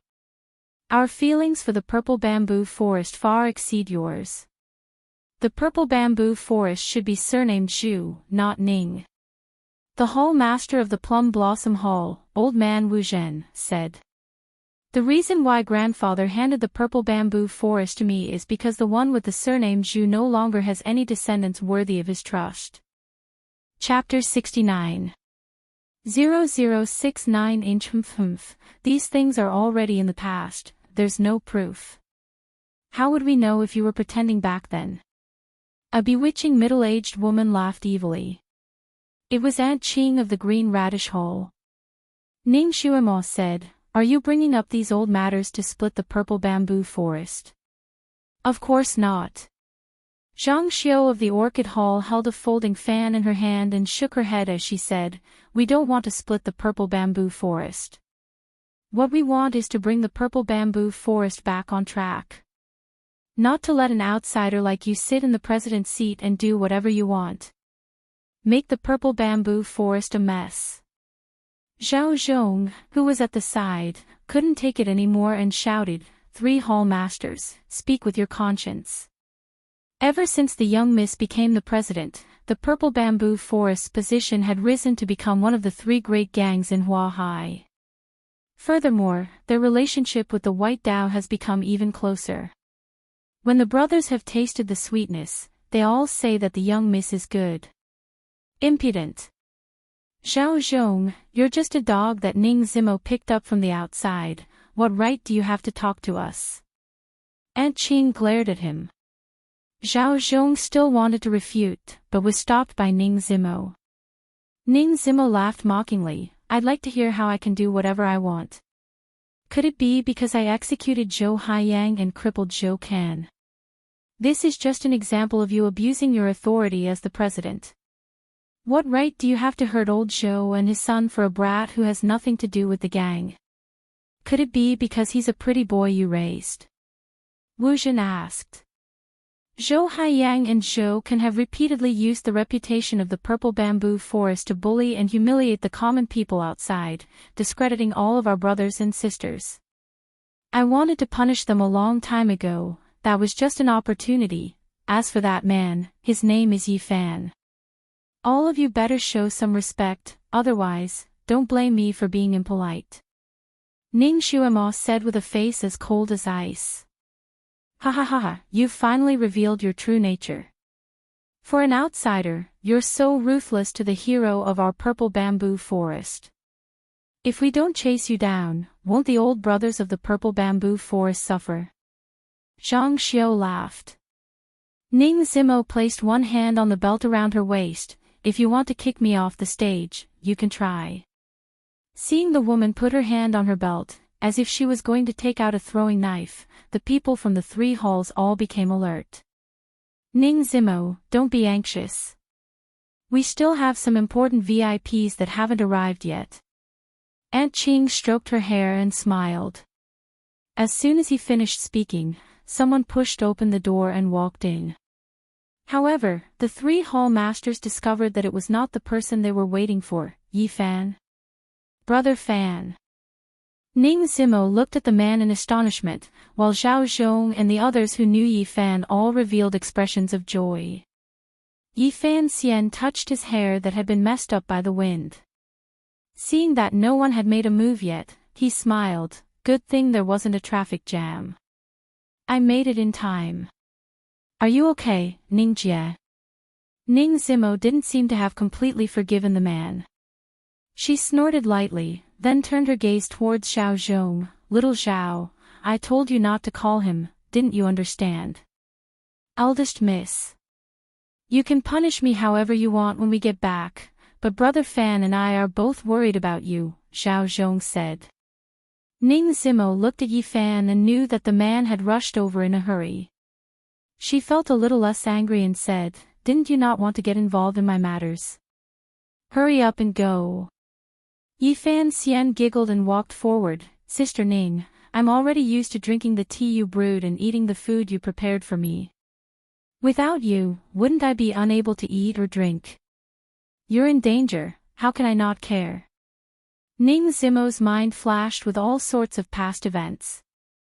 Her eyes became slightly moist and she said unhappily, how can there be such a good thing? You still want to eat and drink for free for the rest of your life. However, Yi Fan nodded seriously, and, after thinking about it, you're the best to me. If you don't chase me away, I'll stay with you for the rest of my life. Ning Zimo finally let out a sweet laugh. It was as if a tulip was blooming in this workshop. The hall masters were right. They really are a pair of dogs. Even when death is at hand, they still have the mood to flirt. A gloomy voice came from outside the workshop. Following that, a large number of footsteps also entered everyone's ears. A thin and shriveled man wearing a flowery shirt with a string of agates in his hand walked in. His hair was glossy, and he wore a golden necklace. Behind him was a group of muscular bodyguards in black vests. There were more than 10 of them, and each of them was holding a miniature submachine gun. Seeing this group of gun-wielding men, the faces of the people on Ning Zimo's side began to pale. One had to know that this was China, and the gun control was quite strict. Even if the country tacitly allowed the existence of gangs to stabilize the order of the dark side, it could also increase some taxes. However, this did not mean that the country would allow the gangs to have a large number of guns. Normally, if they were discovered, they would be severely punished by the authorities. Therefore, even if these large gangs had the ability to buy guns from the black market, they would only dare to collect a small number of guns and would not use them in a real fight. Young Master Zhu, you're finally here. Wu Jin laughed, I've been waiting for you for a long time. Zhu Xiao had a face full of arrogance as he glanced at the 3 hall masters. Then, he sneered at Ning Zimo and said, my dear cousin, why don't you obediently call me cousin? Ning Zimo's face was cold. Although she felt a little uneasy towards this group of spear-wielding men, she looked at the calm and composed Yi Fan beside her and felt a little more confident. Zhu Xiao, when I sent you to Australia and gave you your living expenses every year, it was already the greatest tolerance I had for you. You still have the face to come back. Ning Zimo said. Tolerance. Ta. You took away the purple bamboo forest that originally belonged to me, took away the foundation of my Zhu family, and you still say you're tolerant of me. Ning Zimo, you little girl, you're really shameless. Zhu Xiao glared at her malevolently. Yi Fan was puzzled. Sister Ning, who is this kid? Ning Zimo sighed lightly and said in a low voice, remember when I told you that someone wanted to murder my grandfather? That's why I was ordered to take over the purple bamboo forest. Back then, it was this person, my cousin, my grandfather's grandson. Zhu Xiao. Li Fan Xian suddenly understood, so it's you. The old president is sick, and he even joined forces with the doctor to kill him. He wants to seize power and usurp the throne, and even let the old president find out. I say, you can even murder your own grandfather. How can the brothers of this gang trust you? Bullshit. I never murdered Grandpa, it was all Ning Zimo's lies, it was all fabricated by her. My grandfather took in a stray dog like her, but she repaid his kindness with enmity and took over his nest. She's the one who's an ingrate. Zhu Xiao insisted. Yi Fan sneered, if that's really the case, why would the old president personally hand over the purple bamboo forest to Sister Ning and not you? That's because he's old and muddled. Zhu Xiao scolded. TSK. Is it appropriate to scold your dead grandfather for being muddle-headed? Yi Fan laughed. Chapter 70. 0070. Ning Zimo took a step forward, her cold and arrogant gaze swept across everyone, and said, so the reason you dare to rebel is because you found Zhu Xiao from Australia. What, do you think that just by finding a descendant of the Zhu family, you can control the purple bamboo forest? You guys know better than me what kind of trash Zhu Xiao is. Otherwise, my grandfather wouldn't have delayed handing over the position of president. If you can elect someone who I am convinced of to be the president, I, Ning Zimo, will definitely not drag my feet and hand over the position of president to you. However, if you find such a puppet, an idiot with wolf-like ambitions, even if I, Ning Zimo, bleed my last drop of blood, I will not hand over the purple bamboo forest to you. Aunt Qing mocked, Ning Zimo, you are not the one who has the final say today. We are all convinced by young Master Zhu's ability, and the brothers in the gang are all willing to follow the true successor of the Zhu family. Do you think that everyone will believe you just because you are trying to confuse the masses? Being blown up like this, Zhu Xiao was also full of confidence. He raised his head high and looked at the crowd with disdain. Did you hear that? I am the true dragon of the Zhu family who has the bloodline of the purple bamboo forest flowing in my veins. You are just an outsider. Ning Zimo said indifferently, if you want to talk about bloodline, half of my body is also the bloodline of the Zhu family. You guys have been planning this for a long time, just to find a reason for yourselves to rebel. As she said that, Ning Zimo pointed at the group of men with spears and said, just looking at this group of people with spears, they are not from our purple bamboo forest at all. Did you guys receive the secret support of other gangs? The expressions of the three hall masters and Zhu Xiao changed. Zhu Xiao shouted, bullshit. This is the brother that I have recruited, and from now on, he will be a member of our purple bamboo forest. You all clearly know that fighting with guns is a huge taboo. If the higher-ups find out, our purple bamboo forest might be cleared out of Huahai. You all are being used by other gangs as spears, playing with fire and burning yourselves. Ning Zimo reprimanded. Ning Zimo, if you're afraid, just say it. Don't scare us. We know that your throwing knives are fast, but no matter how fast you are, you can't be faster than a bullet, ha ha ha ha. Zhu Xiao laughed maniacally. A hint of killing intent surfaced in Ning Zimo's eyes. Originally, I didn't want to kill you all for the sake of our bloodline, but your current actions might have already harmed the other brothers of the purple bamboo forest. I have to clean up the sect in order to be worthy of my grandfather's spirit in heaven. When Zhu Xiao heard that, he quickly hid behind a group of gunmen and shouted, great. Come on. If you have the guts, come and kill me. Once I give the order, I'll turn all of you into sieves. Wu Zhen, Zhang Xiu, and Enchanting also brought the people from the 3 halls to Zhu Zhao's side, afraid that they would be accidentally injured by the bullets. Ning Zimo turned her head to look at the dozens of trusted subordinates behind her and said, "Brothers, today is a bloody battle. The other party has a gun.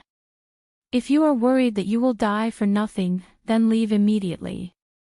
I will forgive you. If you stay and fight with me, Ning Zimo, I will remember your loyalty for the rest of my life." Zhao Zhong's eyes turned red as he shouted, "I vow to follow the president to the death." Following a loud roar, the group of timid members of the association seemed to have dispersed the dark clouds in their hearts. Thinking of the help Ning Zimo had given them in the past, they were all excited. Follow the president. I swear my loyalty to the young miss. Kill the traitor. For a time, the sounds of killing shook the heavens, and their auras actually suppressed the 100 or so people in front of them. Ning Zimo's eyes were sparkling and her eyes were red. She was obviously very moved. Yi Fan also sighed with emotion, recalling many past events, and a trace of an ancient smile appeared on his face. Right at this moment, a phone call came to Yi Fan's phone. "Hubby." A call came. "Mwah." "Hubby." A call came in. A delicate female voice. It was Yi Fan's new ringtone. After changing to a smartphone, Yi Fan naturally had to do more tricks. Hearing the ringtone, Yi Fan's face lit up and he quickly took out his phone. At this moment, there was actually someone who wanted to answer the phone. Everyone naturally felt that it was very abrupt. The key point was, this ringtone didn't match the atmosphere at all. Even Ning Zimo didn't know whether to laugh or cry. What was this man doing? Did he really have the face to use such a mushy ringtone? Involuntarily, the people who were shouting to kill and the people who were on guard with guns all turned their gazes towards Yi Fan with strange expressions on their faces. Yi Fan waved his hand at the crowd in embarrassment, indicating that he should answer the phone first. "Hey!" Yi Fan shouted. Yes, yes, yes, this is the factory. Don't you see that there are a lot of cars parked outside?" "Yes. It was that open workshop. I'll look for you at the door." When Yi Fan hung up the phone, Ning Zimo couldn't help but ask, "Yi Fan, who's looking for you?" Yi Fan put his phone in his pocket and said happily, "It's a takeout delivery. I haven't eaten dinner yet, so I ordered a takeout. You guys can kill me first. Wait a minute, let me take the takeout first. He, it's good to have a new phone. I can even order takeout. This is the first time a young lady has gotten on the sedan chair. I'm a little excited." Yi Fan muttered to himself as he lightly jogged towards the workshop's door. The group of people from the purple bamboo forest stared at Yi Fan's back in shock, unable to say a word for a long time. "Ning Zimo, don't tell me the one you like is a fool." Zhu Xiao laughed and mocked. Could it be that he was reincarnated as a hungry ghost? "Do you want to eat a full meal before you die?" Although Yi Fan's actions were a little comical, from another point of view, it meant that the man did not take the danger in front of him to heart at all. Coincidentally, Yi Fan ran to the entrance of the workshop. A delivery boy riding an electric bicycle had also arrived. "Sir, are you still working in the workshop at night? This is your takeout." The delivery boy handed a plastic-wrapped lunchbox to Yi Fan. At the same time, he looked at the scene in the workshop and was so scared that his face turned pale. Yi Fan saw the delivery boy's expression and smiled. "Don't be nervous, we are playing real-life CS, they are all plastic guns." "Oh. So it's plastic. It really looks like it." The delivery boy immediately believed it. Why are there so many people with steel rods? Are there not enough guns? Yi Fan nodded. "That's right, I'll take some guys to satisfy my cravings. If I don't have money, I'll just have to toss and turn." That's true, a plastic gun that looks like a real gun is definitely not cheap. The delivery boy was very understanding. Yifan patted the other party's shoulder. Thank you, bro, I won't see you off. Alright, you guys have fun. Hee hee, how interesting, there are so many people. After the delivery boy finished speaking, he rode away on his electric bicycle. Yifan turned around and walked back to the workshop. He opened the plastic bag and opened the lunchbox inside. Chapter 71. 0071 Ning Zimo shook her head helplessly. How could she have the appetite to eat? She could only smile and say, "You eat, I'm not hungry. Then I won't stand on ceremony. I'm really starving. Wait for me to finish eating before you fight."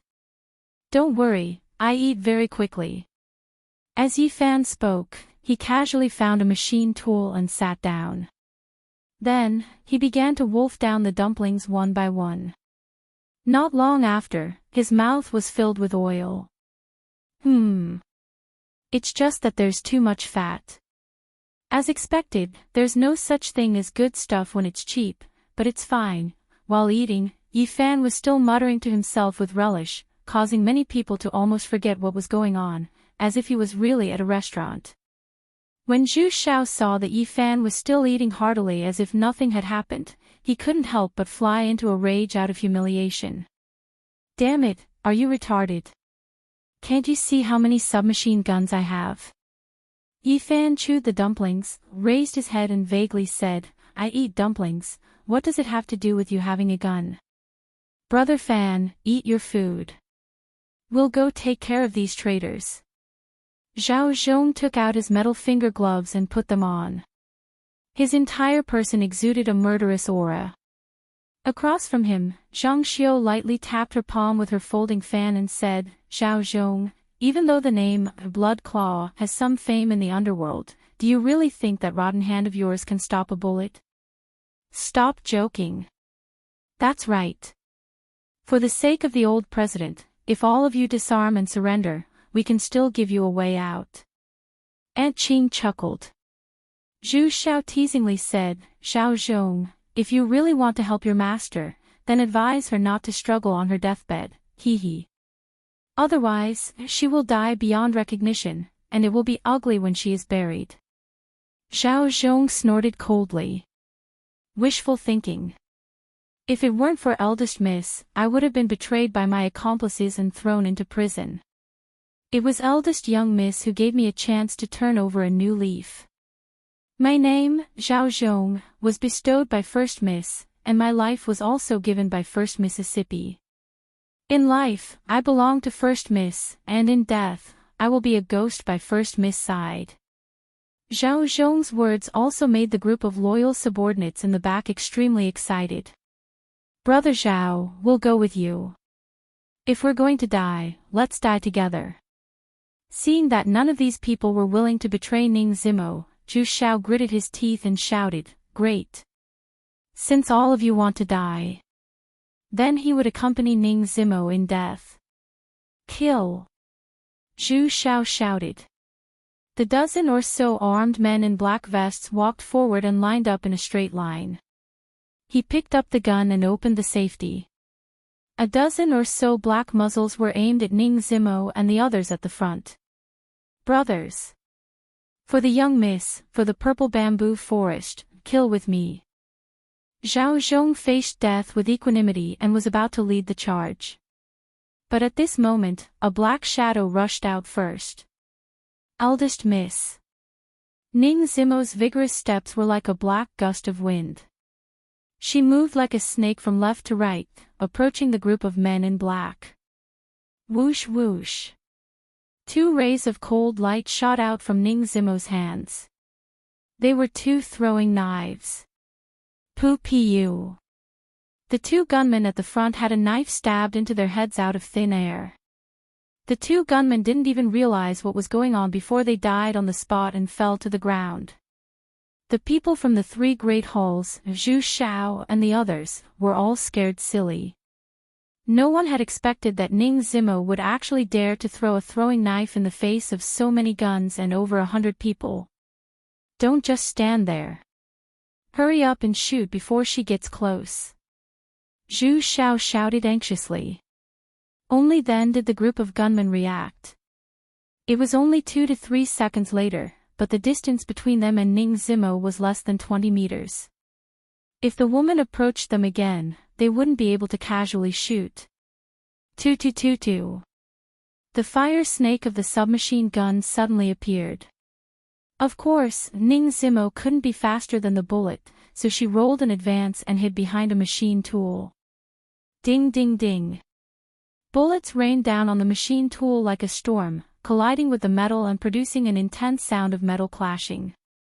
Sparks flew in all directions and a rain of bullets rained down. Everyone, attack. Get close to them. They won't be able to use their guns. Seeing that Ning Zimo was in deep danger, Xiao Zhong was extremely anxious and hurriedly brought his men to rush over.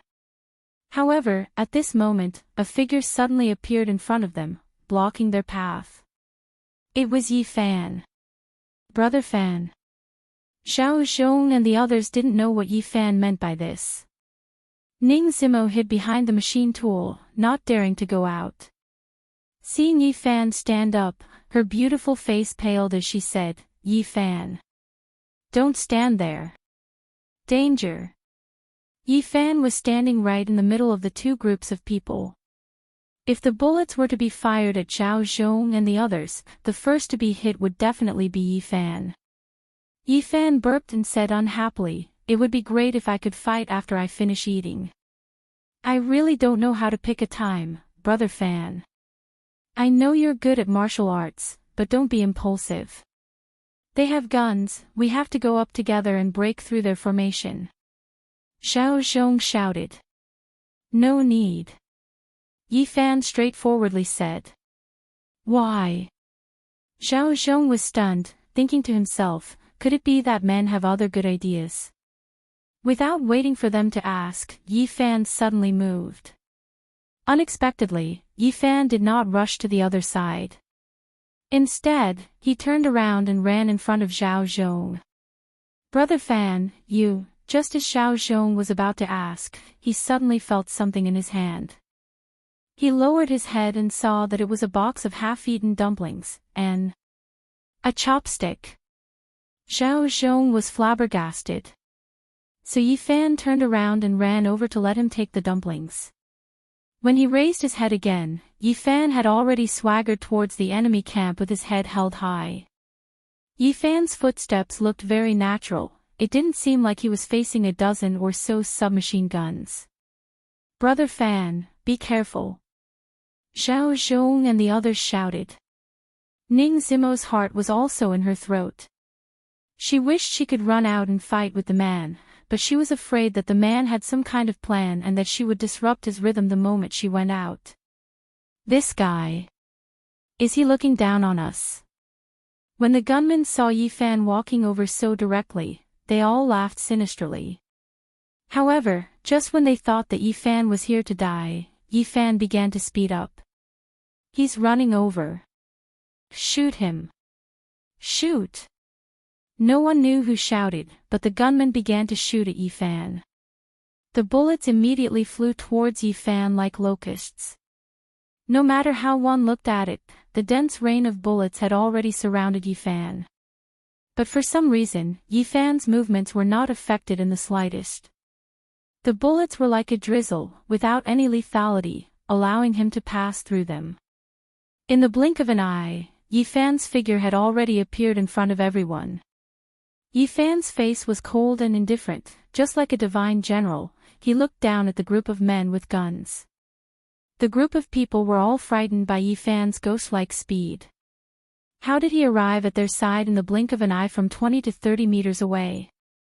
Without giving them time to think, Yi Fan raised the other chopstick in his hand that he hadn't thrown away. In his hand, the chopstick was like a dagger. As soon as he got close to a gunman, Yi Fan directly stabbed the chopstick into the man's throat. Puchi. Chapter 72. 0072 Damn it. Quickly kill him. Zhu Xiao and the rest felt fear, cold sweat pouring down like rain. Unfortunately, A huge sense of oppression was like a weight hanging on everyone's heart, causing the thugs' bodies to become incomparably stiff. On the contrary, Yifan's figure was like a tornado, spinning back and forth between the group of gunmen. After 3 rounds, the dozen or so gunmen all started to bleed from their throats. A chopstick had become an unstoppable killing weapon. The ground was filled with bullets and the smell of gunpowder. It was simply unable to stop Yifan from charging into the formation and easily slaughtering all the gunmen. "Hey, here you go." Yifan threw away the blood-stained chopsticks, bent down to pick up 2 submachine guns, and threw them towards Zhao Zhong and the others. 2 men with quick reflexes received the submachine guns and immediately aimed them at the people from the 3 great halls. How is this possible? He was clearly hit by a bullet. Wu Zhen thought he was seeing things. What the hell, don't shoot. When Zhu Xiao saw that there was a gun in front of him, his face turned ashen with fear. It only took less than 15 seconds for the entire workshop to change. Ning Zimo stood up from behind the machine tool and stared blankly at all of this, as if she was in a dream. Yifan, on the other hand, did not seem to be too excited. Dealing with such a group of fellows was not a big deal to him. He quietly walked over to the woman and smiled. "Ning Jie, you handle the rest. Kill those who deserve to be killed. Don't be soft-hearted."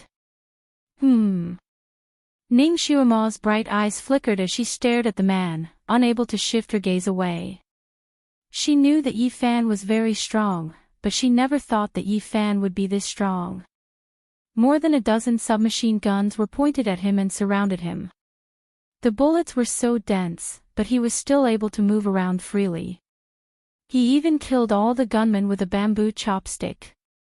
One had to know that most people would instinctively feel a strong sense of fear when faced with a gun. If one was pointed at by a gun, it would be commendable if one did not raise one's hand to surrender. For someone like Yifan to treat the rain of bullets as child's play, how fierce of a psychological quality and how powerful of a strength did he have to be? Zhao Zhong and the other people from the purple bamboo forest all looked at Yifan with fanatical worship in their eyes. "Brother Zhao, no wonder you respect Brother Fan so much. He really is a god. Damn, it feels so good." As expected of eldest young Mrs. Lover, Zhao Zhong patted the guy's head and scolded with a smile, "Don't talk nonsense. Be careful, Brother Fan won't be happy if he hears it." With a strong psychological pillar like Yifan, the group of people all relaxed and laughed heartily. Yifan walked up to Zhao Zhong and smiled, "Give me the dumplings." Oh. Here you go." Zhao Zhong quickly passed the lunchbox over.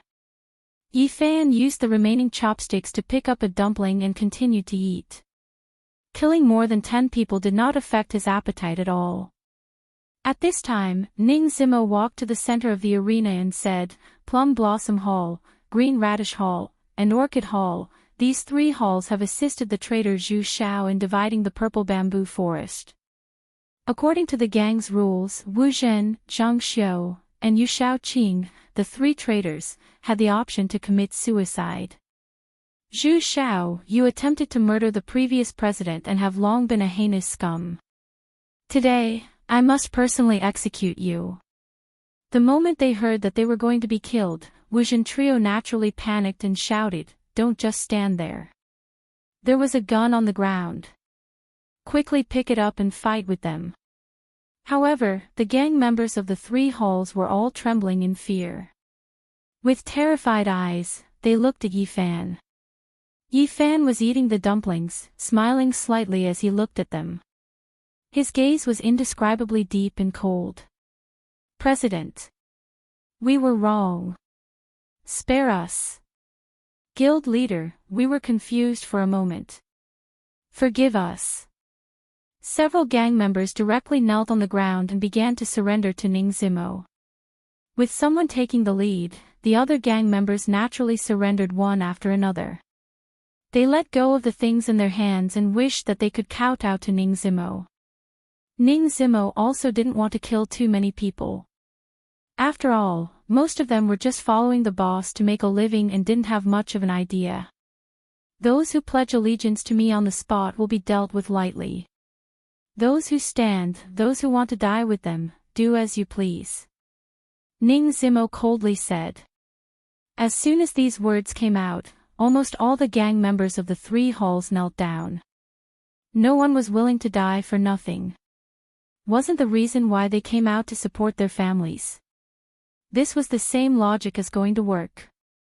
For a time, Zhu Xiao, Wu Zhen, Zhang Xiu, and Aunt Qing became a lone commander. They stood there awkwardly, not knowing what to do. Ning Zimo. You have to think it through. Don't think that we don't have anyone. Who do you think gave me the gun? Who sent the gunman to me? I have a backer. Zhu Xiao shouted at the top of his lungs, but his voice was trembling. Ning Zimo approached them step by step, her cold eyes glowing like the cold moon. You don't need to tell me, I know. This is the manpower the Iron Lock gang gave you, right? Zhu Xiao's expression changed. You. How did you? Do you really think that just because I stay in the Purple Leaf Tea House all day long, I really don't know what's going on outside? It's not like Yu Hanlong of the Iron Lock gang has sent people to Australia once or twice. I just turned a blind eye, thinking that you don't have the guts. I cared about a trace of kinship, so I didn't kill you on the spot. However, you repaid kindness with enmity, and almost caused me and my good brothers to lose their lives. Only then did Zhu Xiao's legs go soft, and he cried out, Cousin. Cousin, I was wrong. Since I'm your cousin, please let me go. I will never, so. Without waiting for Zhu Xiao to finish speaking, a throwing knife had already pierced his forehead. Zhu Xiao fell to the ground with his head raised, and his life was about to stop. This scene completely scared Wu Zhen and the other two out of their wits. The three of them hurriedly knelt on the ground, almost crawling on the ground as they cried out.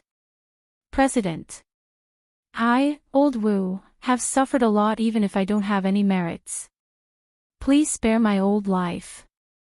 Wu Zhen begged. Zhang Xiu had a plan in her mind and shouted, President.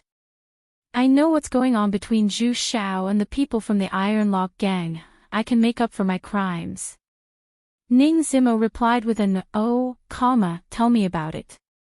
Zhang Xiu's face lit up, and she hurriedly said, the reason why Yu Hanlong of the Iron Lock gang dared to be so arrogant, other than the Iron Palm gang behind him, he also has a South Asian arms dealer, a guy known as the Jungle Arms Dealer. The Iron Lock gang had also ordered a batch of firearms, and it was definitely not at the level of these submachine guns. He had ordered a batch of heavy weapons, and the equipment of ordinary special police forces might not even be as powerful as his weapons. I don't know what they want that batch of weapons for, but it's definitely not for self-defense. That guy Yu Hanlong must have great ambitions. Ning Zimo narrowed her eyes. He still wants to buy heavy weapons? Does he have that much money? Because China's gun control was strict, if one wanted to buy an ordinary rifle, they would have to spend a lot of money. After a few twists and turns, they couldn't compare to the European countries. Therefore, weapons like rocket launchers and heavy machine guns were not something that could be settled with just a few 100,000 or a few 100,000. It was normal for them to be in the millions. After all, they still had to buy matching ammunition. Chapter 73. 0073 It's precisely because he doesn't have enough money that he wants to borrow Zhu Xiao's hand to cause our purple bamboo forest to fall apart so that he can reap some benefits from it. Once he collects enough money and buys that batch of weapons, I'm afraid he'll do something big in Huahai. Zhang Xiu said. Nonsense. He dares to use heavy weapons to fight. Does he think that the country won't care about him? Zhao Zhong and the others didn't believe him at all. Zhang Xiu said seriously, of course he dares. Once our purple bamboo forest collapses and the White Shark gang is swept away by his powerful firepower, Hua Hai will only be left with the Iron Lock family. Would the country send troops to destroy the Iron Lock as well? Definitely not, the impact would be too great. The final choice was to let the Iron Lock gang unify the underground gangs in Hua Hai. Maintain social stability. The scene quieted down. Ning Xuemo frowned slightly. She obviously didn't expect that behind this rebellion, there would be such a huge conspiracy from the Iron Lock gang. President, I've told you everything I know. Please give me a chance to atone for my sins. Zhang Xiu pleaded. Ning Xuemo smiled. Zhang Xiu, why do you know so much? Zhang Xiu was stunned, speechless. Because you are the one who has the deepest communication with Yu Hanlong. You first betrayed me, and now you betrayed Yu Hanlong. You really are a model of a fence-sitter. Ning Xuemo looked at him with contempt. Zhang Xiu's face flushed red. No. No.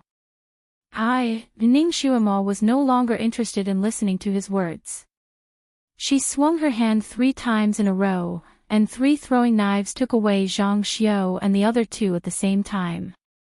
Seeing the 3 hall masters fall into the pool of blood, the gang members of the 3 halls shouted even harder, "President, spare us." However, Ning Xuemo was no longer interested in what happened next. With a faint smile on her face, the woman walked in front of Yi Fan and said, "Stop eating dumplings. I know there's a good shop nearby. I'll treat you to a good meal. I've finished eating." Yi Fan threw the empty box away and said, "Then just treat it as giving elder sister face. Thank you for coming to help me today. You have to give me face, right?" Ning Xuemo blinked. Yi Fan looked at the group of people who were still crying for their parents and begging for the president's forgiveness, and asked with a smile, "Is it over? What about those people? Leave it to little Zhao and the others. How can I care about every traitor?" Ning Zimo said. Yi Fan thought about it and agreed. He chuckled and jumped down from the machine. "All right, I'll have to make Sister Ning spend money again." Haven't you made me spend a lot of money before?" Ning Zimo rolled her eyes at the man flirtatiously.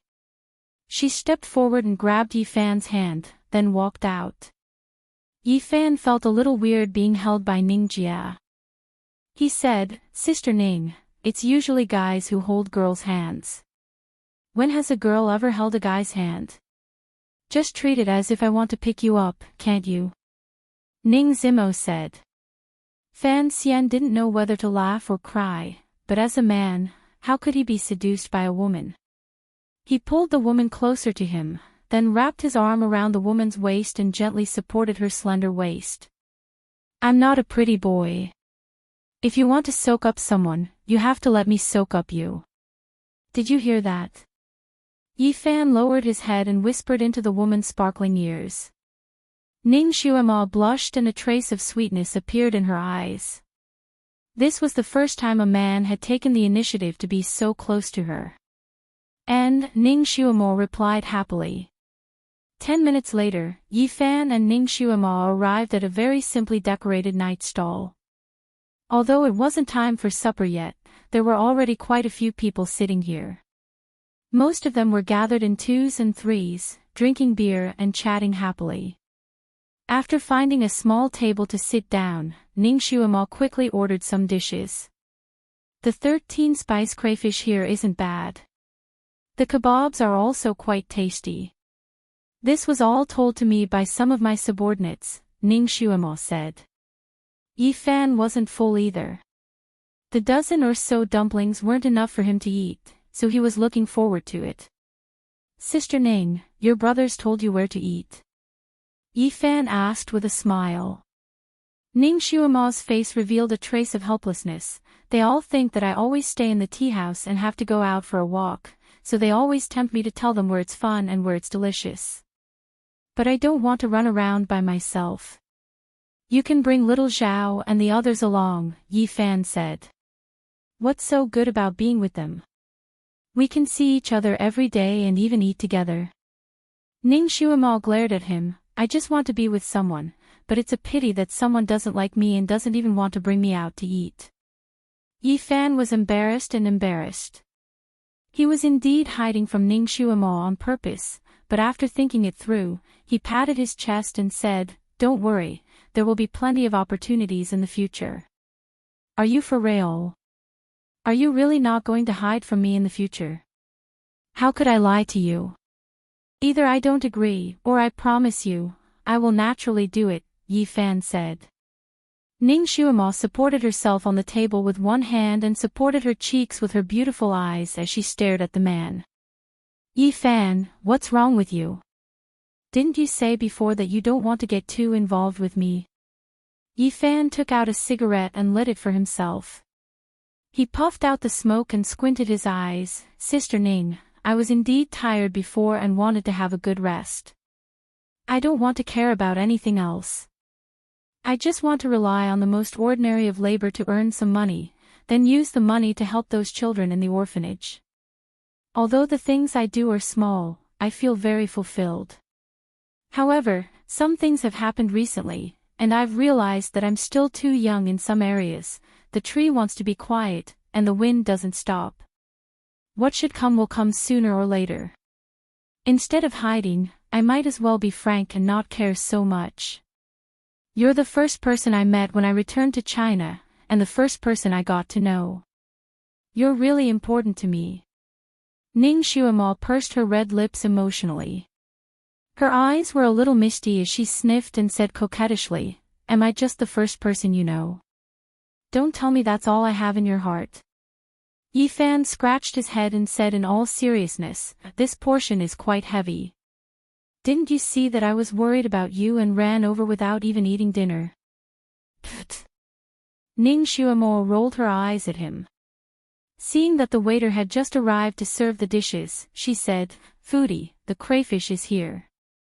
Eat first." Yi Fan couldn't wait to put on his disposable gloves and started to work. Ning Xuemo looked at the man eating and didn't even put down her chopsticks. She said with a smile, You're really muddle-headed. Just look at your skills in the workshop just now.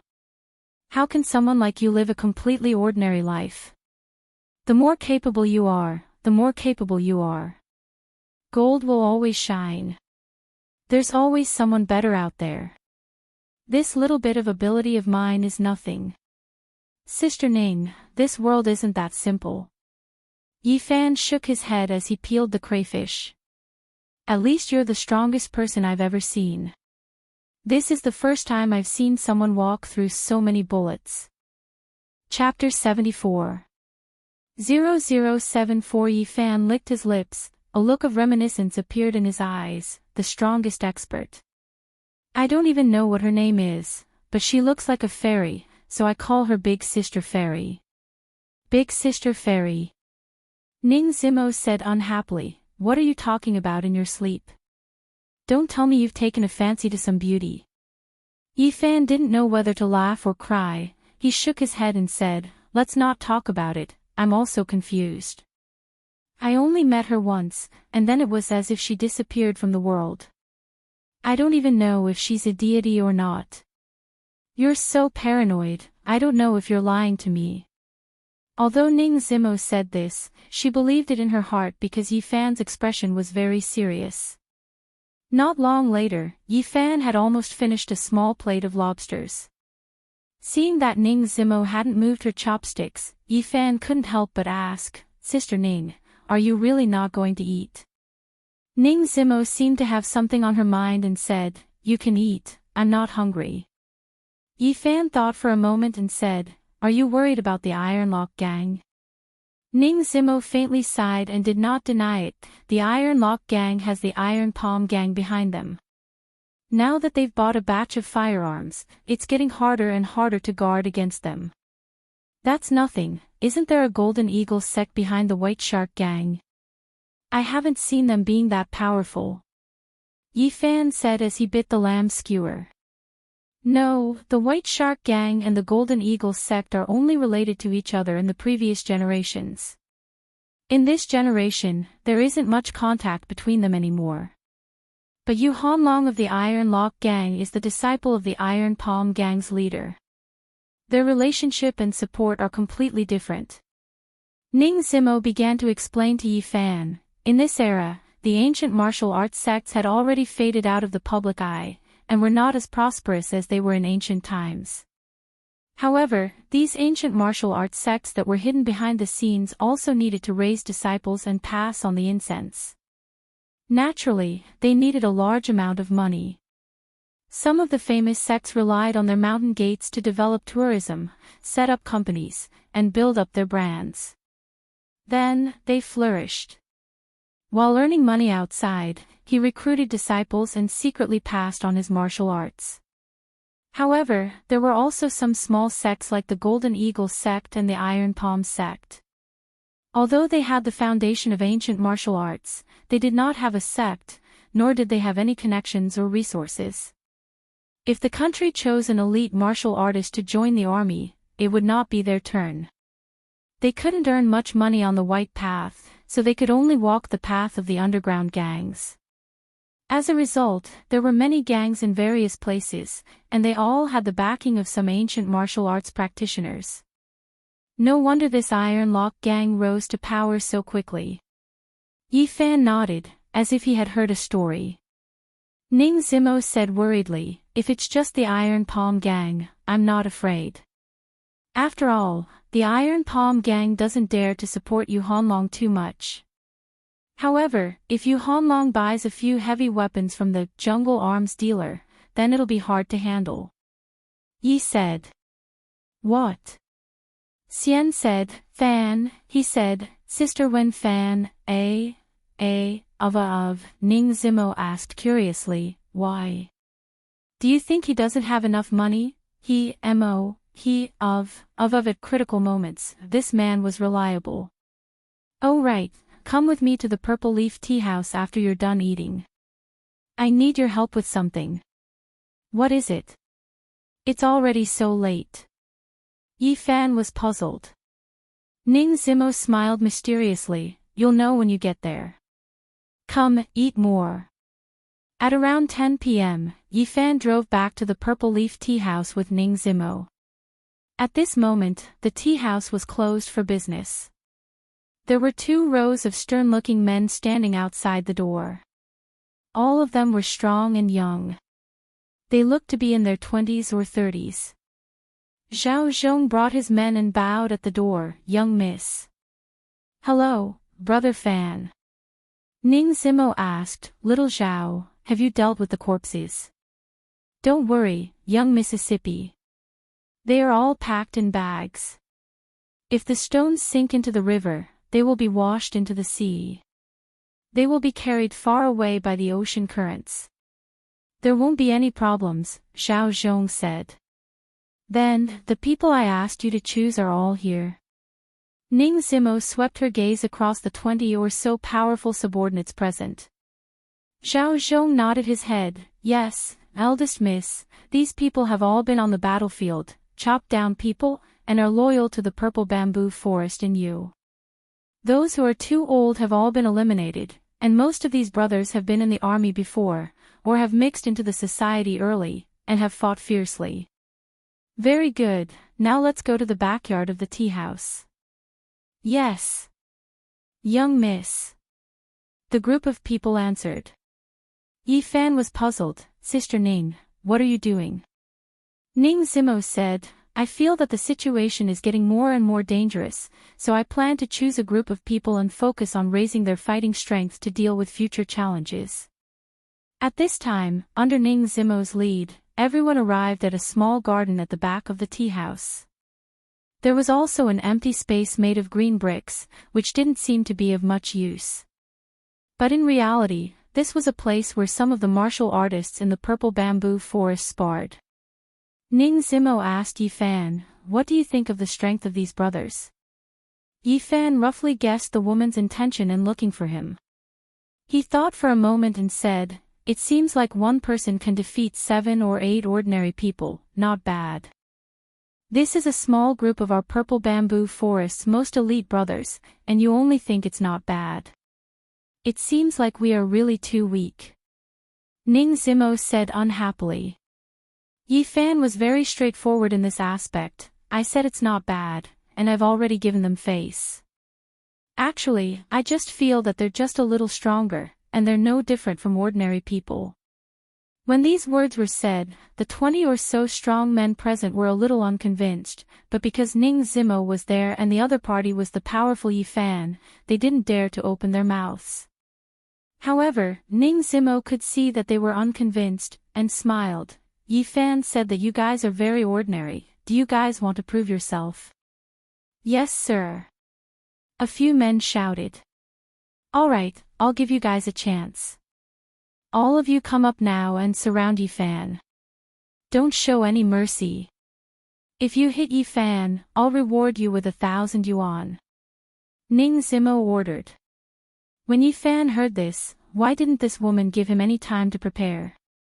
Was she going to use him to train the soldiers? When the group of men heard this, 1,000 yuan was basically a red packet. To them, this was a lot of money. All of a sudden, they all looked at Yi Fan like a tiger watching its prey. Brother Fan, how disrespectful. Brother Fan. This is what the young miss said. Chapter 75. 0075 Yi Fan sighed. He had just finished eating, and now he had to fight back and forth. He didn't have the leisure to do so. However, since they had already sent their fists and kicks over, he could only watch and deal with them. The first to arrive in front of him was a flying kick. Yi Fan retreated, grabbed the foot with his left hand, and casually swung it, throwing the 150-kilogram man onto the other two people. Ouch! The three of them fell to the ground, and were in a complete mess. Soon after, Yi Fan grabbed another fist that was coming at him, and took advantage of the momentum to move forward, throwing the man 4 to 5 meters away. Yi Fan's body seemed to be walking back and forth on the spot. His speed wasn't fast either, but he was able to perfectly avoid the attack and then borrow the force to fight back, throwing this group of people far away. This was also because Yi Fan didn't have the desire to attack, nor did he want to hurt anyone. Otherwise, he wouldn't have thrown them all away. In just a few moments, everyone around Yi Fan was already sitting on the ground or crawling up from the ground. The group of men were dumbstruck. They looked at Yi Fan in awe with disbelief in their eyes. Zhao Zhong also shook his head with emotion. Yi Fan's strength was truly many realms higher than theirs. Ning Zimo was not surprised. After all, Yi Fan could even dodge bullets, so it was impossible for this group of people to hit him. Today, I specially invited Yi Fan over to give you some guidance. You must cherish this opportunity, after all. You have also seen how strong Yi Fan is. Ning Zimo said seriously. Brother Fan, please give me some pointers. The group of men shouted in heartfelt admiration. Yi Fan felt a headache coming on, and whispered to Ning Zimo, Sister Ning, this is not easy. Ning Zimo was stunned. Why? You can't even help with such a small matter. Teach them. Your cultivation experience will also allow my elite troops to grow up quickly. Yi Fan said, It's not that I don't want to help, but their level is still at a very low stage. If I use my cultivation method, they definitely won't be able to take it. Then think of a training method that they can accept. For example, if you are a university student, you can give them primary school textbooks. That shouldn't be a problem, right? Ning Zimo said. Yi Fan frowned, walked back and forth a few steps, and thought, how about? I do an action, you guys follow this action. If you can do it 10 times a day, then you will complete the training. Ning Zimo blinked her eyes and said, do one action 10 times. Isn't the amount of training too little? The others were also puzzled. Why did it sound like it was child? Yi Fan chuckled, and didn't waste any more words. He said, you guys watch me do it once, then try it yourself. With that, Yi Fan walked to the center. Under the light of the searchlight, he became serious. First, he lifted one foot, leaving the other on the ground. At the same time, he pulled the foot back and leaned his body forward. At the same time, he bent his foot at a very subtle angle. The key was that Yifan's arms, at the same time, were also bending at a strange angle, and his wrists and arms were still flipping. In short, Yifan seemed to have only made one movement, but his entire body was moving. When he finished, fan, he again, fan, he, I,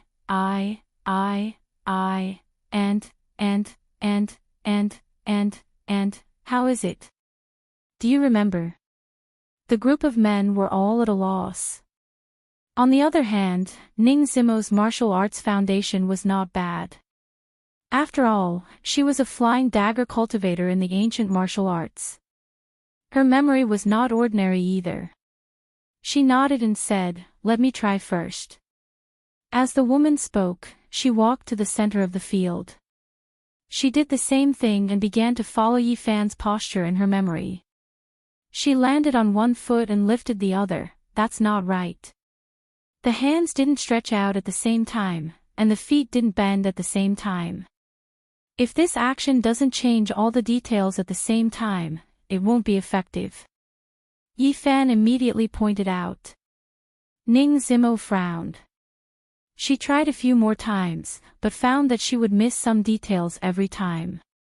Yifan, on the other hand, patiently pointed out every missing part. Back and forth, Ning Zimo made more than 20 mistakes. Finally, on the 29th time, she made a relatively complete movement. At this time, the woman was already sweating profusely, her face was flush red, and she was panting. "That's right, that's it."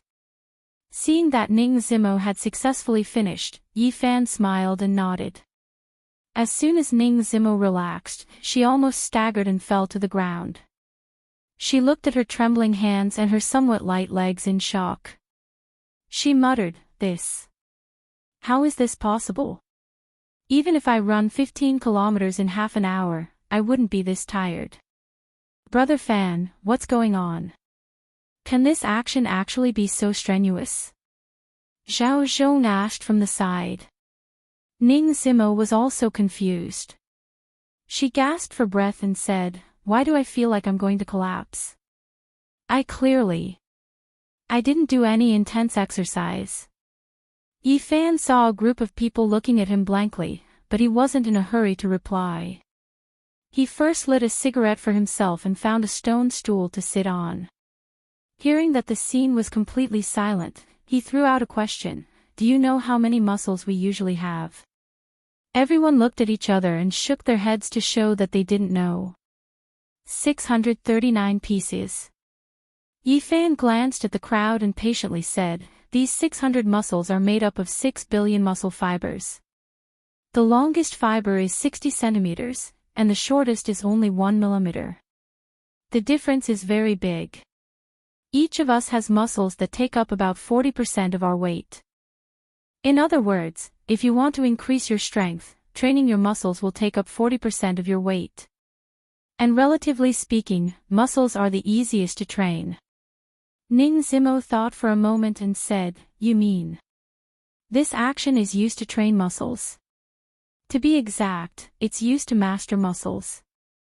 Yifan said, "Just like our brains, we only use less than 1/10 of it. Muscles are actually not something that we can completely control and use. Usually, we can only use 40 to 60% of our muscle strength. Even when it comes to endurance, our muscles can only withstand 90% of our limit. To put it bluntly, we don't really control our own bodies.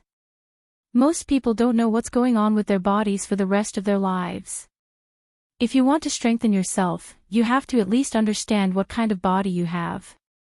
So, you have to start by mastering your muscles."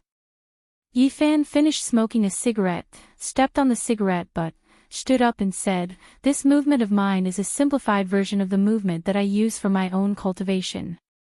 I can't completely master all the muscles in my body, I can only train some large muscles. But if you can do it 10 times a day, then 100 times a day, 1,000 times a day, then your bodies will have a qualitative leap. Chapter 76. 0076. Although Yifan said this, he didn't think that these people would be able to do it over 1,000 times. Even if they could do it 100 times, it would already be a miracle. Ning Zimo and the others couldn't believe it. Such a difficult movement was even a simplified version of Yifan's. If Su Qingxue was present at this time, she would most likely recognize this action. Wasn't this the messy dance of gods and demons that Yifan was training in the morning? However, when Yifan did it himself, his movements were very fast, and the degree of complexity was several times higher than this. This set of nameless movements created by Yifan, the depth and precision of its training far exceeded everyone's imagination. After a moment of shock, Yifan carefully taught Ning Zimo this action. It was impossible for him to come over every day to supervise this group of people. In the end, he still needed Ning Zimo to learn it before teaching it to this group of men. The 20 or so young and strong men also began to imitate, but after a few moves, everyone began to pant heavily.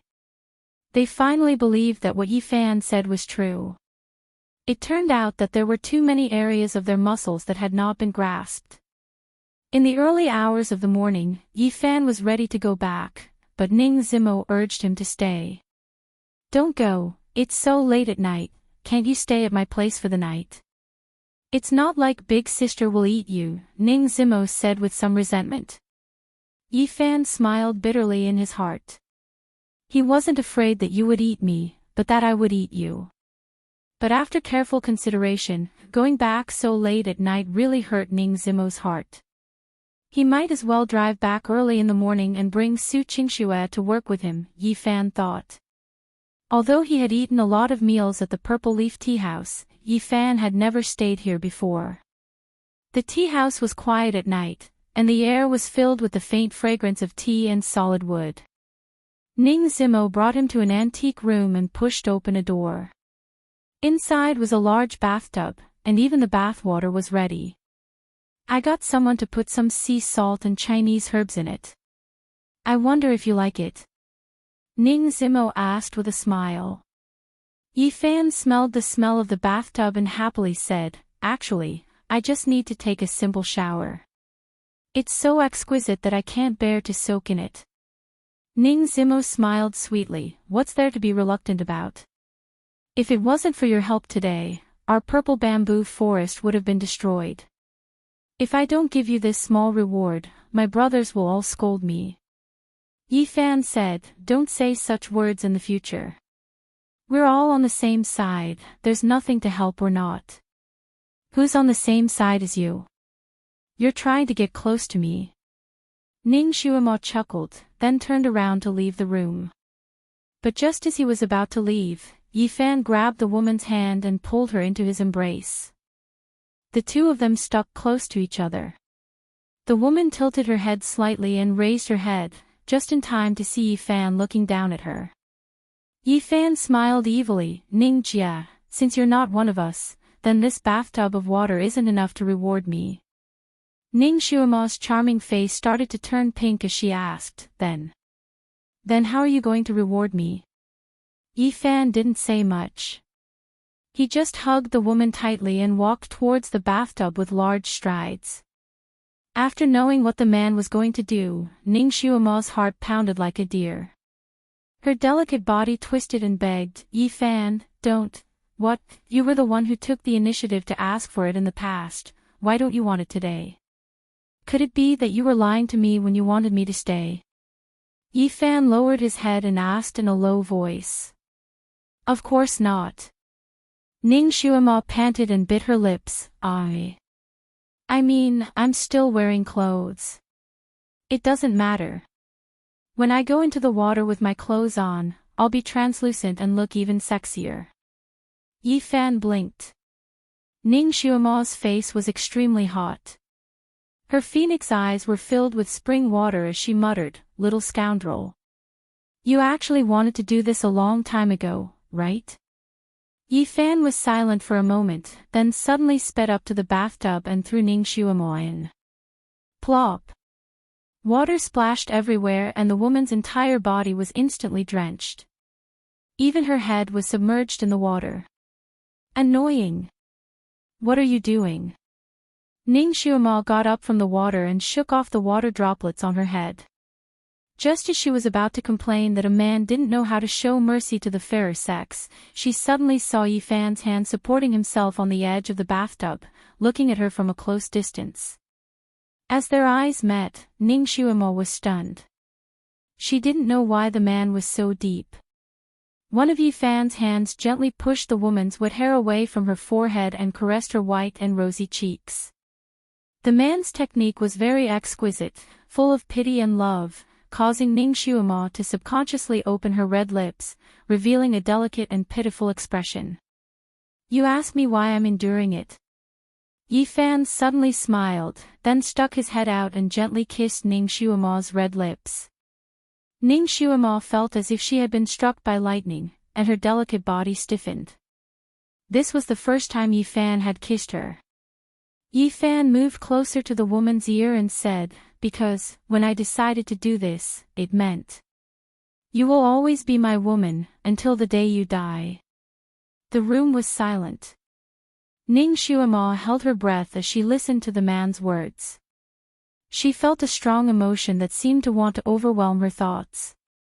She could feel the man's love, but she also felt a small trace of fear. It was as if she had fallen into the palm of a demon, and if she dared to betray the demon, she would be mercilessly torn apart. However, of course, she couldn't betray him, because all of this was what she had been dreaming of for the past 2 years. Ever since she was young, she had ignored so many men who pursued her. Until she met Yi Fan, she had been dreaming of this man for more than 2 years. How could she betray him? I'm willing. Ning Xuemo's wet hands wrapped around Yi Fan's neck. Her eyes sparkled as she said, from the first time I saw you, I knew I wouldn't regret it. Yi Fan looked at the woman with a complicated gaze for a while, then suddenly let out a relaxed smile. The pressure in the room immediately dissipated. Yi Fan seemed to have returned to normal in an instant, and began to take off his clothes. This made Ning Xuemo think that she was hallucinating. Compared to the man from before, he was like a completely different person. Ning, son, move aside and give me a spot so that I can hug you and soak in the water together. Ning. Ninger. That's right, didn't you say that your grandfather and mother call you Ninger? Could it be that I remembered wrongly? Yi Fan asked. Ning Xuemo's face lit up. The man didn't call her sister, but called her by her nickname. Of course she knew what this meant. Men were finally going to put aside their sibling relationship and become a more intimate relationship. Yes, you remember correctly, I like it when you call me that. Chapter 77. 0077. Very quickly, Yi Fan shamelessly sat down, and then helped the woman take off all her clothes. The two of them snuggled up to each other, soaking in the fragrant bathtub. The steam was hazy, and the sweet atmosphere made Ning Xuemo blush. She was very intoxicated. He originally thought that Yi Fan would make a move on her, but who would have thought that the man would only hug her and not do anything? After an unknown period of time, Yi Fan's hand gently grabbed the woman's right hand and carefully examined it. My hand is beautiful, right? Ning Xuemo asked proudly. Yi Fan nodded, slender jade cutting spring onions, growing in fragrant green sleeves. It is indeed a pair of good hands. No wonder you can practice a hidden weapon with high requirements for your opponent. I didn't expect you to know how to recite poems. Ning Xuemo looked back and said. Yi Fan pondered for a moment and said, the person you took as your master is called Hundredly Flying Dagger, right? Yes, when I was in the clan, I was a guest of the Ning clan. He was known as the 100 Steps Piercing Willow, and he could be considered a famous expert in the underworld. He said that my hands were suitable for flying daggers, and women happened to be suitable for this ancient martial art, so I learned from him. Unfortunately, not long after he taught me, he passed away. Ning Xuemo said. Yi Fan shook his head and chuckled, expert?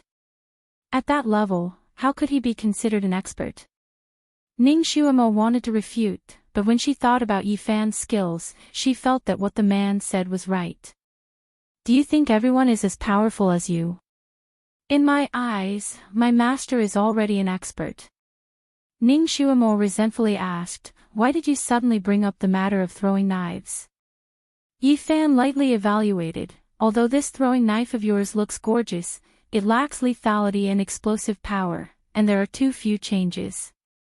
This has something to do with your ancient martial arts foundation.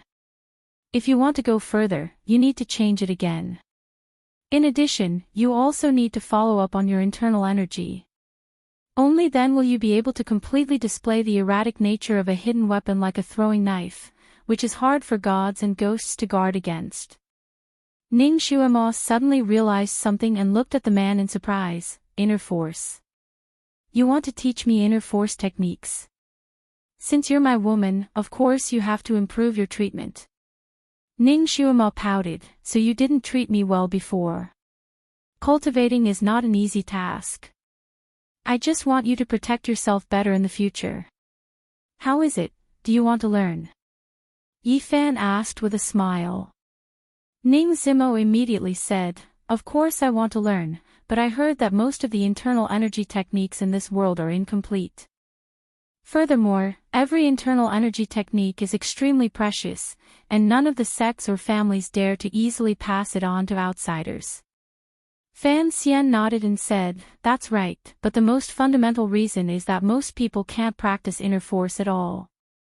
They can't even find a sense of qi in their entire lives. Finding a sense of qi was like solving an arithmetic problem. If you couldn't find the key point, some people would never find the answer. Cultivating inner force was the same. First, you had to comprehend the true meaning of inner force. Then, through the guidance of inner force, you had to find the sense of qi. Without a sense of qi, no matter how powerful a cultivation technique was, even if it was the Shaolin muscle bone strengthening scripture, in the hands of an untalented person, it would only be a piece of waste paper. Many inner force skills were lost only because those descendants were arrogant and couldn't comprehend it themselves. They couldn't find the sense of qi, so they thought it was fake and abandoned it. So that's how it is. No wonder there were so many experts in the ancient times, but there are so few ancient martial artists now. Ning Zimo suddenly realized that no one had ever told her this before. After all, cultivating inner force was a dream for most martial artists, not to mention some of the principles behind inner force. Society is getting more and more impetuous, especially with the appearance of firearms. Guns and cannons can solve battles, and not many people are willing to spend a lot of energy to study ancient martial arts. It's a pity that many people don't want to believe it. In the eyes of a truly powerful ancient martial artist, guns and cannons are nothing. The power of ancient martial arts is far beyond people's imagination. Yi Fan sighed with emotion. Ning Zimo recalled how Yi Fan was able to come and go freely in the rain of bullets and said with approval, indeed, I have always felt that ancient martial arts shouldn't be that simple. Back then, when I practiced throwing knives, my entire body was covered in injuries, and my hands were in so much pain that I wanted to cut them off. Moreover, when I first started, I couldn't see any hope at all. But I still persevered. If it wasn't for the fact that I didn't have this throwing knife skill, I would have been killed several times over. Yi Fan continued, it's precisely because I know that you have a lot of perseverance that I plan to teach you inner force. As for whether or not you can master it, it's up to you. Wouldn't it be too late for me to practice inner force at my age? Ning Zimo asked worriedly. Yi Fan smiled. Many people have a misconception that practicing martial arts has something to do with age, but in reality, as long as one's spirit is full, practicing inner force doesn't matter how old one is. Moreover, practicing for 10 years might not be as good as practicing for a year. The key is still to understand the cultivation technique. To put it bluntly, ancient martial arts look at talent, followed by diligence. If you can't understand it, then no matter how much you practice, it's useless. Ning Zimo heaved a sigh of relief. but then asked curiously, Yifan, then what kind of inner force are you going to teach me? I only know one inner force skill, which is what I practiced in the past. It's called One Sky Water. My master said that this skill was comprehended by the ancestor from the river diagram. All living things have a number, and only when they are born can they be born. All living things have a number, and only when they can be formed can they be formed. The original meaning of One Sky Water is that one is the origin of all life, and this inner force skill is to trace back to the origin and cycle, achieving the goal of prolonging the life of the cultivator. At the same time, it is also a neutral and peaceful inner force skill that can be used with most ancient martial arts. Of course, it can also make your throwing knives more powerful. River diagram. Isn't that the legendary Fushi who saw the dragon horse in the Yellow River and the patterns that appeared on its back? That's a fairy tale. Ning Zimo exclaimed. Yifan smiled and nodded. I don't know if it's true or not, but that's what my master told me back then. Ning Zimo giggled. Why does it sound like you're practicing Taiji Fist, and you're even recuperating? However, you said that you practiced this in the past. Don't you practice it now? Yifan spread out his hands. Look at me, do I look like I know inner force? How could I tell? Ning Zimo blinked her eyes. Yifan said, I stopped practicing a long time ago, and I also crippled my inner force a long time ago. Why? You crippled your own inner force. Ning Zimo asked curiously, could it be that this martial art isn't powerful? Of course not, it's just that I'm currently practicing the martial arts that I've figured out myself. It's the kind of movement that I demonstrated to you guys just now. With inner force, it's not convenient for me to try it out. Yifan said with a smile. Chapter 78. 0078 Yifan shrugged his shoulders. I don't know either, isn't I just trying to figure it out? I want to walk a path that belongs to me, that's why I came all the way back from overseas to live the life I want to live. Life is also a part of cultivation. Find a path that belongs to you. For this, you crippled your own internal energy and returned to work as a part-time worker. Ning Zimo felt that it was inconceivable. Yifan nodded seriously. Although there was more than one reason to return home, that was what he really thought. In fact, learning to be an ordinary person had also benefited him a lot, whether it was in terms of cultivation or life. An expert is an expert, life is really casual. Ning Zimo hesitated and said, then if you pass your inner force to me, will your mastermind? Yifan's eyes revealed a hint of pain. After a moment of silence, he said, he won't mind, and to put it bluntly, I'll teach you internal energy, and you'll have to practice it yourself. It's not like anyone can become an expert. Ning Zimo could tell that the man seemed to have recalled some bad memories, so she quickly changed the topic and said, Yifan, this set of movements that you created must also be very powerful, right? If you teach it to our brothers from the purple bamboo forest like this, aren't you worried that they will leak it out? Yifan laughed. I'm even less worried about that. First of all, what I demonstrated just now was only a simplified version, far from what I practiced myself. Secondly, in this world, I'm afraid that only an idiot like me would cripple my own internal energy and take this kind of external energy seriously. Who would be so bored as to suffer like this?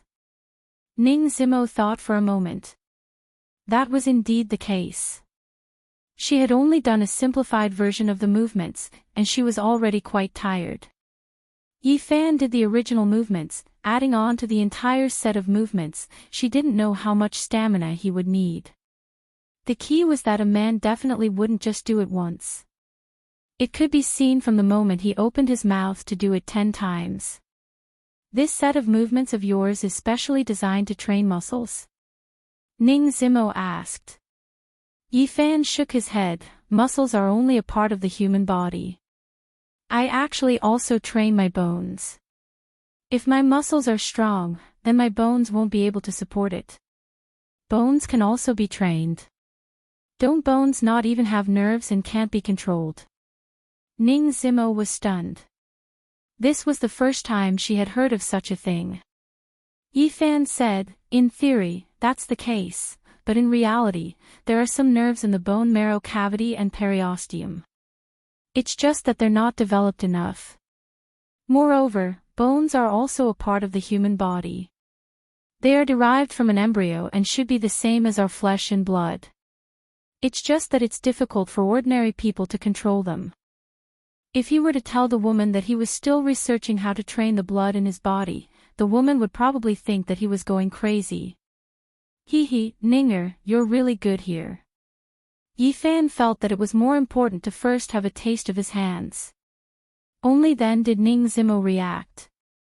Where the man's hands were placed, her ears turned red, but she did not resist all of this. After the two of them finished showering, they changed into their pajamas and went to Ning Zimo's bedroom together. Since they had already met in the bathtub, Ning Zimo had already made all the preparations to welcome everything that was about to happen. She walked to the bedside, pulled open the drawer of the bedside table, and took out a small box from it. After fidgeting for a while, she turned around and handed the box to Yifan. What is this? Yifan didn't look at it carefully. Only when he took it over did he see what it was. Ning Zimo's face was already extremely hot. She stammered, I know. You don't want children yet, so you've been preparing for it. Li Fan Xian didn't know whether to laugh or cry. Ninger, the production date of this box of yours is still last year. You've been preparing it for so long. Who told you to keep hiding from me?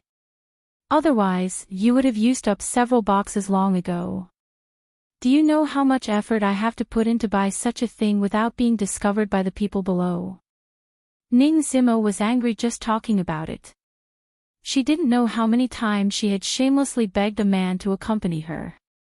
For a virgin like her to chase after a man like this, she even prepared a small umbrella. Thinking about it carefully, she was about to cry. However, Yifan threw the box back into the drawer, stepped forward and gently hugged the woman's slender waist, saying, we don't need it. Hearing that, Ning Zimo was stunned for a moment. Then, her breathing quickened and she said uneasily, But I'm not ready yet. There are still a lot of things to do in the gang, and there are a lot of dangers in the purple bamboo forest. If I were to get pregnant, would it be bad for our child? I want to give the child a more stable living environment, not a turbulent childhood. Yifan listened to the woman say a lot of words, looking so cautious and careful, and couldn't help but laugh. Aya, what are you laughing at? It's not that I don't want to have children, it's just that it's too early now. I really don't care about status or marriage.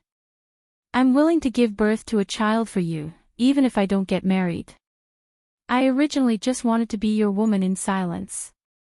A woman like me is destined to be unable to be like an ordinary woman, Ning Zimo said regretfully and sorrowfully. Li Fan Xian was moved when he heard this, but he really felt that it was fun.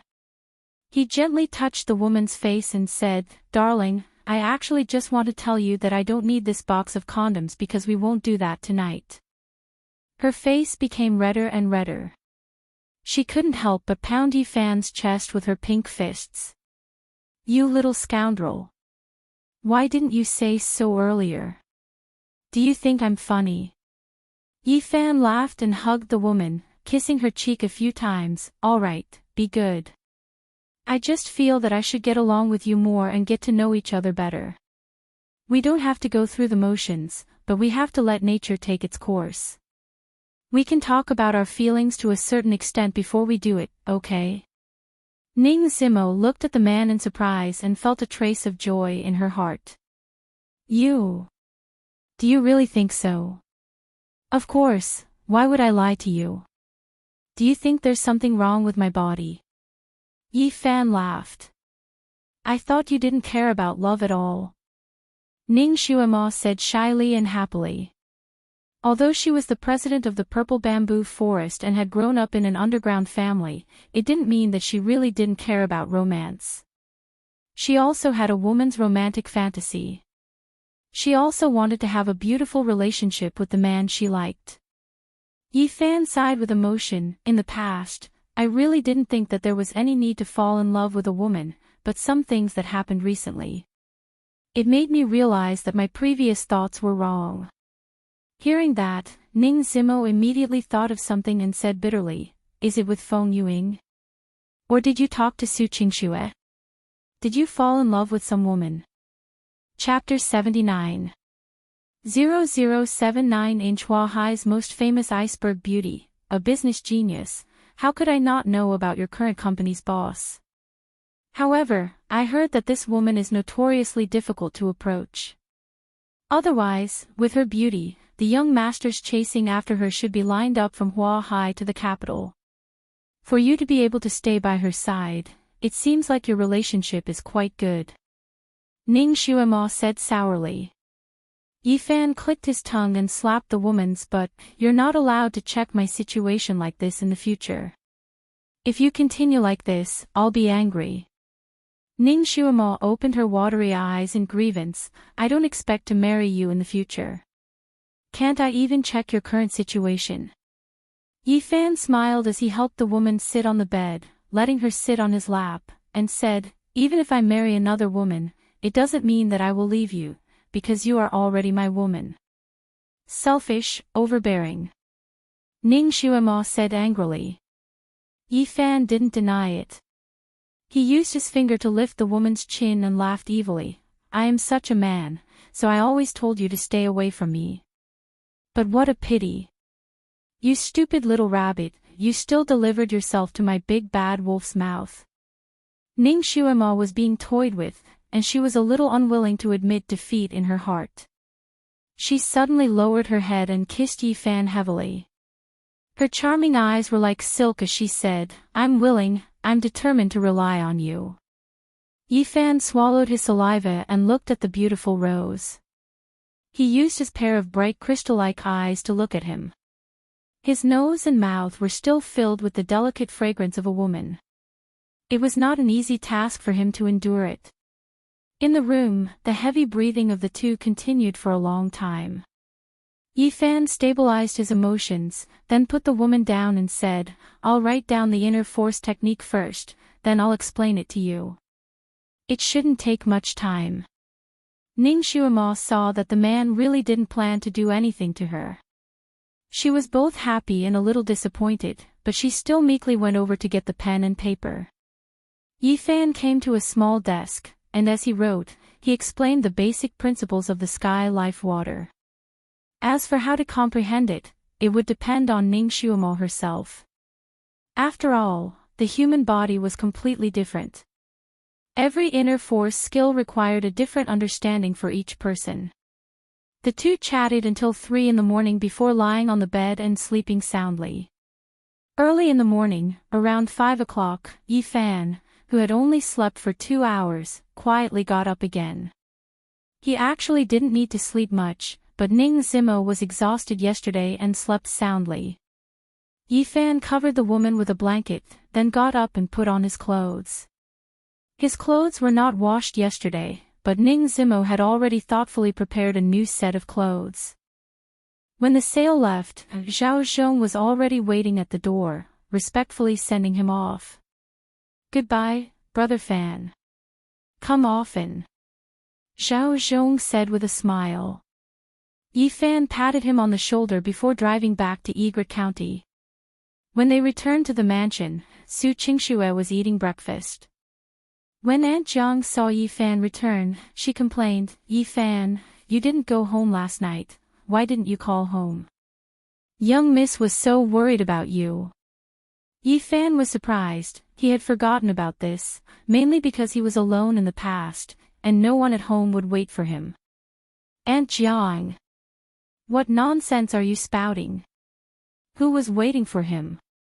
I'm supposed to work until 12. Su Qingxue's pretty face flushed red. She was really wronged by Aunt Jiang because she usually went to bed very late. Of course, whether or not there was a man in his heart was another matter. Yifan also knew that Aunt Jiang had said this on purpose, but he still climbed up the pole and very seriously said, Qingxue, I'll definitely call you next time. I was negligent this time. Su Qingxue was about to scold him for being shameless, but she suddenly realized that the clothes and pants the man was wearing were different from when he went out yesterday. There was even a smell of perfume on them. The clothes that Yi Fan wore during his work days were all personally chosen by Su Qingxue, so of course she recognized them clearly. The man had definitely changed, and it was clearly a woman's perfume. After knowing what this meant, Su Qingxue's face became especially cold. She didn't pay any attention to the man and only cared about eating breakfast. Yi Fan's hot face was stuck to a cold butt, but he had no choice. Coincidentally, he hadn't eaten breakfast yet, so he started eating together. When everything was ready, the two of them got on the car and headed to the company. Not long after getting on the car, Su Qingxue asked indifferently, "Your clothes and pants were prepared for you by your girlfriend, right?" "Ugh. Yes." Actually, Yi Fan wanted to say that this was another girlfriend, but after thinking about it, he decided to forget about it. After all, his impression of Su Qingxue was probably messy enough. Even if he didn't hope to turn this ice beauty into his woman, he at least wanted to get together and part ways. "What about the clothes I gave you?" Yi Fan thought for a moment, then said, "It should still be there, I didn't bring it back." When Su Qingxue heard this reply, her expression became even colder. "You went out yesterday to look for your girlfriend." "Yes, she's in some trouble." Yi Fan giggled. "What kind of trouble does it take all night?" Su Qingxue asked again. Yi Fan hesitated for a moment, not knowing if he should tell the truth or not. After all, it sounded a little complicated and special. "Anyway, it's quite troublesome, and then I have something to tell you, vague and full of lies. No matter what you do with a woman outside, I'm not interested in knowing." Su Qingxue said disdainfully. Yi Fan couldn't help but mutter, "You're not interested, yet you still ask. What did you say?" Su Qingxue's eyes widened. "Nothing, really nothing." Yi Fan hurriedly shook his head. Su Qingxue said angrily, "Yi Fan, listen up. Although I allow you to live in my place, eat my food, and use my food, my tolerance is limited.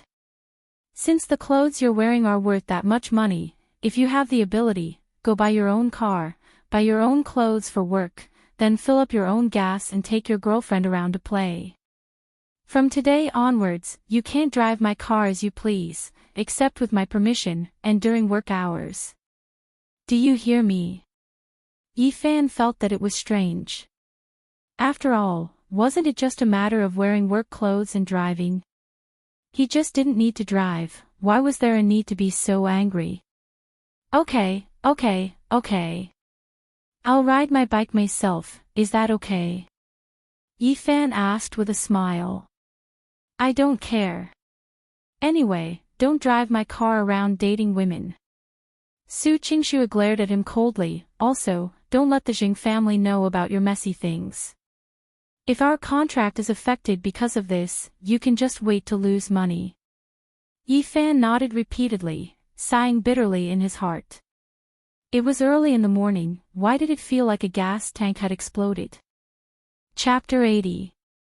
0080 Huahai City, in a high-end gym in a private clubhouse.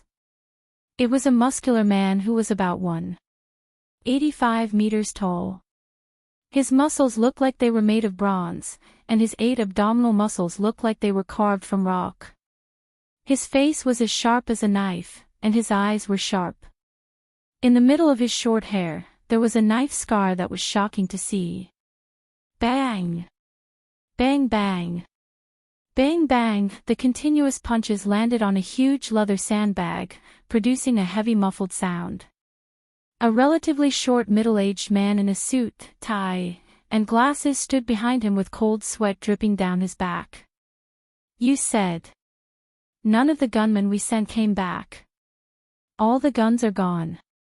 Hearing the man who was punching, the middle-aged man carefully replied, Yes, gang leader, the spy we planted in the purple bamboo forest reported that there was a man named Yifan who suddenly appeared in the workshop last night.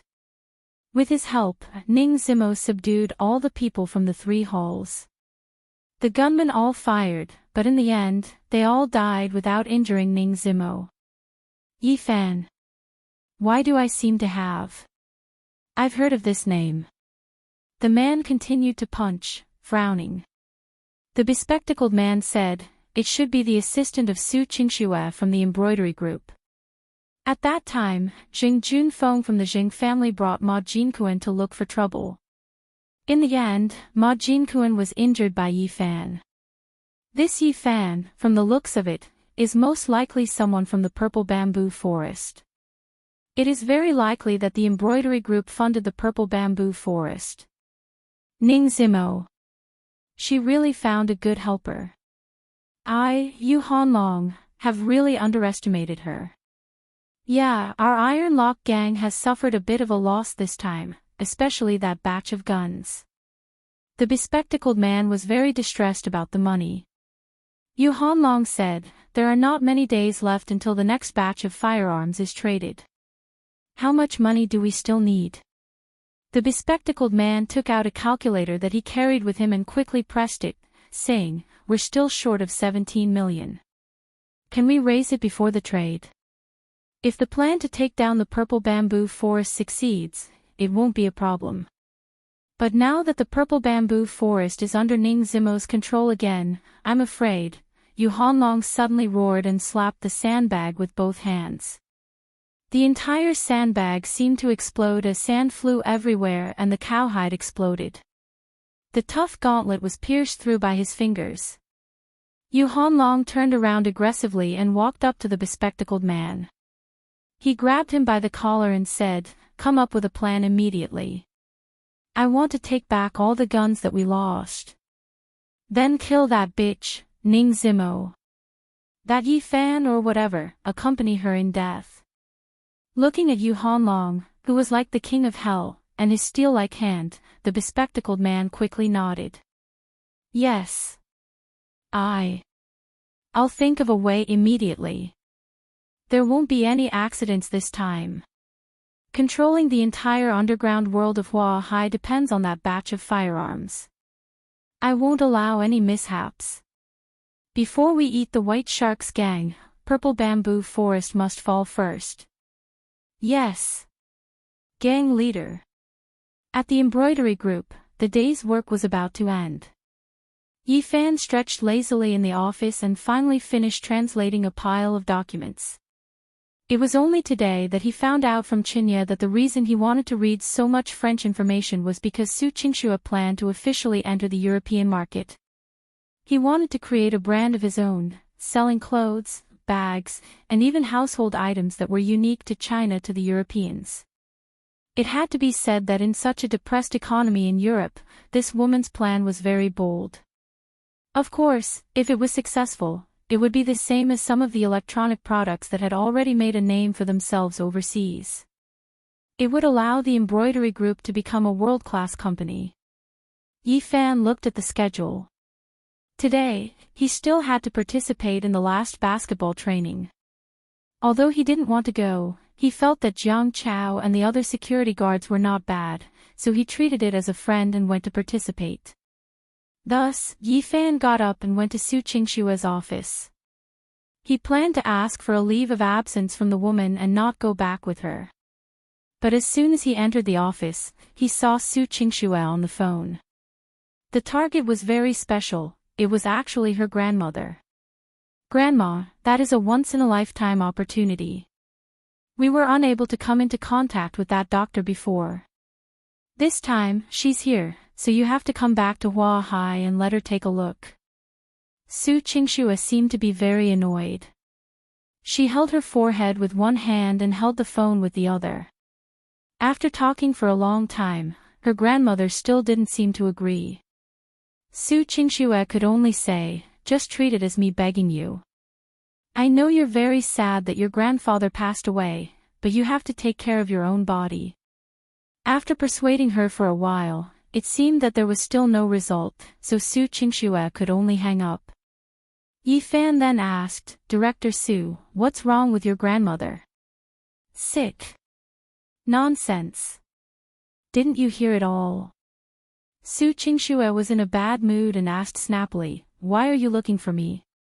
Yi Fan thought to himself, seeing that your grandmother's health isn't good, I can endure being used as a punching bag. I'll be leaving first because I have to participate in the company's basketball team training. I'll tell you about it. Yi Fan said. You joined the basketball team. Su Qingxue was stunned for a moment, then asked suspiciously, do you know how to play basketball? Yi Fan said, learn now, I want to win glory for the company. Su Qingxue, on the other hand, saw through the man and sarcastically said, you're doing it for the prize money, right? Do you like money that much? Yi Fan smiled awkwardly. This girl really didn't give him any face when she spoke. At this moment, Chen walked into the office and respectfully said, Director Su, Dr. Florica Runita's private plane has arrived in Huahai. From the looks of it, it will stay for 2 to 3 days. When Su Qingxue heard this, she revealed a rare expression of excitement and hurriedly stood up and said, make an appointment immediately. The sooner the better. Yi Fan narrowed his eyes. This crazy woman came quite quickly. He didn't expect her to be quite famous in China. Even Su Qingxue and the others knew about her. But thinking about it, who wouldn't want to live a few more years?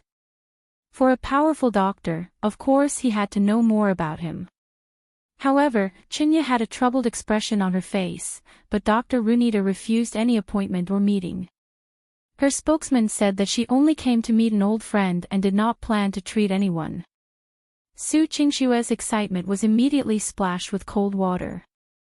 She frowned, how could this be? Isn't she a doctor? Director Su, don't be discouraged. Dr. Ronica was famous for her strange temper. She was a leading figure in many fields of the medical world, and even her students were all big shots in the medical world. She would definitely not casually treat anyone. Chapter 81. 0081 inch, but my grandmother's illness seems to have worsened. None of the doctors in the country can do anything about it. The doctors invited by the Magnesium country said that Dr. Ronida might be their last hope. I couldn't contact her before, but now that she finally came to Huahai, this is an opportunity given by the heavens, how can I let it go? Su Qingxue said. Chinya was also very concerned and said, Director Su, let's think of another way. Didn't she say she wanted to see an old friend? Maybe we can go and check which famous person she wants to see in Huahai. Right, go and investigate immediately. Su Qingxue nodded. Chinya immediately went to busy herself, while Yi Fan stayed in the office and asked with concern, Qingxue, what illness does your grandmother have? This has nothing to do with you, you can go out. Su Qingxue didn't have the mood to care about men at all. I don't have any other intentions, I just want to ask, maybe I can help. Yi Fan said with a smile. Su Qingxue took a deep breath, raised her head and said, pancreatic cancer. Yi Fan was stunned. This was indeed a serious illness. If it was in the late stages, it would be a death sentence. Alright, I'll tell you now. Can you cure it? Su Qingxue asked. Yi Fan shook his head and said embarrassedly, I don't know how to treat this disease either. Hearing the man's answer, Su Qingxue's already sad mood became even worse. If you don't understand, then hurry up and get out. Ask what? Whether it's playing basketball or finding your girlfriend, I just beg you not to bother me. I don't want to see you. After being scolded by the woman, Yi Fan was stunned. He was just concerned for a bit, was there a need to shout at him like that? Yi Fan was not a doormat. As a man, it was fine to endure it, but it was impossible for him to endure this woman's temper forever. Although he didn't know why the woman's attitude towards him was suddenly so bad, he felt that he had tolerated enough. Alright, then I'll go. Don't regret it when I leave. Yi Fan said, suppressing his anger. After Su Qingxue finished shouting, she realized that she had gone too far, but for some reason, she just couldn't talk to Yi Fan properly. As long as he saw a man, he would think of him staying out all night, talking about love with another woman, and even throwing the clothes he had given him outside. Logically speaking, these things had nothing to do with her. She was just an employer, and the man was just an employee. They weren't really boyfriend and girlfriend. However, with Yi Fan responding to her so coldly, she couldn't bring herself to apologize. Don't worry, Su Qingxue, have never regretted my words. The woman stubbornly said. Fan Xian shook his head. Since the woman insisted on doing this, he didn't plan to say anything more. He turned around and left the office. Just as he walked out of the office, Yi Fan received a call. He picked it up and heard a woman's lazy voice. Hey, my prince, did you miss me? As soon as he heard the English pronunciation with the Central European style, Yi Fan knew who it was. Don't be coquettish, Florica.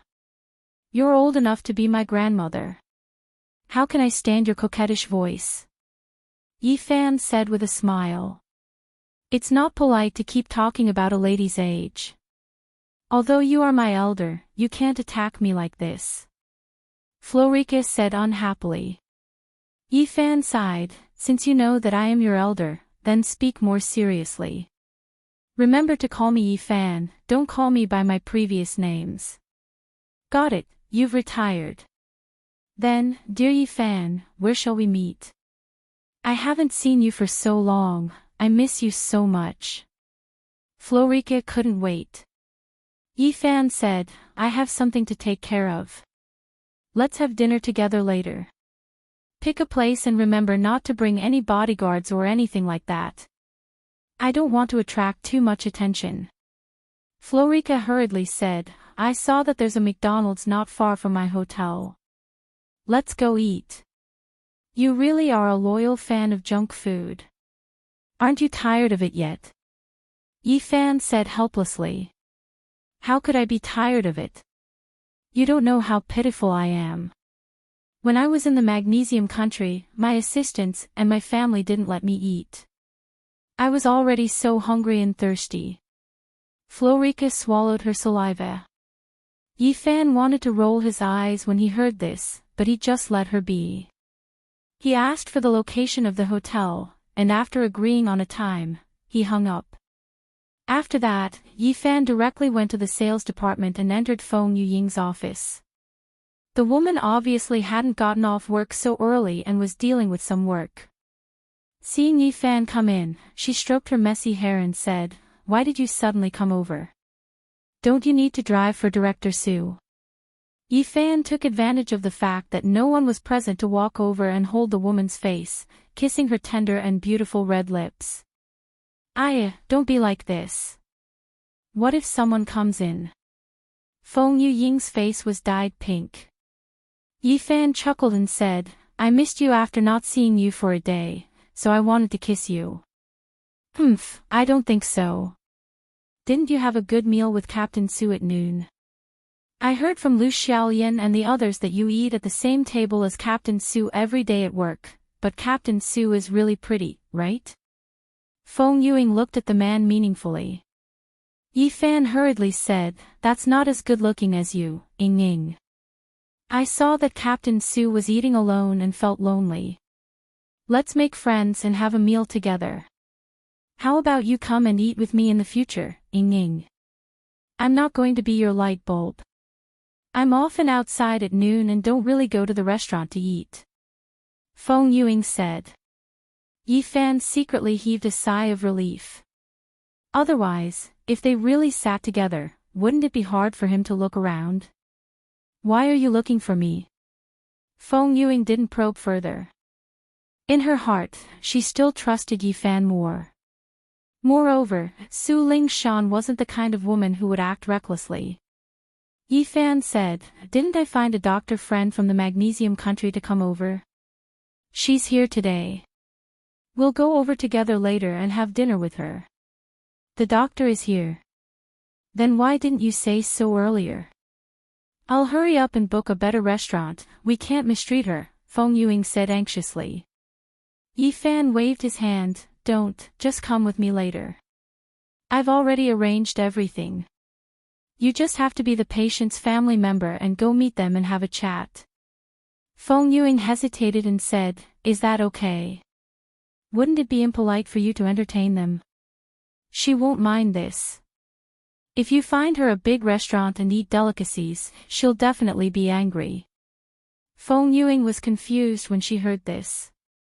She thought to herself that this doctor was quite strange. Could it be that he liked small restaurants? An hour and a half later, Yi Fan came out of the stadium after playing basketball. He got into Feng Yuying's car and went to the appointed place with Florica. Only then did Feng Yuing know that Yi Fan was still planning to participate in Hua High Industrial and Commercial's basketball match. She couldn't help but look forward to how the man would perform. When she arrived at McDonald's, Feng Yuing was completely stunned. This was completely different from what she had imagined. Chapter 82. 0082 inch. That's right. Yi Fan nodded and explained, she's a loyal fan of junk food. She likes to eat hamburgers and fries, and the cheaper and lower the grade, the more she likes it. In the past, when I was in the magnesium country, I saw her eat a $1 hamburger from Burger King several times. It was just 2 pieces of bread with a piece of meat and a few pieces of pickled cucumber. She could eat 7 or 8 of them. Feng Yuing asked curiously, I heard that the doctors in the magnesium country are very rich, why is your friend so poor? She's not poor, she just likes this taste. Because she lived in the slums when she was young, the best she could eat was hamburgers and fries. Although she grew up and became rich, her taste didn't change much. Yi Fan said. I understand, what she eats is not food, but feelings. Feng Yuing said with a smile. Yi Fan reached out and pinched the woman's face, you really know how to speak, as expected of the head of the sales department. Stop pinching. It's embarrassing to be seen on the street, Feng Yuing complained shyly. The two of them walked into the McDonald's and looked around. Yi Fan quickly saw a blonde woman wearing a beige windbreaker, ripped jeans, and a cap in a corner. There were already 3 hamburgers, a Coke, a glass of juice, and 2 big bags of fries in front of the woman. The key was that the woman was already biting into a hamburger, shaking her feet in an intoxicated manner. Florica. Yi Fan pulled Feng Yuing over and sat opposite the woman. Ugh. The white woman raised her head and saw Yi Fan. She smiled in surprise and spat out some breadcrumbs. Yi Fan, why did you come so late? I waited for you for half an hour, and I couldn't help but eat first. This burger with bluefin mushroom is really delicious.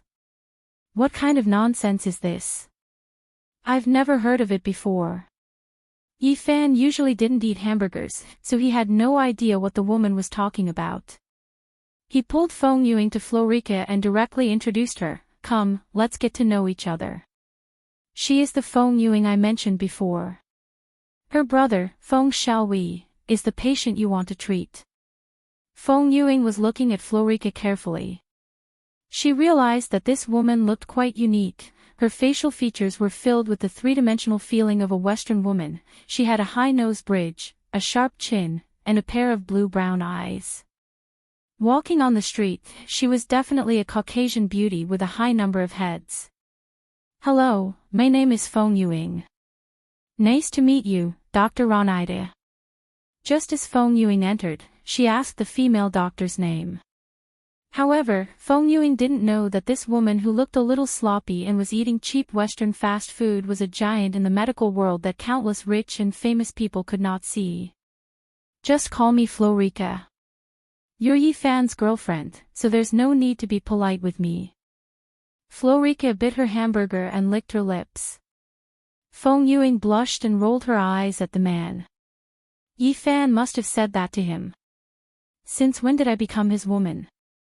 Do you think I want to? I didn't know that I was so famous in China.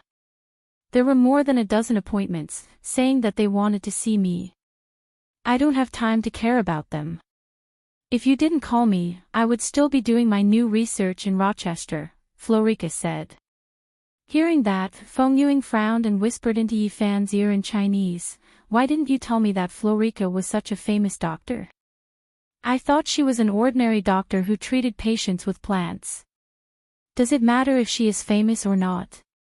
Anyway, just treat her as a close friend. We are all on the same side, there is no need to treat me as an outsider," Yifan said. Since the other party was a famous doctor, then her brother had more hope. "Dr. Florica, have you seen my brother's medical records and information? How is my brother?" Feng Yuing asked. Florica's mouth was bulging, and as she ate, she said vaguely, "Not very good, but it's not like there's no chance. I'll only know the specifics after the examination, using the latest scientific methods, so the information you guys gave me doesn't mean much." "Then are you going to bring my brother to the magnesium country immediately?" "That's right, I'm leaving the day after tomorrow. Feng Shaoyi's patient also needs to be sent to our hospital within a week," Florica said. Feng Yuing hesitated for a moment, then asked, "In terms of medical fees, what are the requirements?" Florica said, "For Yifan's sake, let's symbolically charge the lowest price, 1, without waiting for Florica to finish, Yifan said, $10,000. That's about it." Florica's face turned green, her mouth was open, and her hand that was holding the hamburger trembled. 10,000. So cheap. Feng Yuing said in surprise. Yifan, on the other hand, looked at Florica with a smile and began to speak in a Romanian that Feng Yuing couldn't understand. "You even dare to charge my brother-in-law's medical fees? Florica, do you want Mayo Medical Center to be blown to the sky?" Florica swallowed her saliva and replied in Roman dejectedly, $10 million is the lowest price. I have to charge $5 million to treat the Saudi prince's cold. You are someone who is as rich as a country. If you don't give me such a small amount of money, you are too much of a bully. Don't try that, you don't lack money at all. Furthermore, I don't have any money on me right now. I lost all my money abroad, so don't even think about asking me for money." Yifan had a smile on his face, but his words were filled with a strong deterrent. Florica sullenly muttered, "All right, who asked you to be the prince and my elder? Just treat it as me giving you and this Miss Feng a wedding in advance. That's more like it." Yifan laughed evilly. This crazy woman, she was still hoping to earn a sum of money from him. She was simply dreaming. Feng Yuing listened to the two of them talking at the side, but she didn't understand. "What are you guys talking about? Was it really $10,000? Is there a mistake?" Florica said, "It's 10,000, because our center has a very high subsidy. Miss Feng, you don't have to think too much about it." "Then what language did you use just now? Did you purposely lower the price for me? This way, I will feel very guilty," Feng Yuing said with a frown. "Oh, it's Romanian. I'm talking to her about some personal matters. It's about her teacher, so it has nothing to do with us. Besides, does a doctor have to look at money to see a doctor?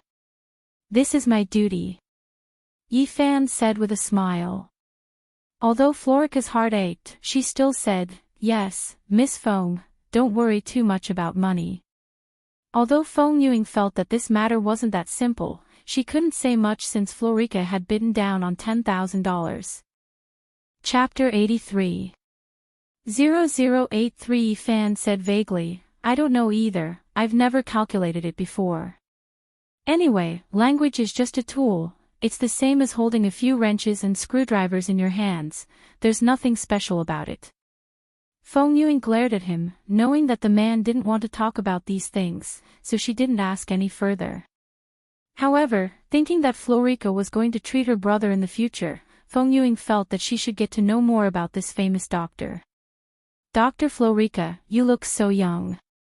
If I met you on the street, I definitely wouldn't have thought that you were already a famous doctor. You should be a young talent from the medical school, right? Feng Yuing said sincerely. Cough cough. Yi Fan, who was drinking coke, couldn't help but choke. When Florica heard this, she grinned happily. Is that so? Then guess how old I am this year. As if to make Feng Yuying's judgment easier, Florica even took off her cap and stroked her golden hair. Her skin was fair and tight, and her capillaries were also very thin. She didn't have the rough feeling of most Western women. Let me guess, 30. Feng Yuing felt that foreigners usually looked older. After Florica heard this, she giggled and proudly said to Yi Fan, your girlfriend said that I'm 30 years old. She's really a cute little girl. Feng Yuing felt a little puzzled. Yi Fan, what's wrong?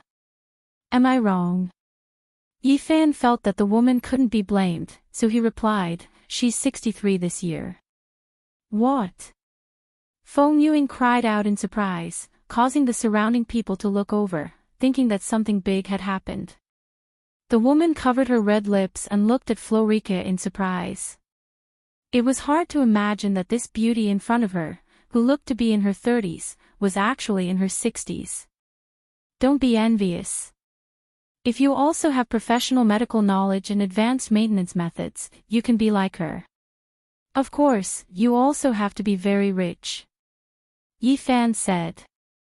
Florica said, my research is mainly about prolonging human life, so it's not difficult for me to make myself look younger. Even though Florica explained it this way, Feng Yuing still felt that it was inconceivable. As a woman, of course, she was very envious. Knowing that the doctor sitting in front of her was actually an old lady, Feng Yuing became more reserved, but she felt more at ease. After all, the other party was an old doctor. After eating McDonald's together, the two of them said goodbye to Florica and made an appointment to go to Feng Yuing's place to visit Feng Xiaowei tomorrow morning.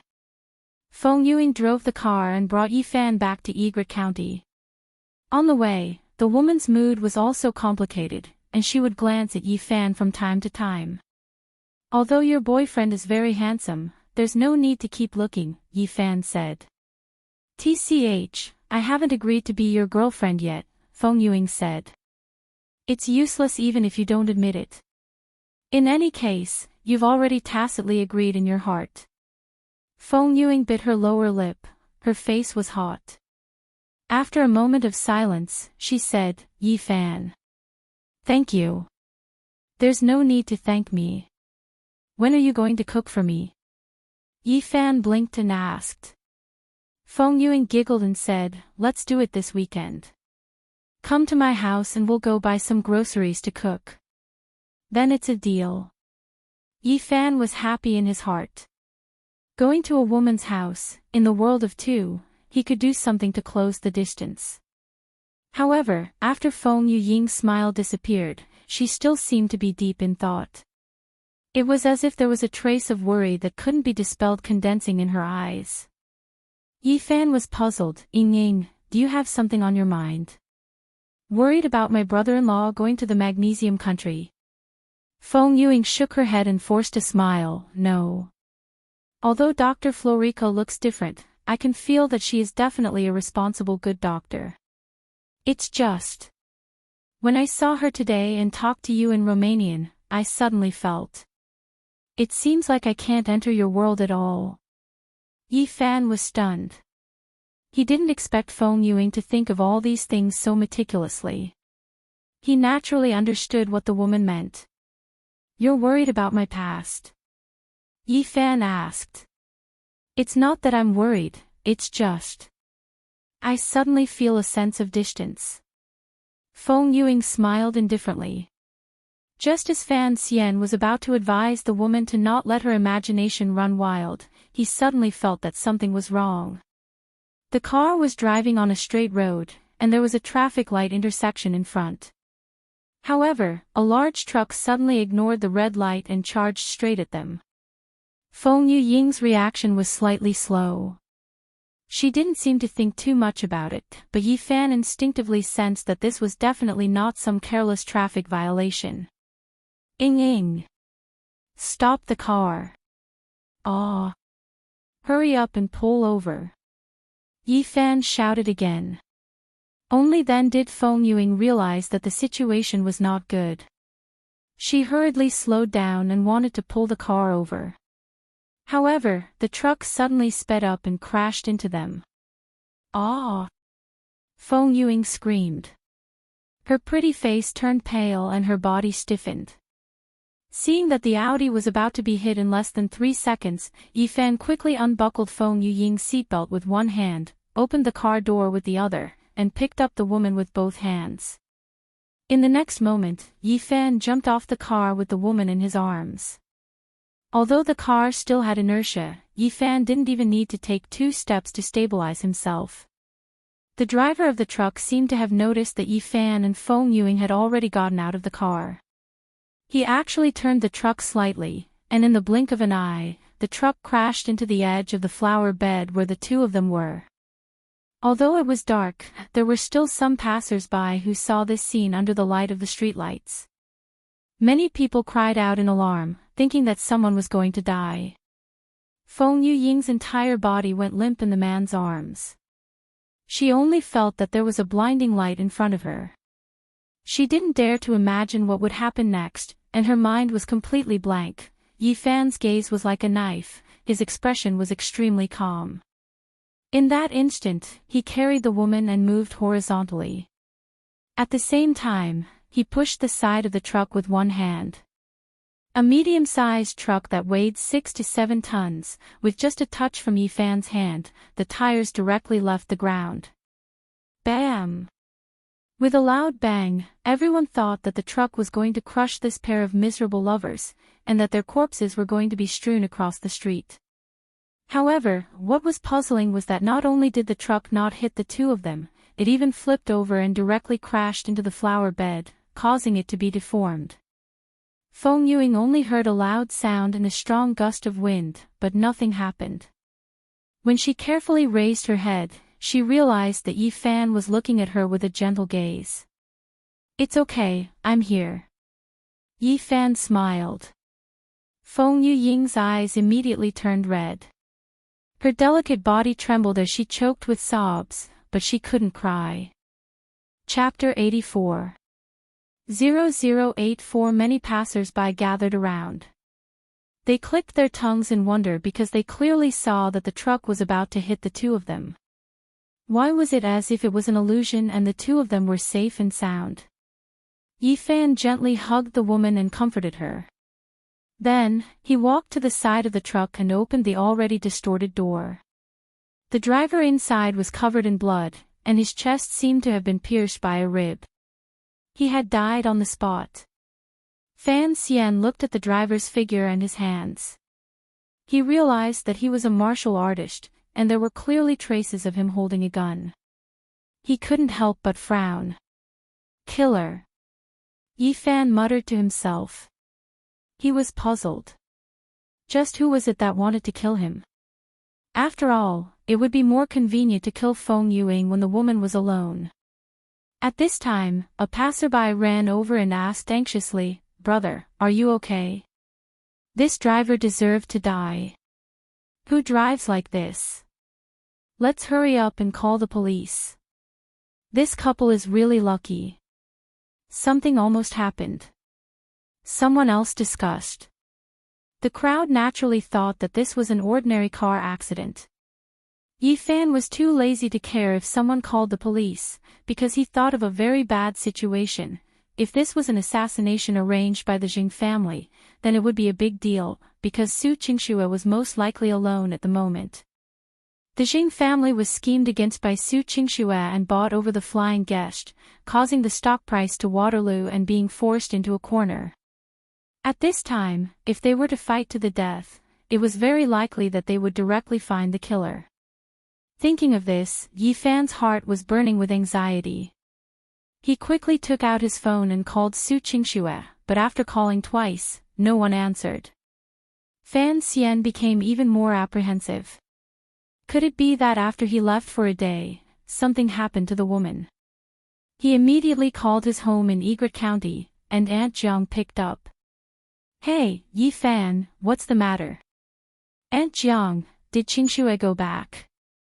Yi Fan hurriedly asked. "Miss, she called back today and said she had to work overtime, so she hasn't come back yet." Fan Xian had an ominous premonition in his heart.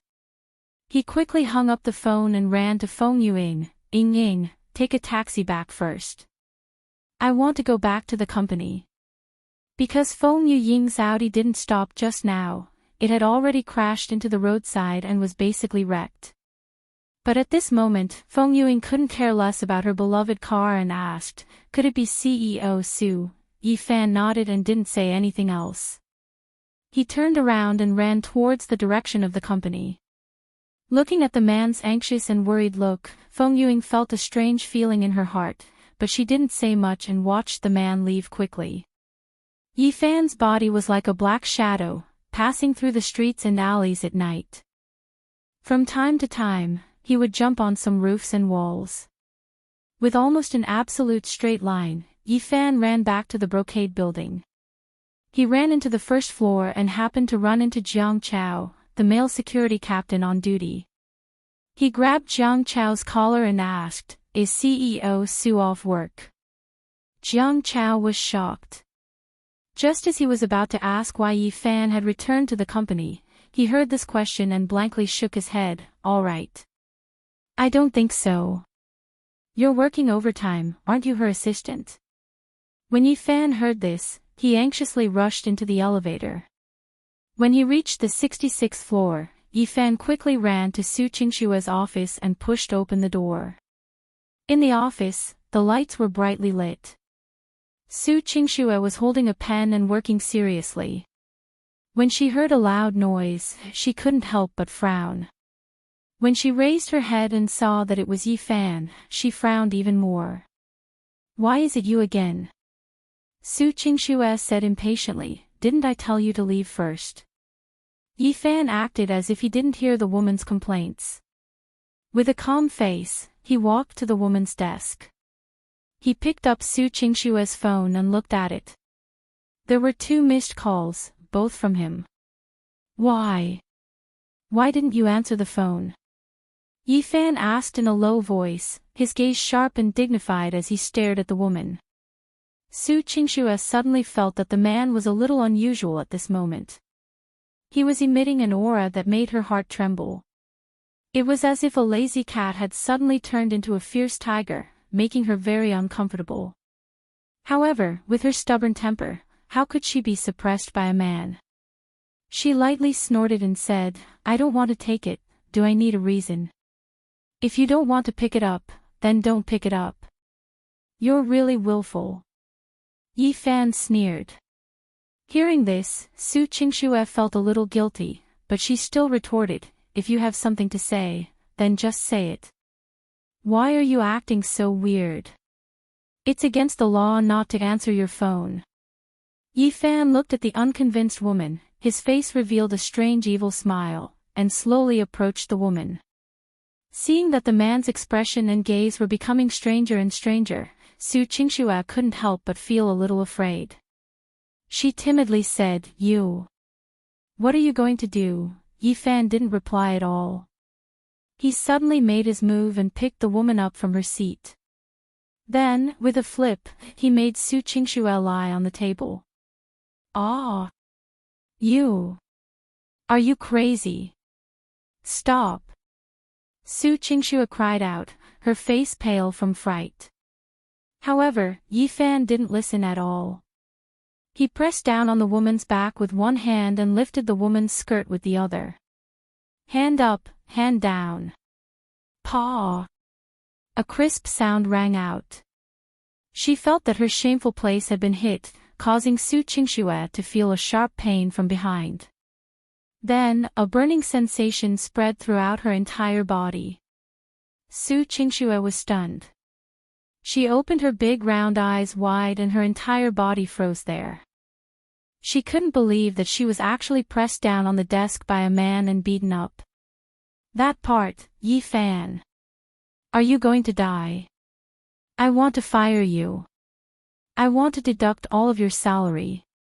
After she reacted, Su Qingxue started to twist crazily, wanting to break free. She was so angry that her brain was about to be filled with blood.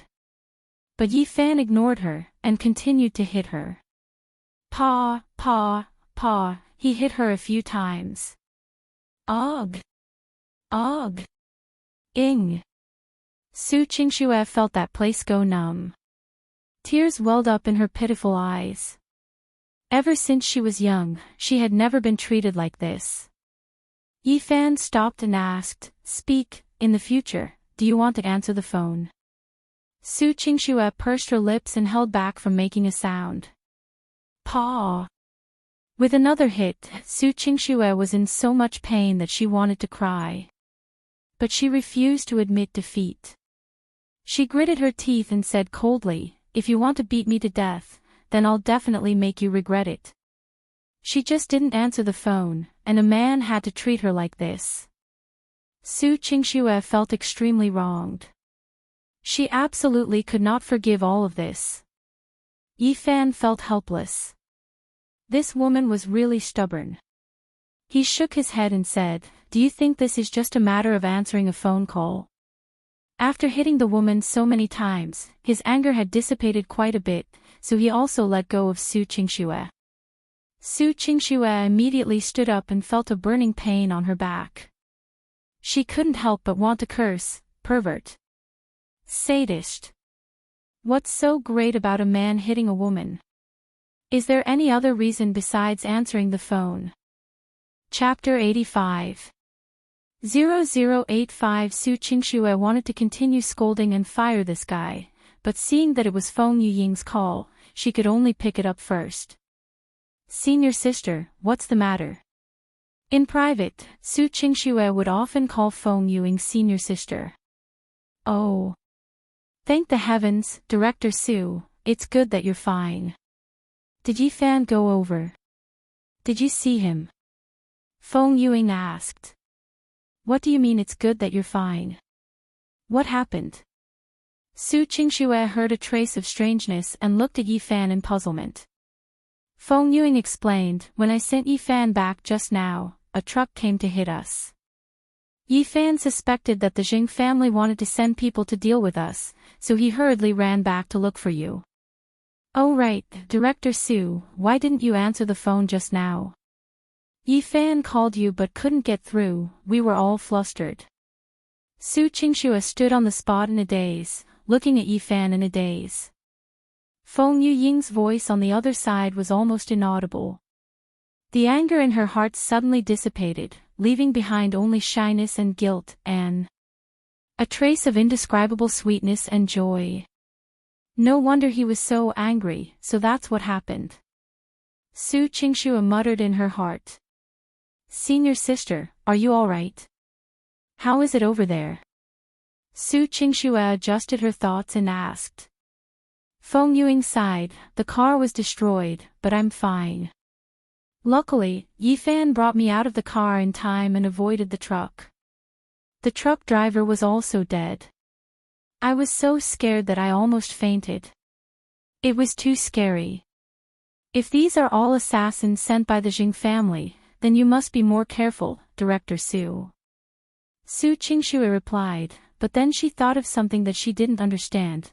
"Senior sister, why did you send Yi Fan back? Are you very familiar with him?" Su Qingxue asked. Feng Yuying immediately said vaguely and sluggishly, We are just friends. Let's have dinner together and send him back." "Oh. Is that so?" Su Qingxue didn't ask any further. She could already hear some things and a strange look appeared in her eyes. Yi Fan naturally heard the conversation between the two and couldn't help but sigh. When Feng Yuying faced Su Qingxue, she really couldn't keep any secrets. After hanging up the phone, when Su Qingxue looked at Yi Fan again, the atmosphere was obviously still a little awkward. Yi Fan, on the other hand, smiled and asked, "CEO Su, are you going to fire me? Su Qingxue coughed twice and stroked her hair. Her exquisite and impeccable face still had a faint blush on it. Look. Seeing that you're loyal to your master, I'll spare you this time. Even Su Qingxue herself felt that she didn't have much confidence in what she said. She didn't dare to look the man in the eye, and her face was especially hot. When a woman was shy, she was like a pear blossom in the rain, a lotus flower with dew, a fairy descending to the world. Fan Xian couldn't help but sigh. If this girl could speak properly every day and not lose her temper, and occasionally act coquettishly towards him, then she would really be the best candidate to marry. Not to mention anything else, just looking at her would allow one to live for more than 10 years. She looked exactly like a fairy sister, too pleasing to the eye. It was a pity that her stubborn temper, coupled with her princess syndrome from time to time, made it impossible for her not to smack her butt. Of course, now that Fan had calmed down and thought about it, when he was fighting just now, that feeling. TSK, there was nothing to say. If he could really hit her like this a few times more often, she would almost be able to control her temper. Hey! What are you smiling foolishly for? Are you thinking about dirty things again? Su Qingxue said angrily. Fan came back to his senses and laughed. No, I was thinking, was that assassin sent by the Jing family? No matter who sent him, you have to be careful. If there's one time, there might be 2 or 3 times, Su Qingxue said. Li Fan Xian patted his chest. Don't worry, as long as you keep me by your side, I guarantee that you'll be safe and sound. Su Qingxue rolled her eyes at him. Who would believe you? Don't be in trouble when the time comes. How could that be? As an all-rounder boyfriend, I can accompany you to eat, drink, and play. I can see my parents worship my ancestors, and I can go into the kitchen to warm my bed and protect my girlfriend. That's a piece of cake. Fan said. What the hell are you talking about? I still have to work, so go to the side and stay there. Don't bother me. Su Qingxue said snappily. Fan said, what time is it? Still working. Have you eaten dinner yet? No, I won't eat until I'm done. Su Qingxue said. Fan narrowed his eyes. You can do your work later, but people are made of iron and steel. If you continue like this, be careful of getting stomach problems. Aren't you annoying? I already said I won't eat. Su Qingxue complained. Fan raised his hand. If you don't eat, do you believe that I won't hit you again? You dare. Su Qingxue subconsciously covered the back of her skirt with her hands. That place was still hurting. Who told her to be so delicate? This guy didn't have any protective feelings for the fairer sex. At this moment, her back must be red hot. Do you think I dare? Fan approached the woman step by step, smiling evilly. Su Qingxue couldn't do anything about the man. To be honest, she was a little afraid, and her stomach was indeed hungry. All right then, seeing that you still have a conscience today, I'll go eat first. Su Qingxue said. Fan smiled helplessly. This woman insisted on putting on an act, but he didn't mind. In any case, he just had to obediently go eat. After packing up their things, the two of them went downstairs to the garage. Fan drove the car towards the nearby shopping mall. It was already so late, so it wasn't appropriate for Aunt Jiang to do it. Fan planned to find a place with a lot of restaurants to eat. After entering the shopping mall, Fan asked the woman, "What do you want to eat?" Su Qingxue looked around, but didn't answer. Instead, she asked, "What did you and Minister Feng eat?" Fan was stunned. Does this have anything to do with what you eat? Can't I just ask? Why are you curious about this? Are you jealous? Fan asked with a smile. Eat your head. Su Qingxue gritted her teeth and said, I just don't want to eat anything good. Yi Fan scratched his head, looked around, and saw a shop called Happy Dessert. He clapped his hands and said, "That's right, don't you like to eat donuts? It seems to be sold there." Donuts. When Su Qingxue heard these 3 words, her big eyes lit up like a light bulb. She turned around and saw that there was indeed a format of pastries in the dessert shop, including more than a dozen flavors of donuts. Just as she was about to agree, Su Qingxue felt that something was wrong. She thought about it carefully, the way she ate donuts.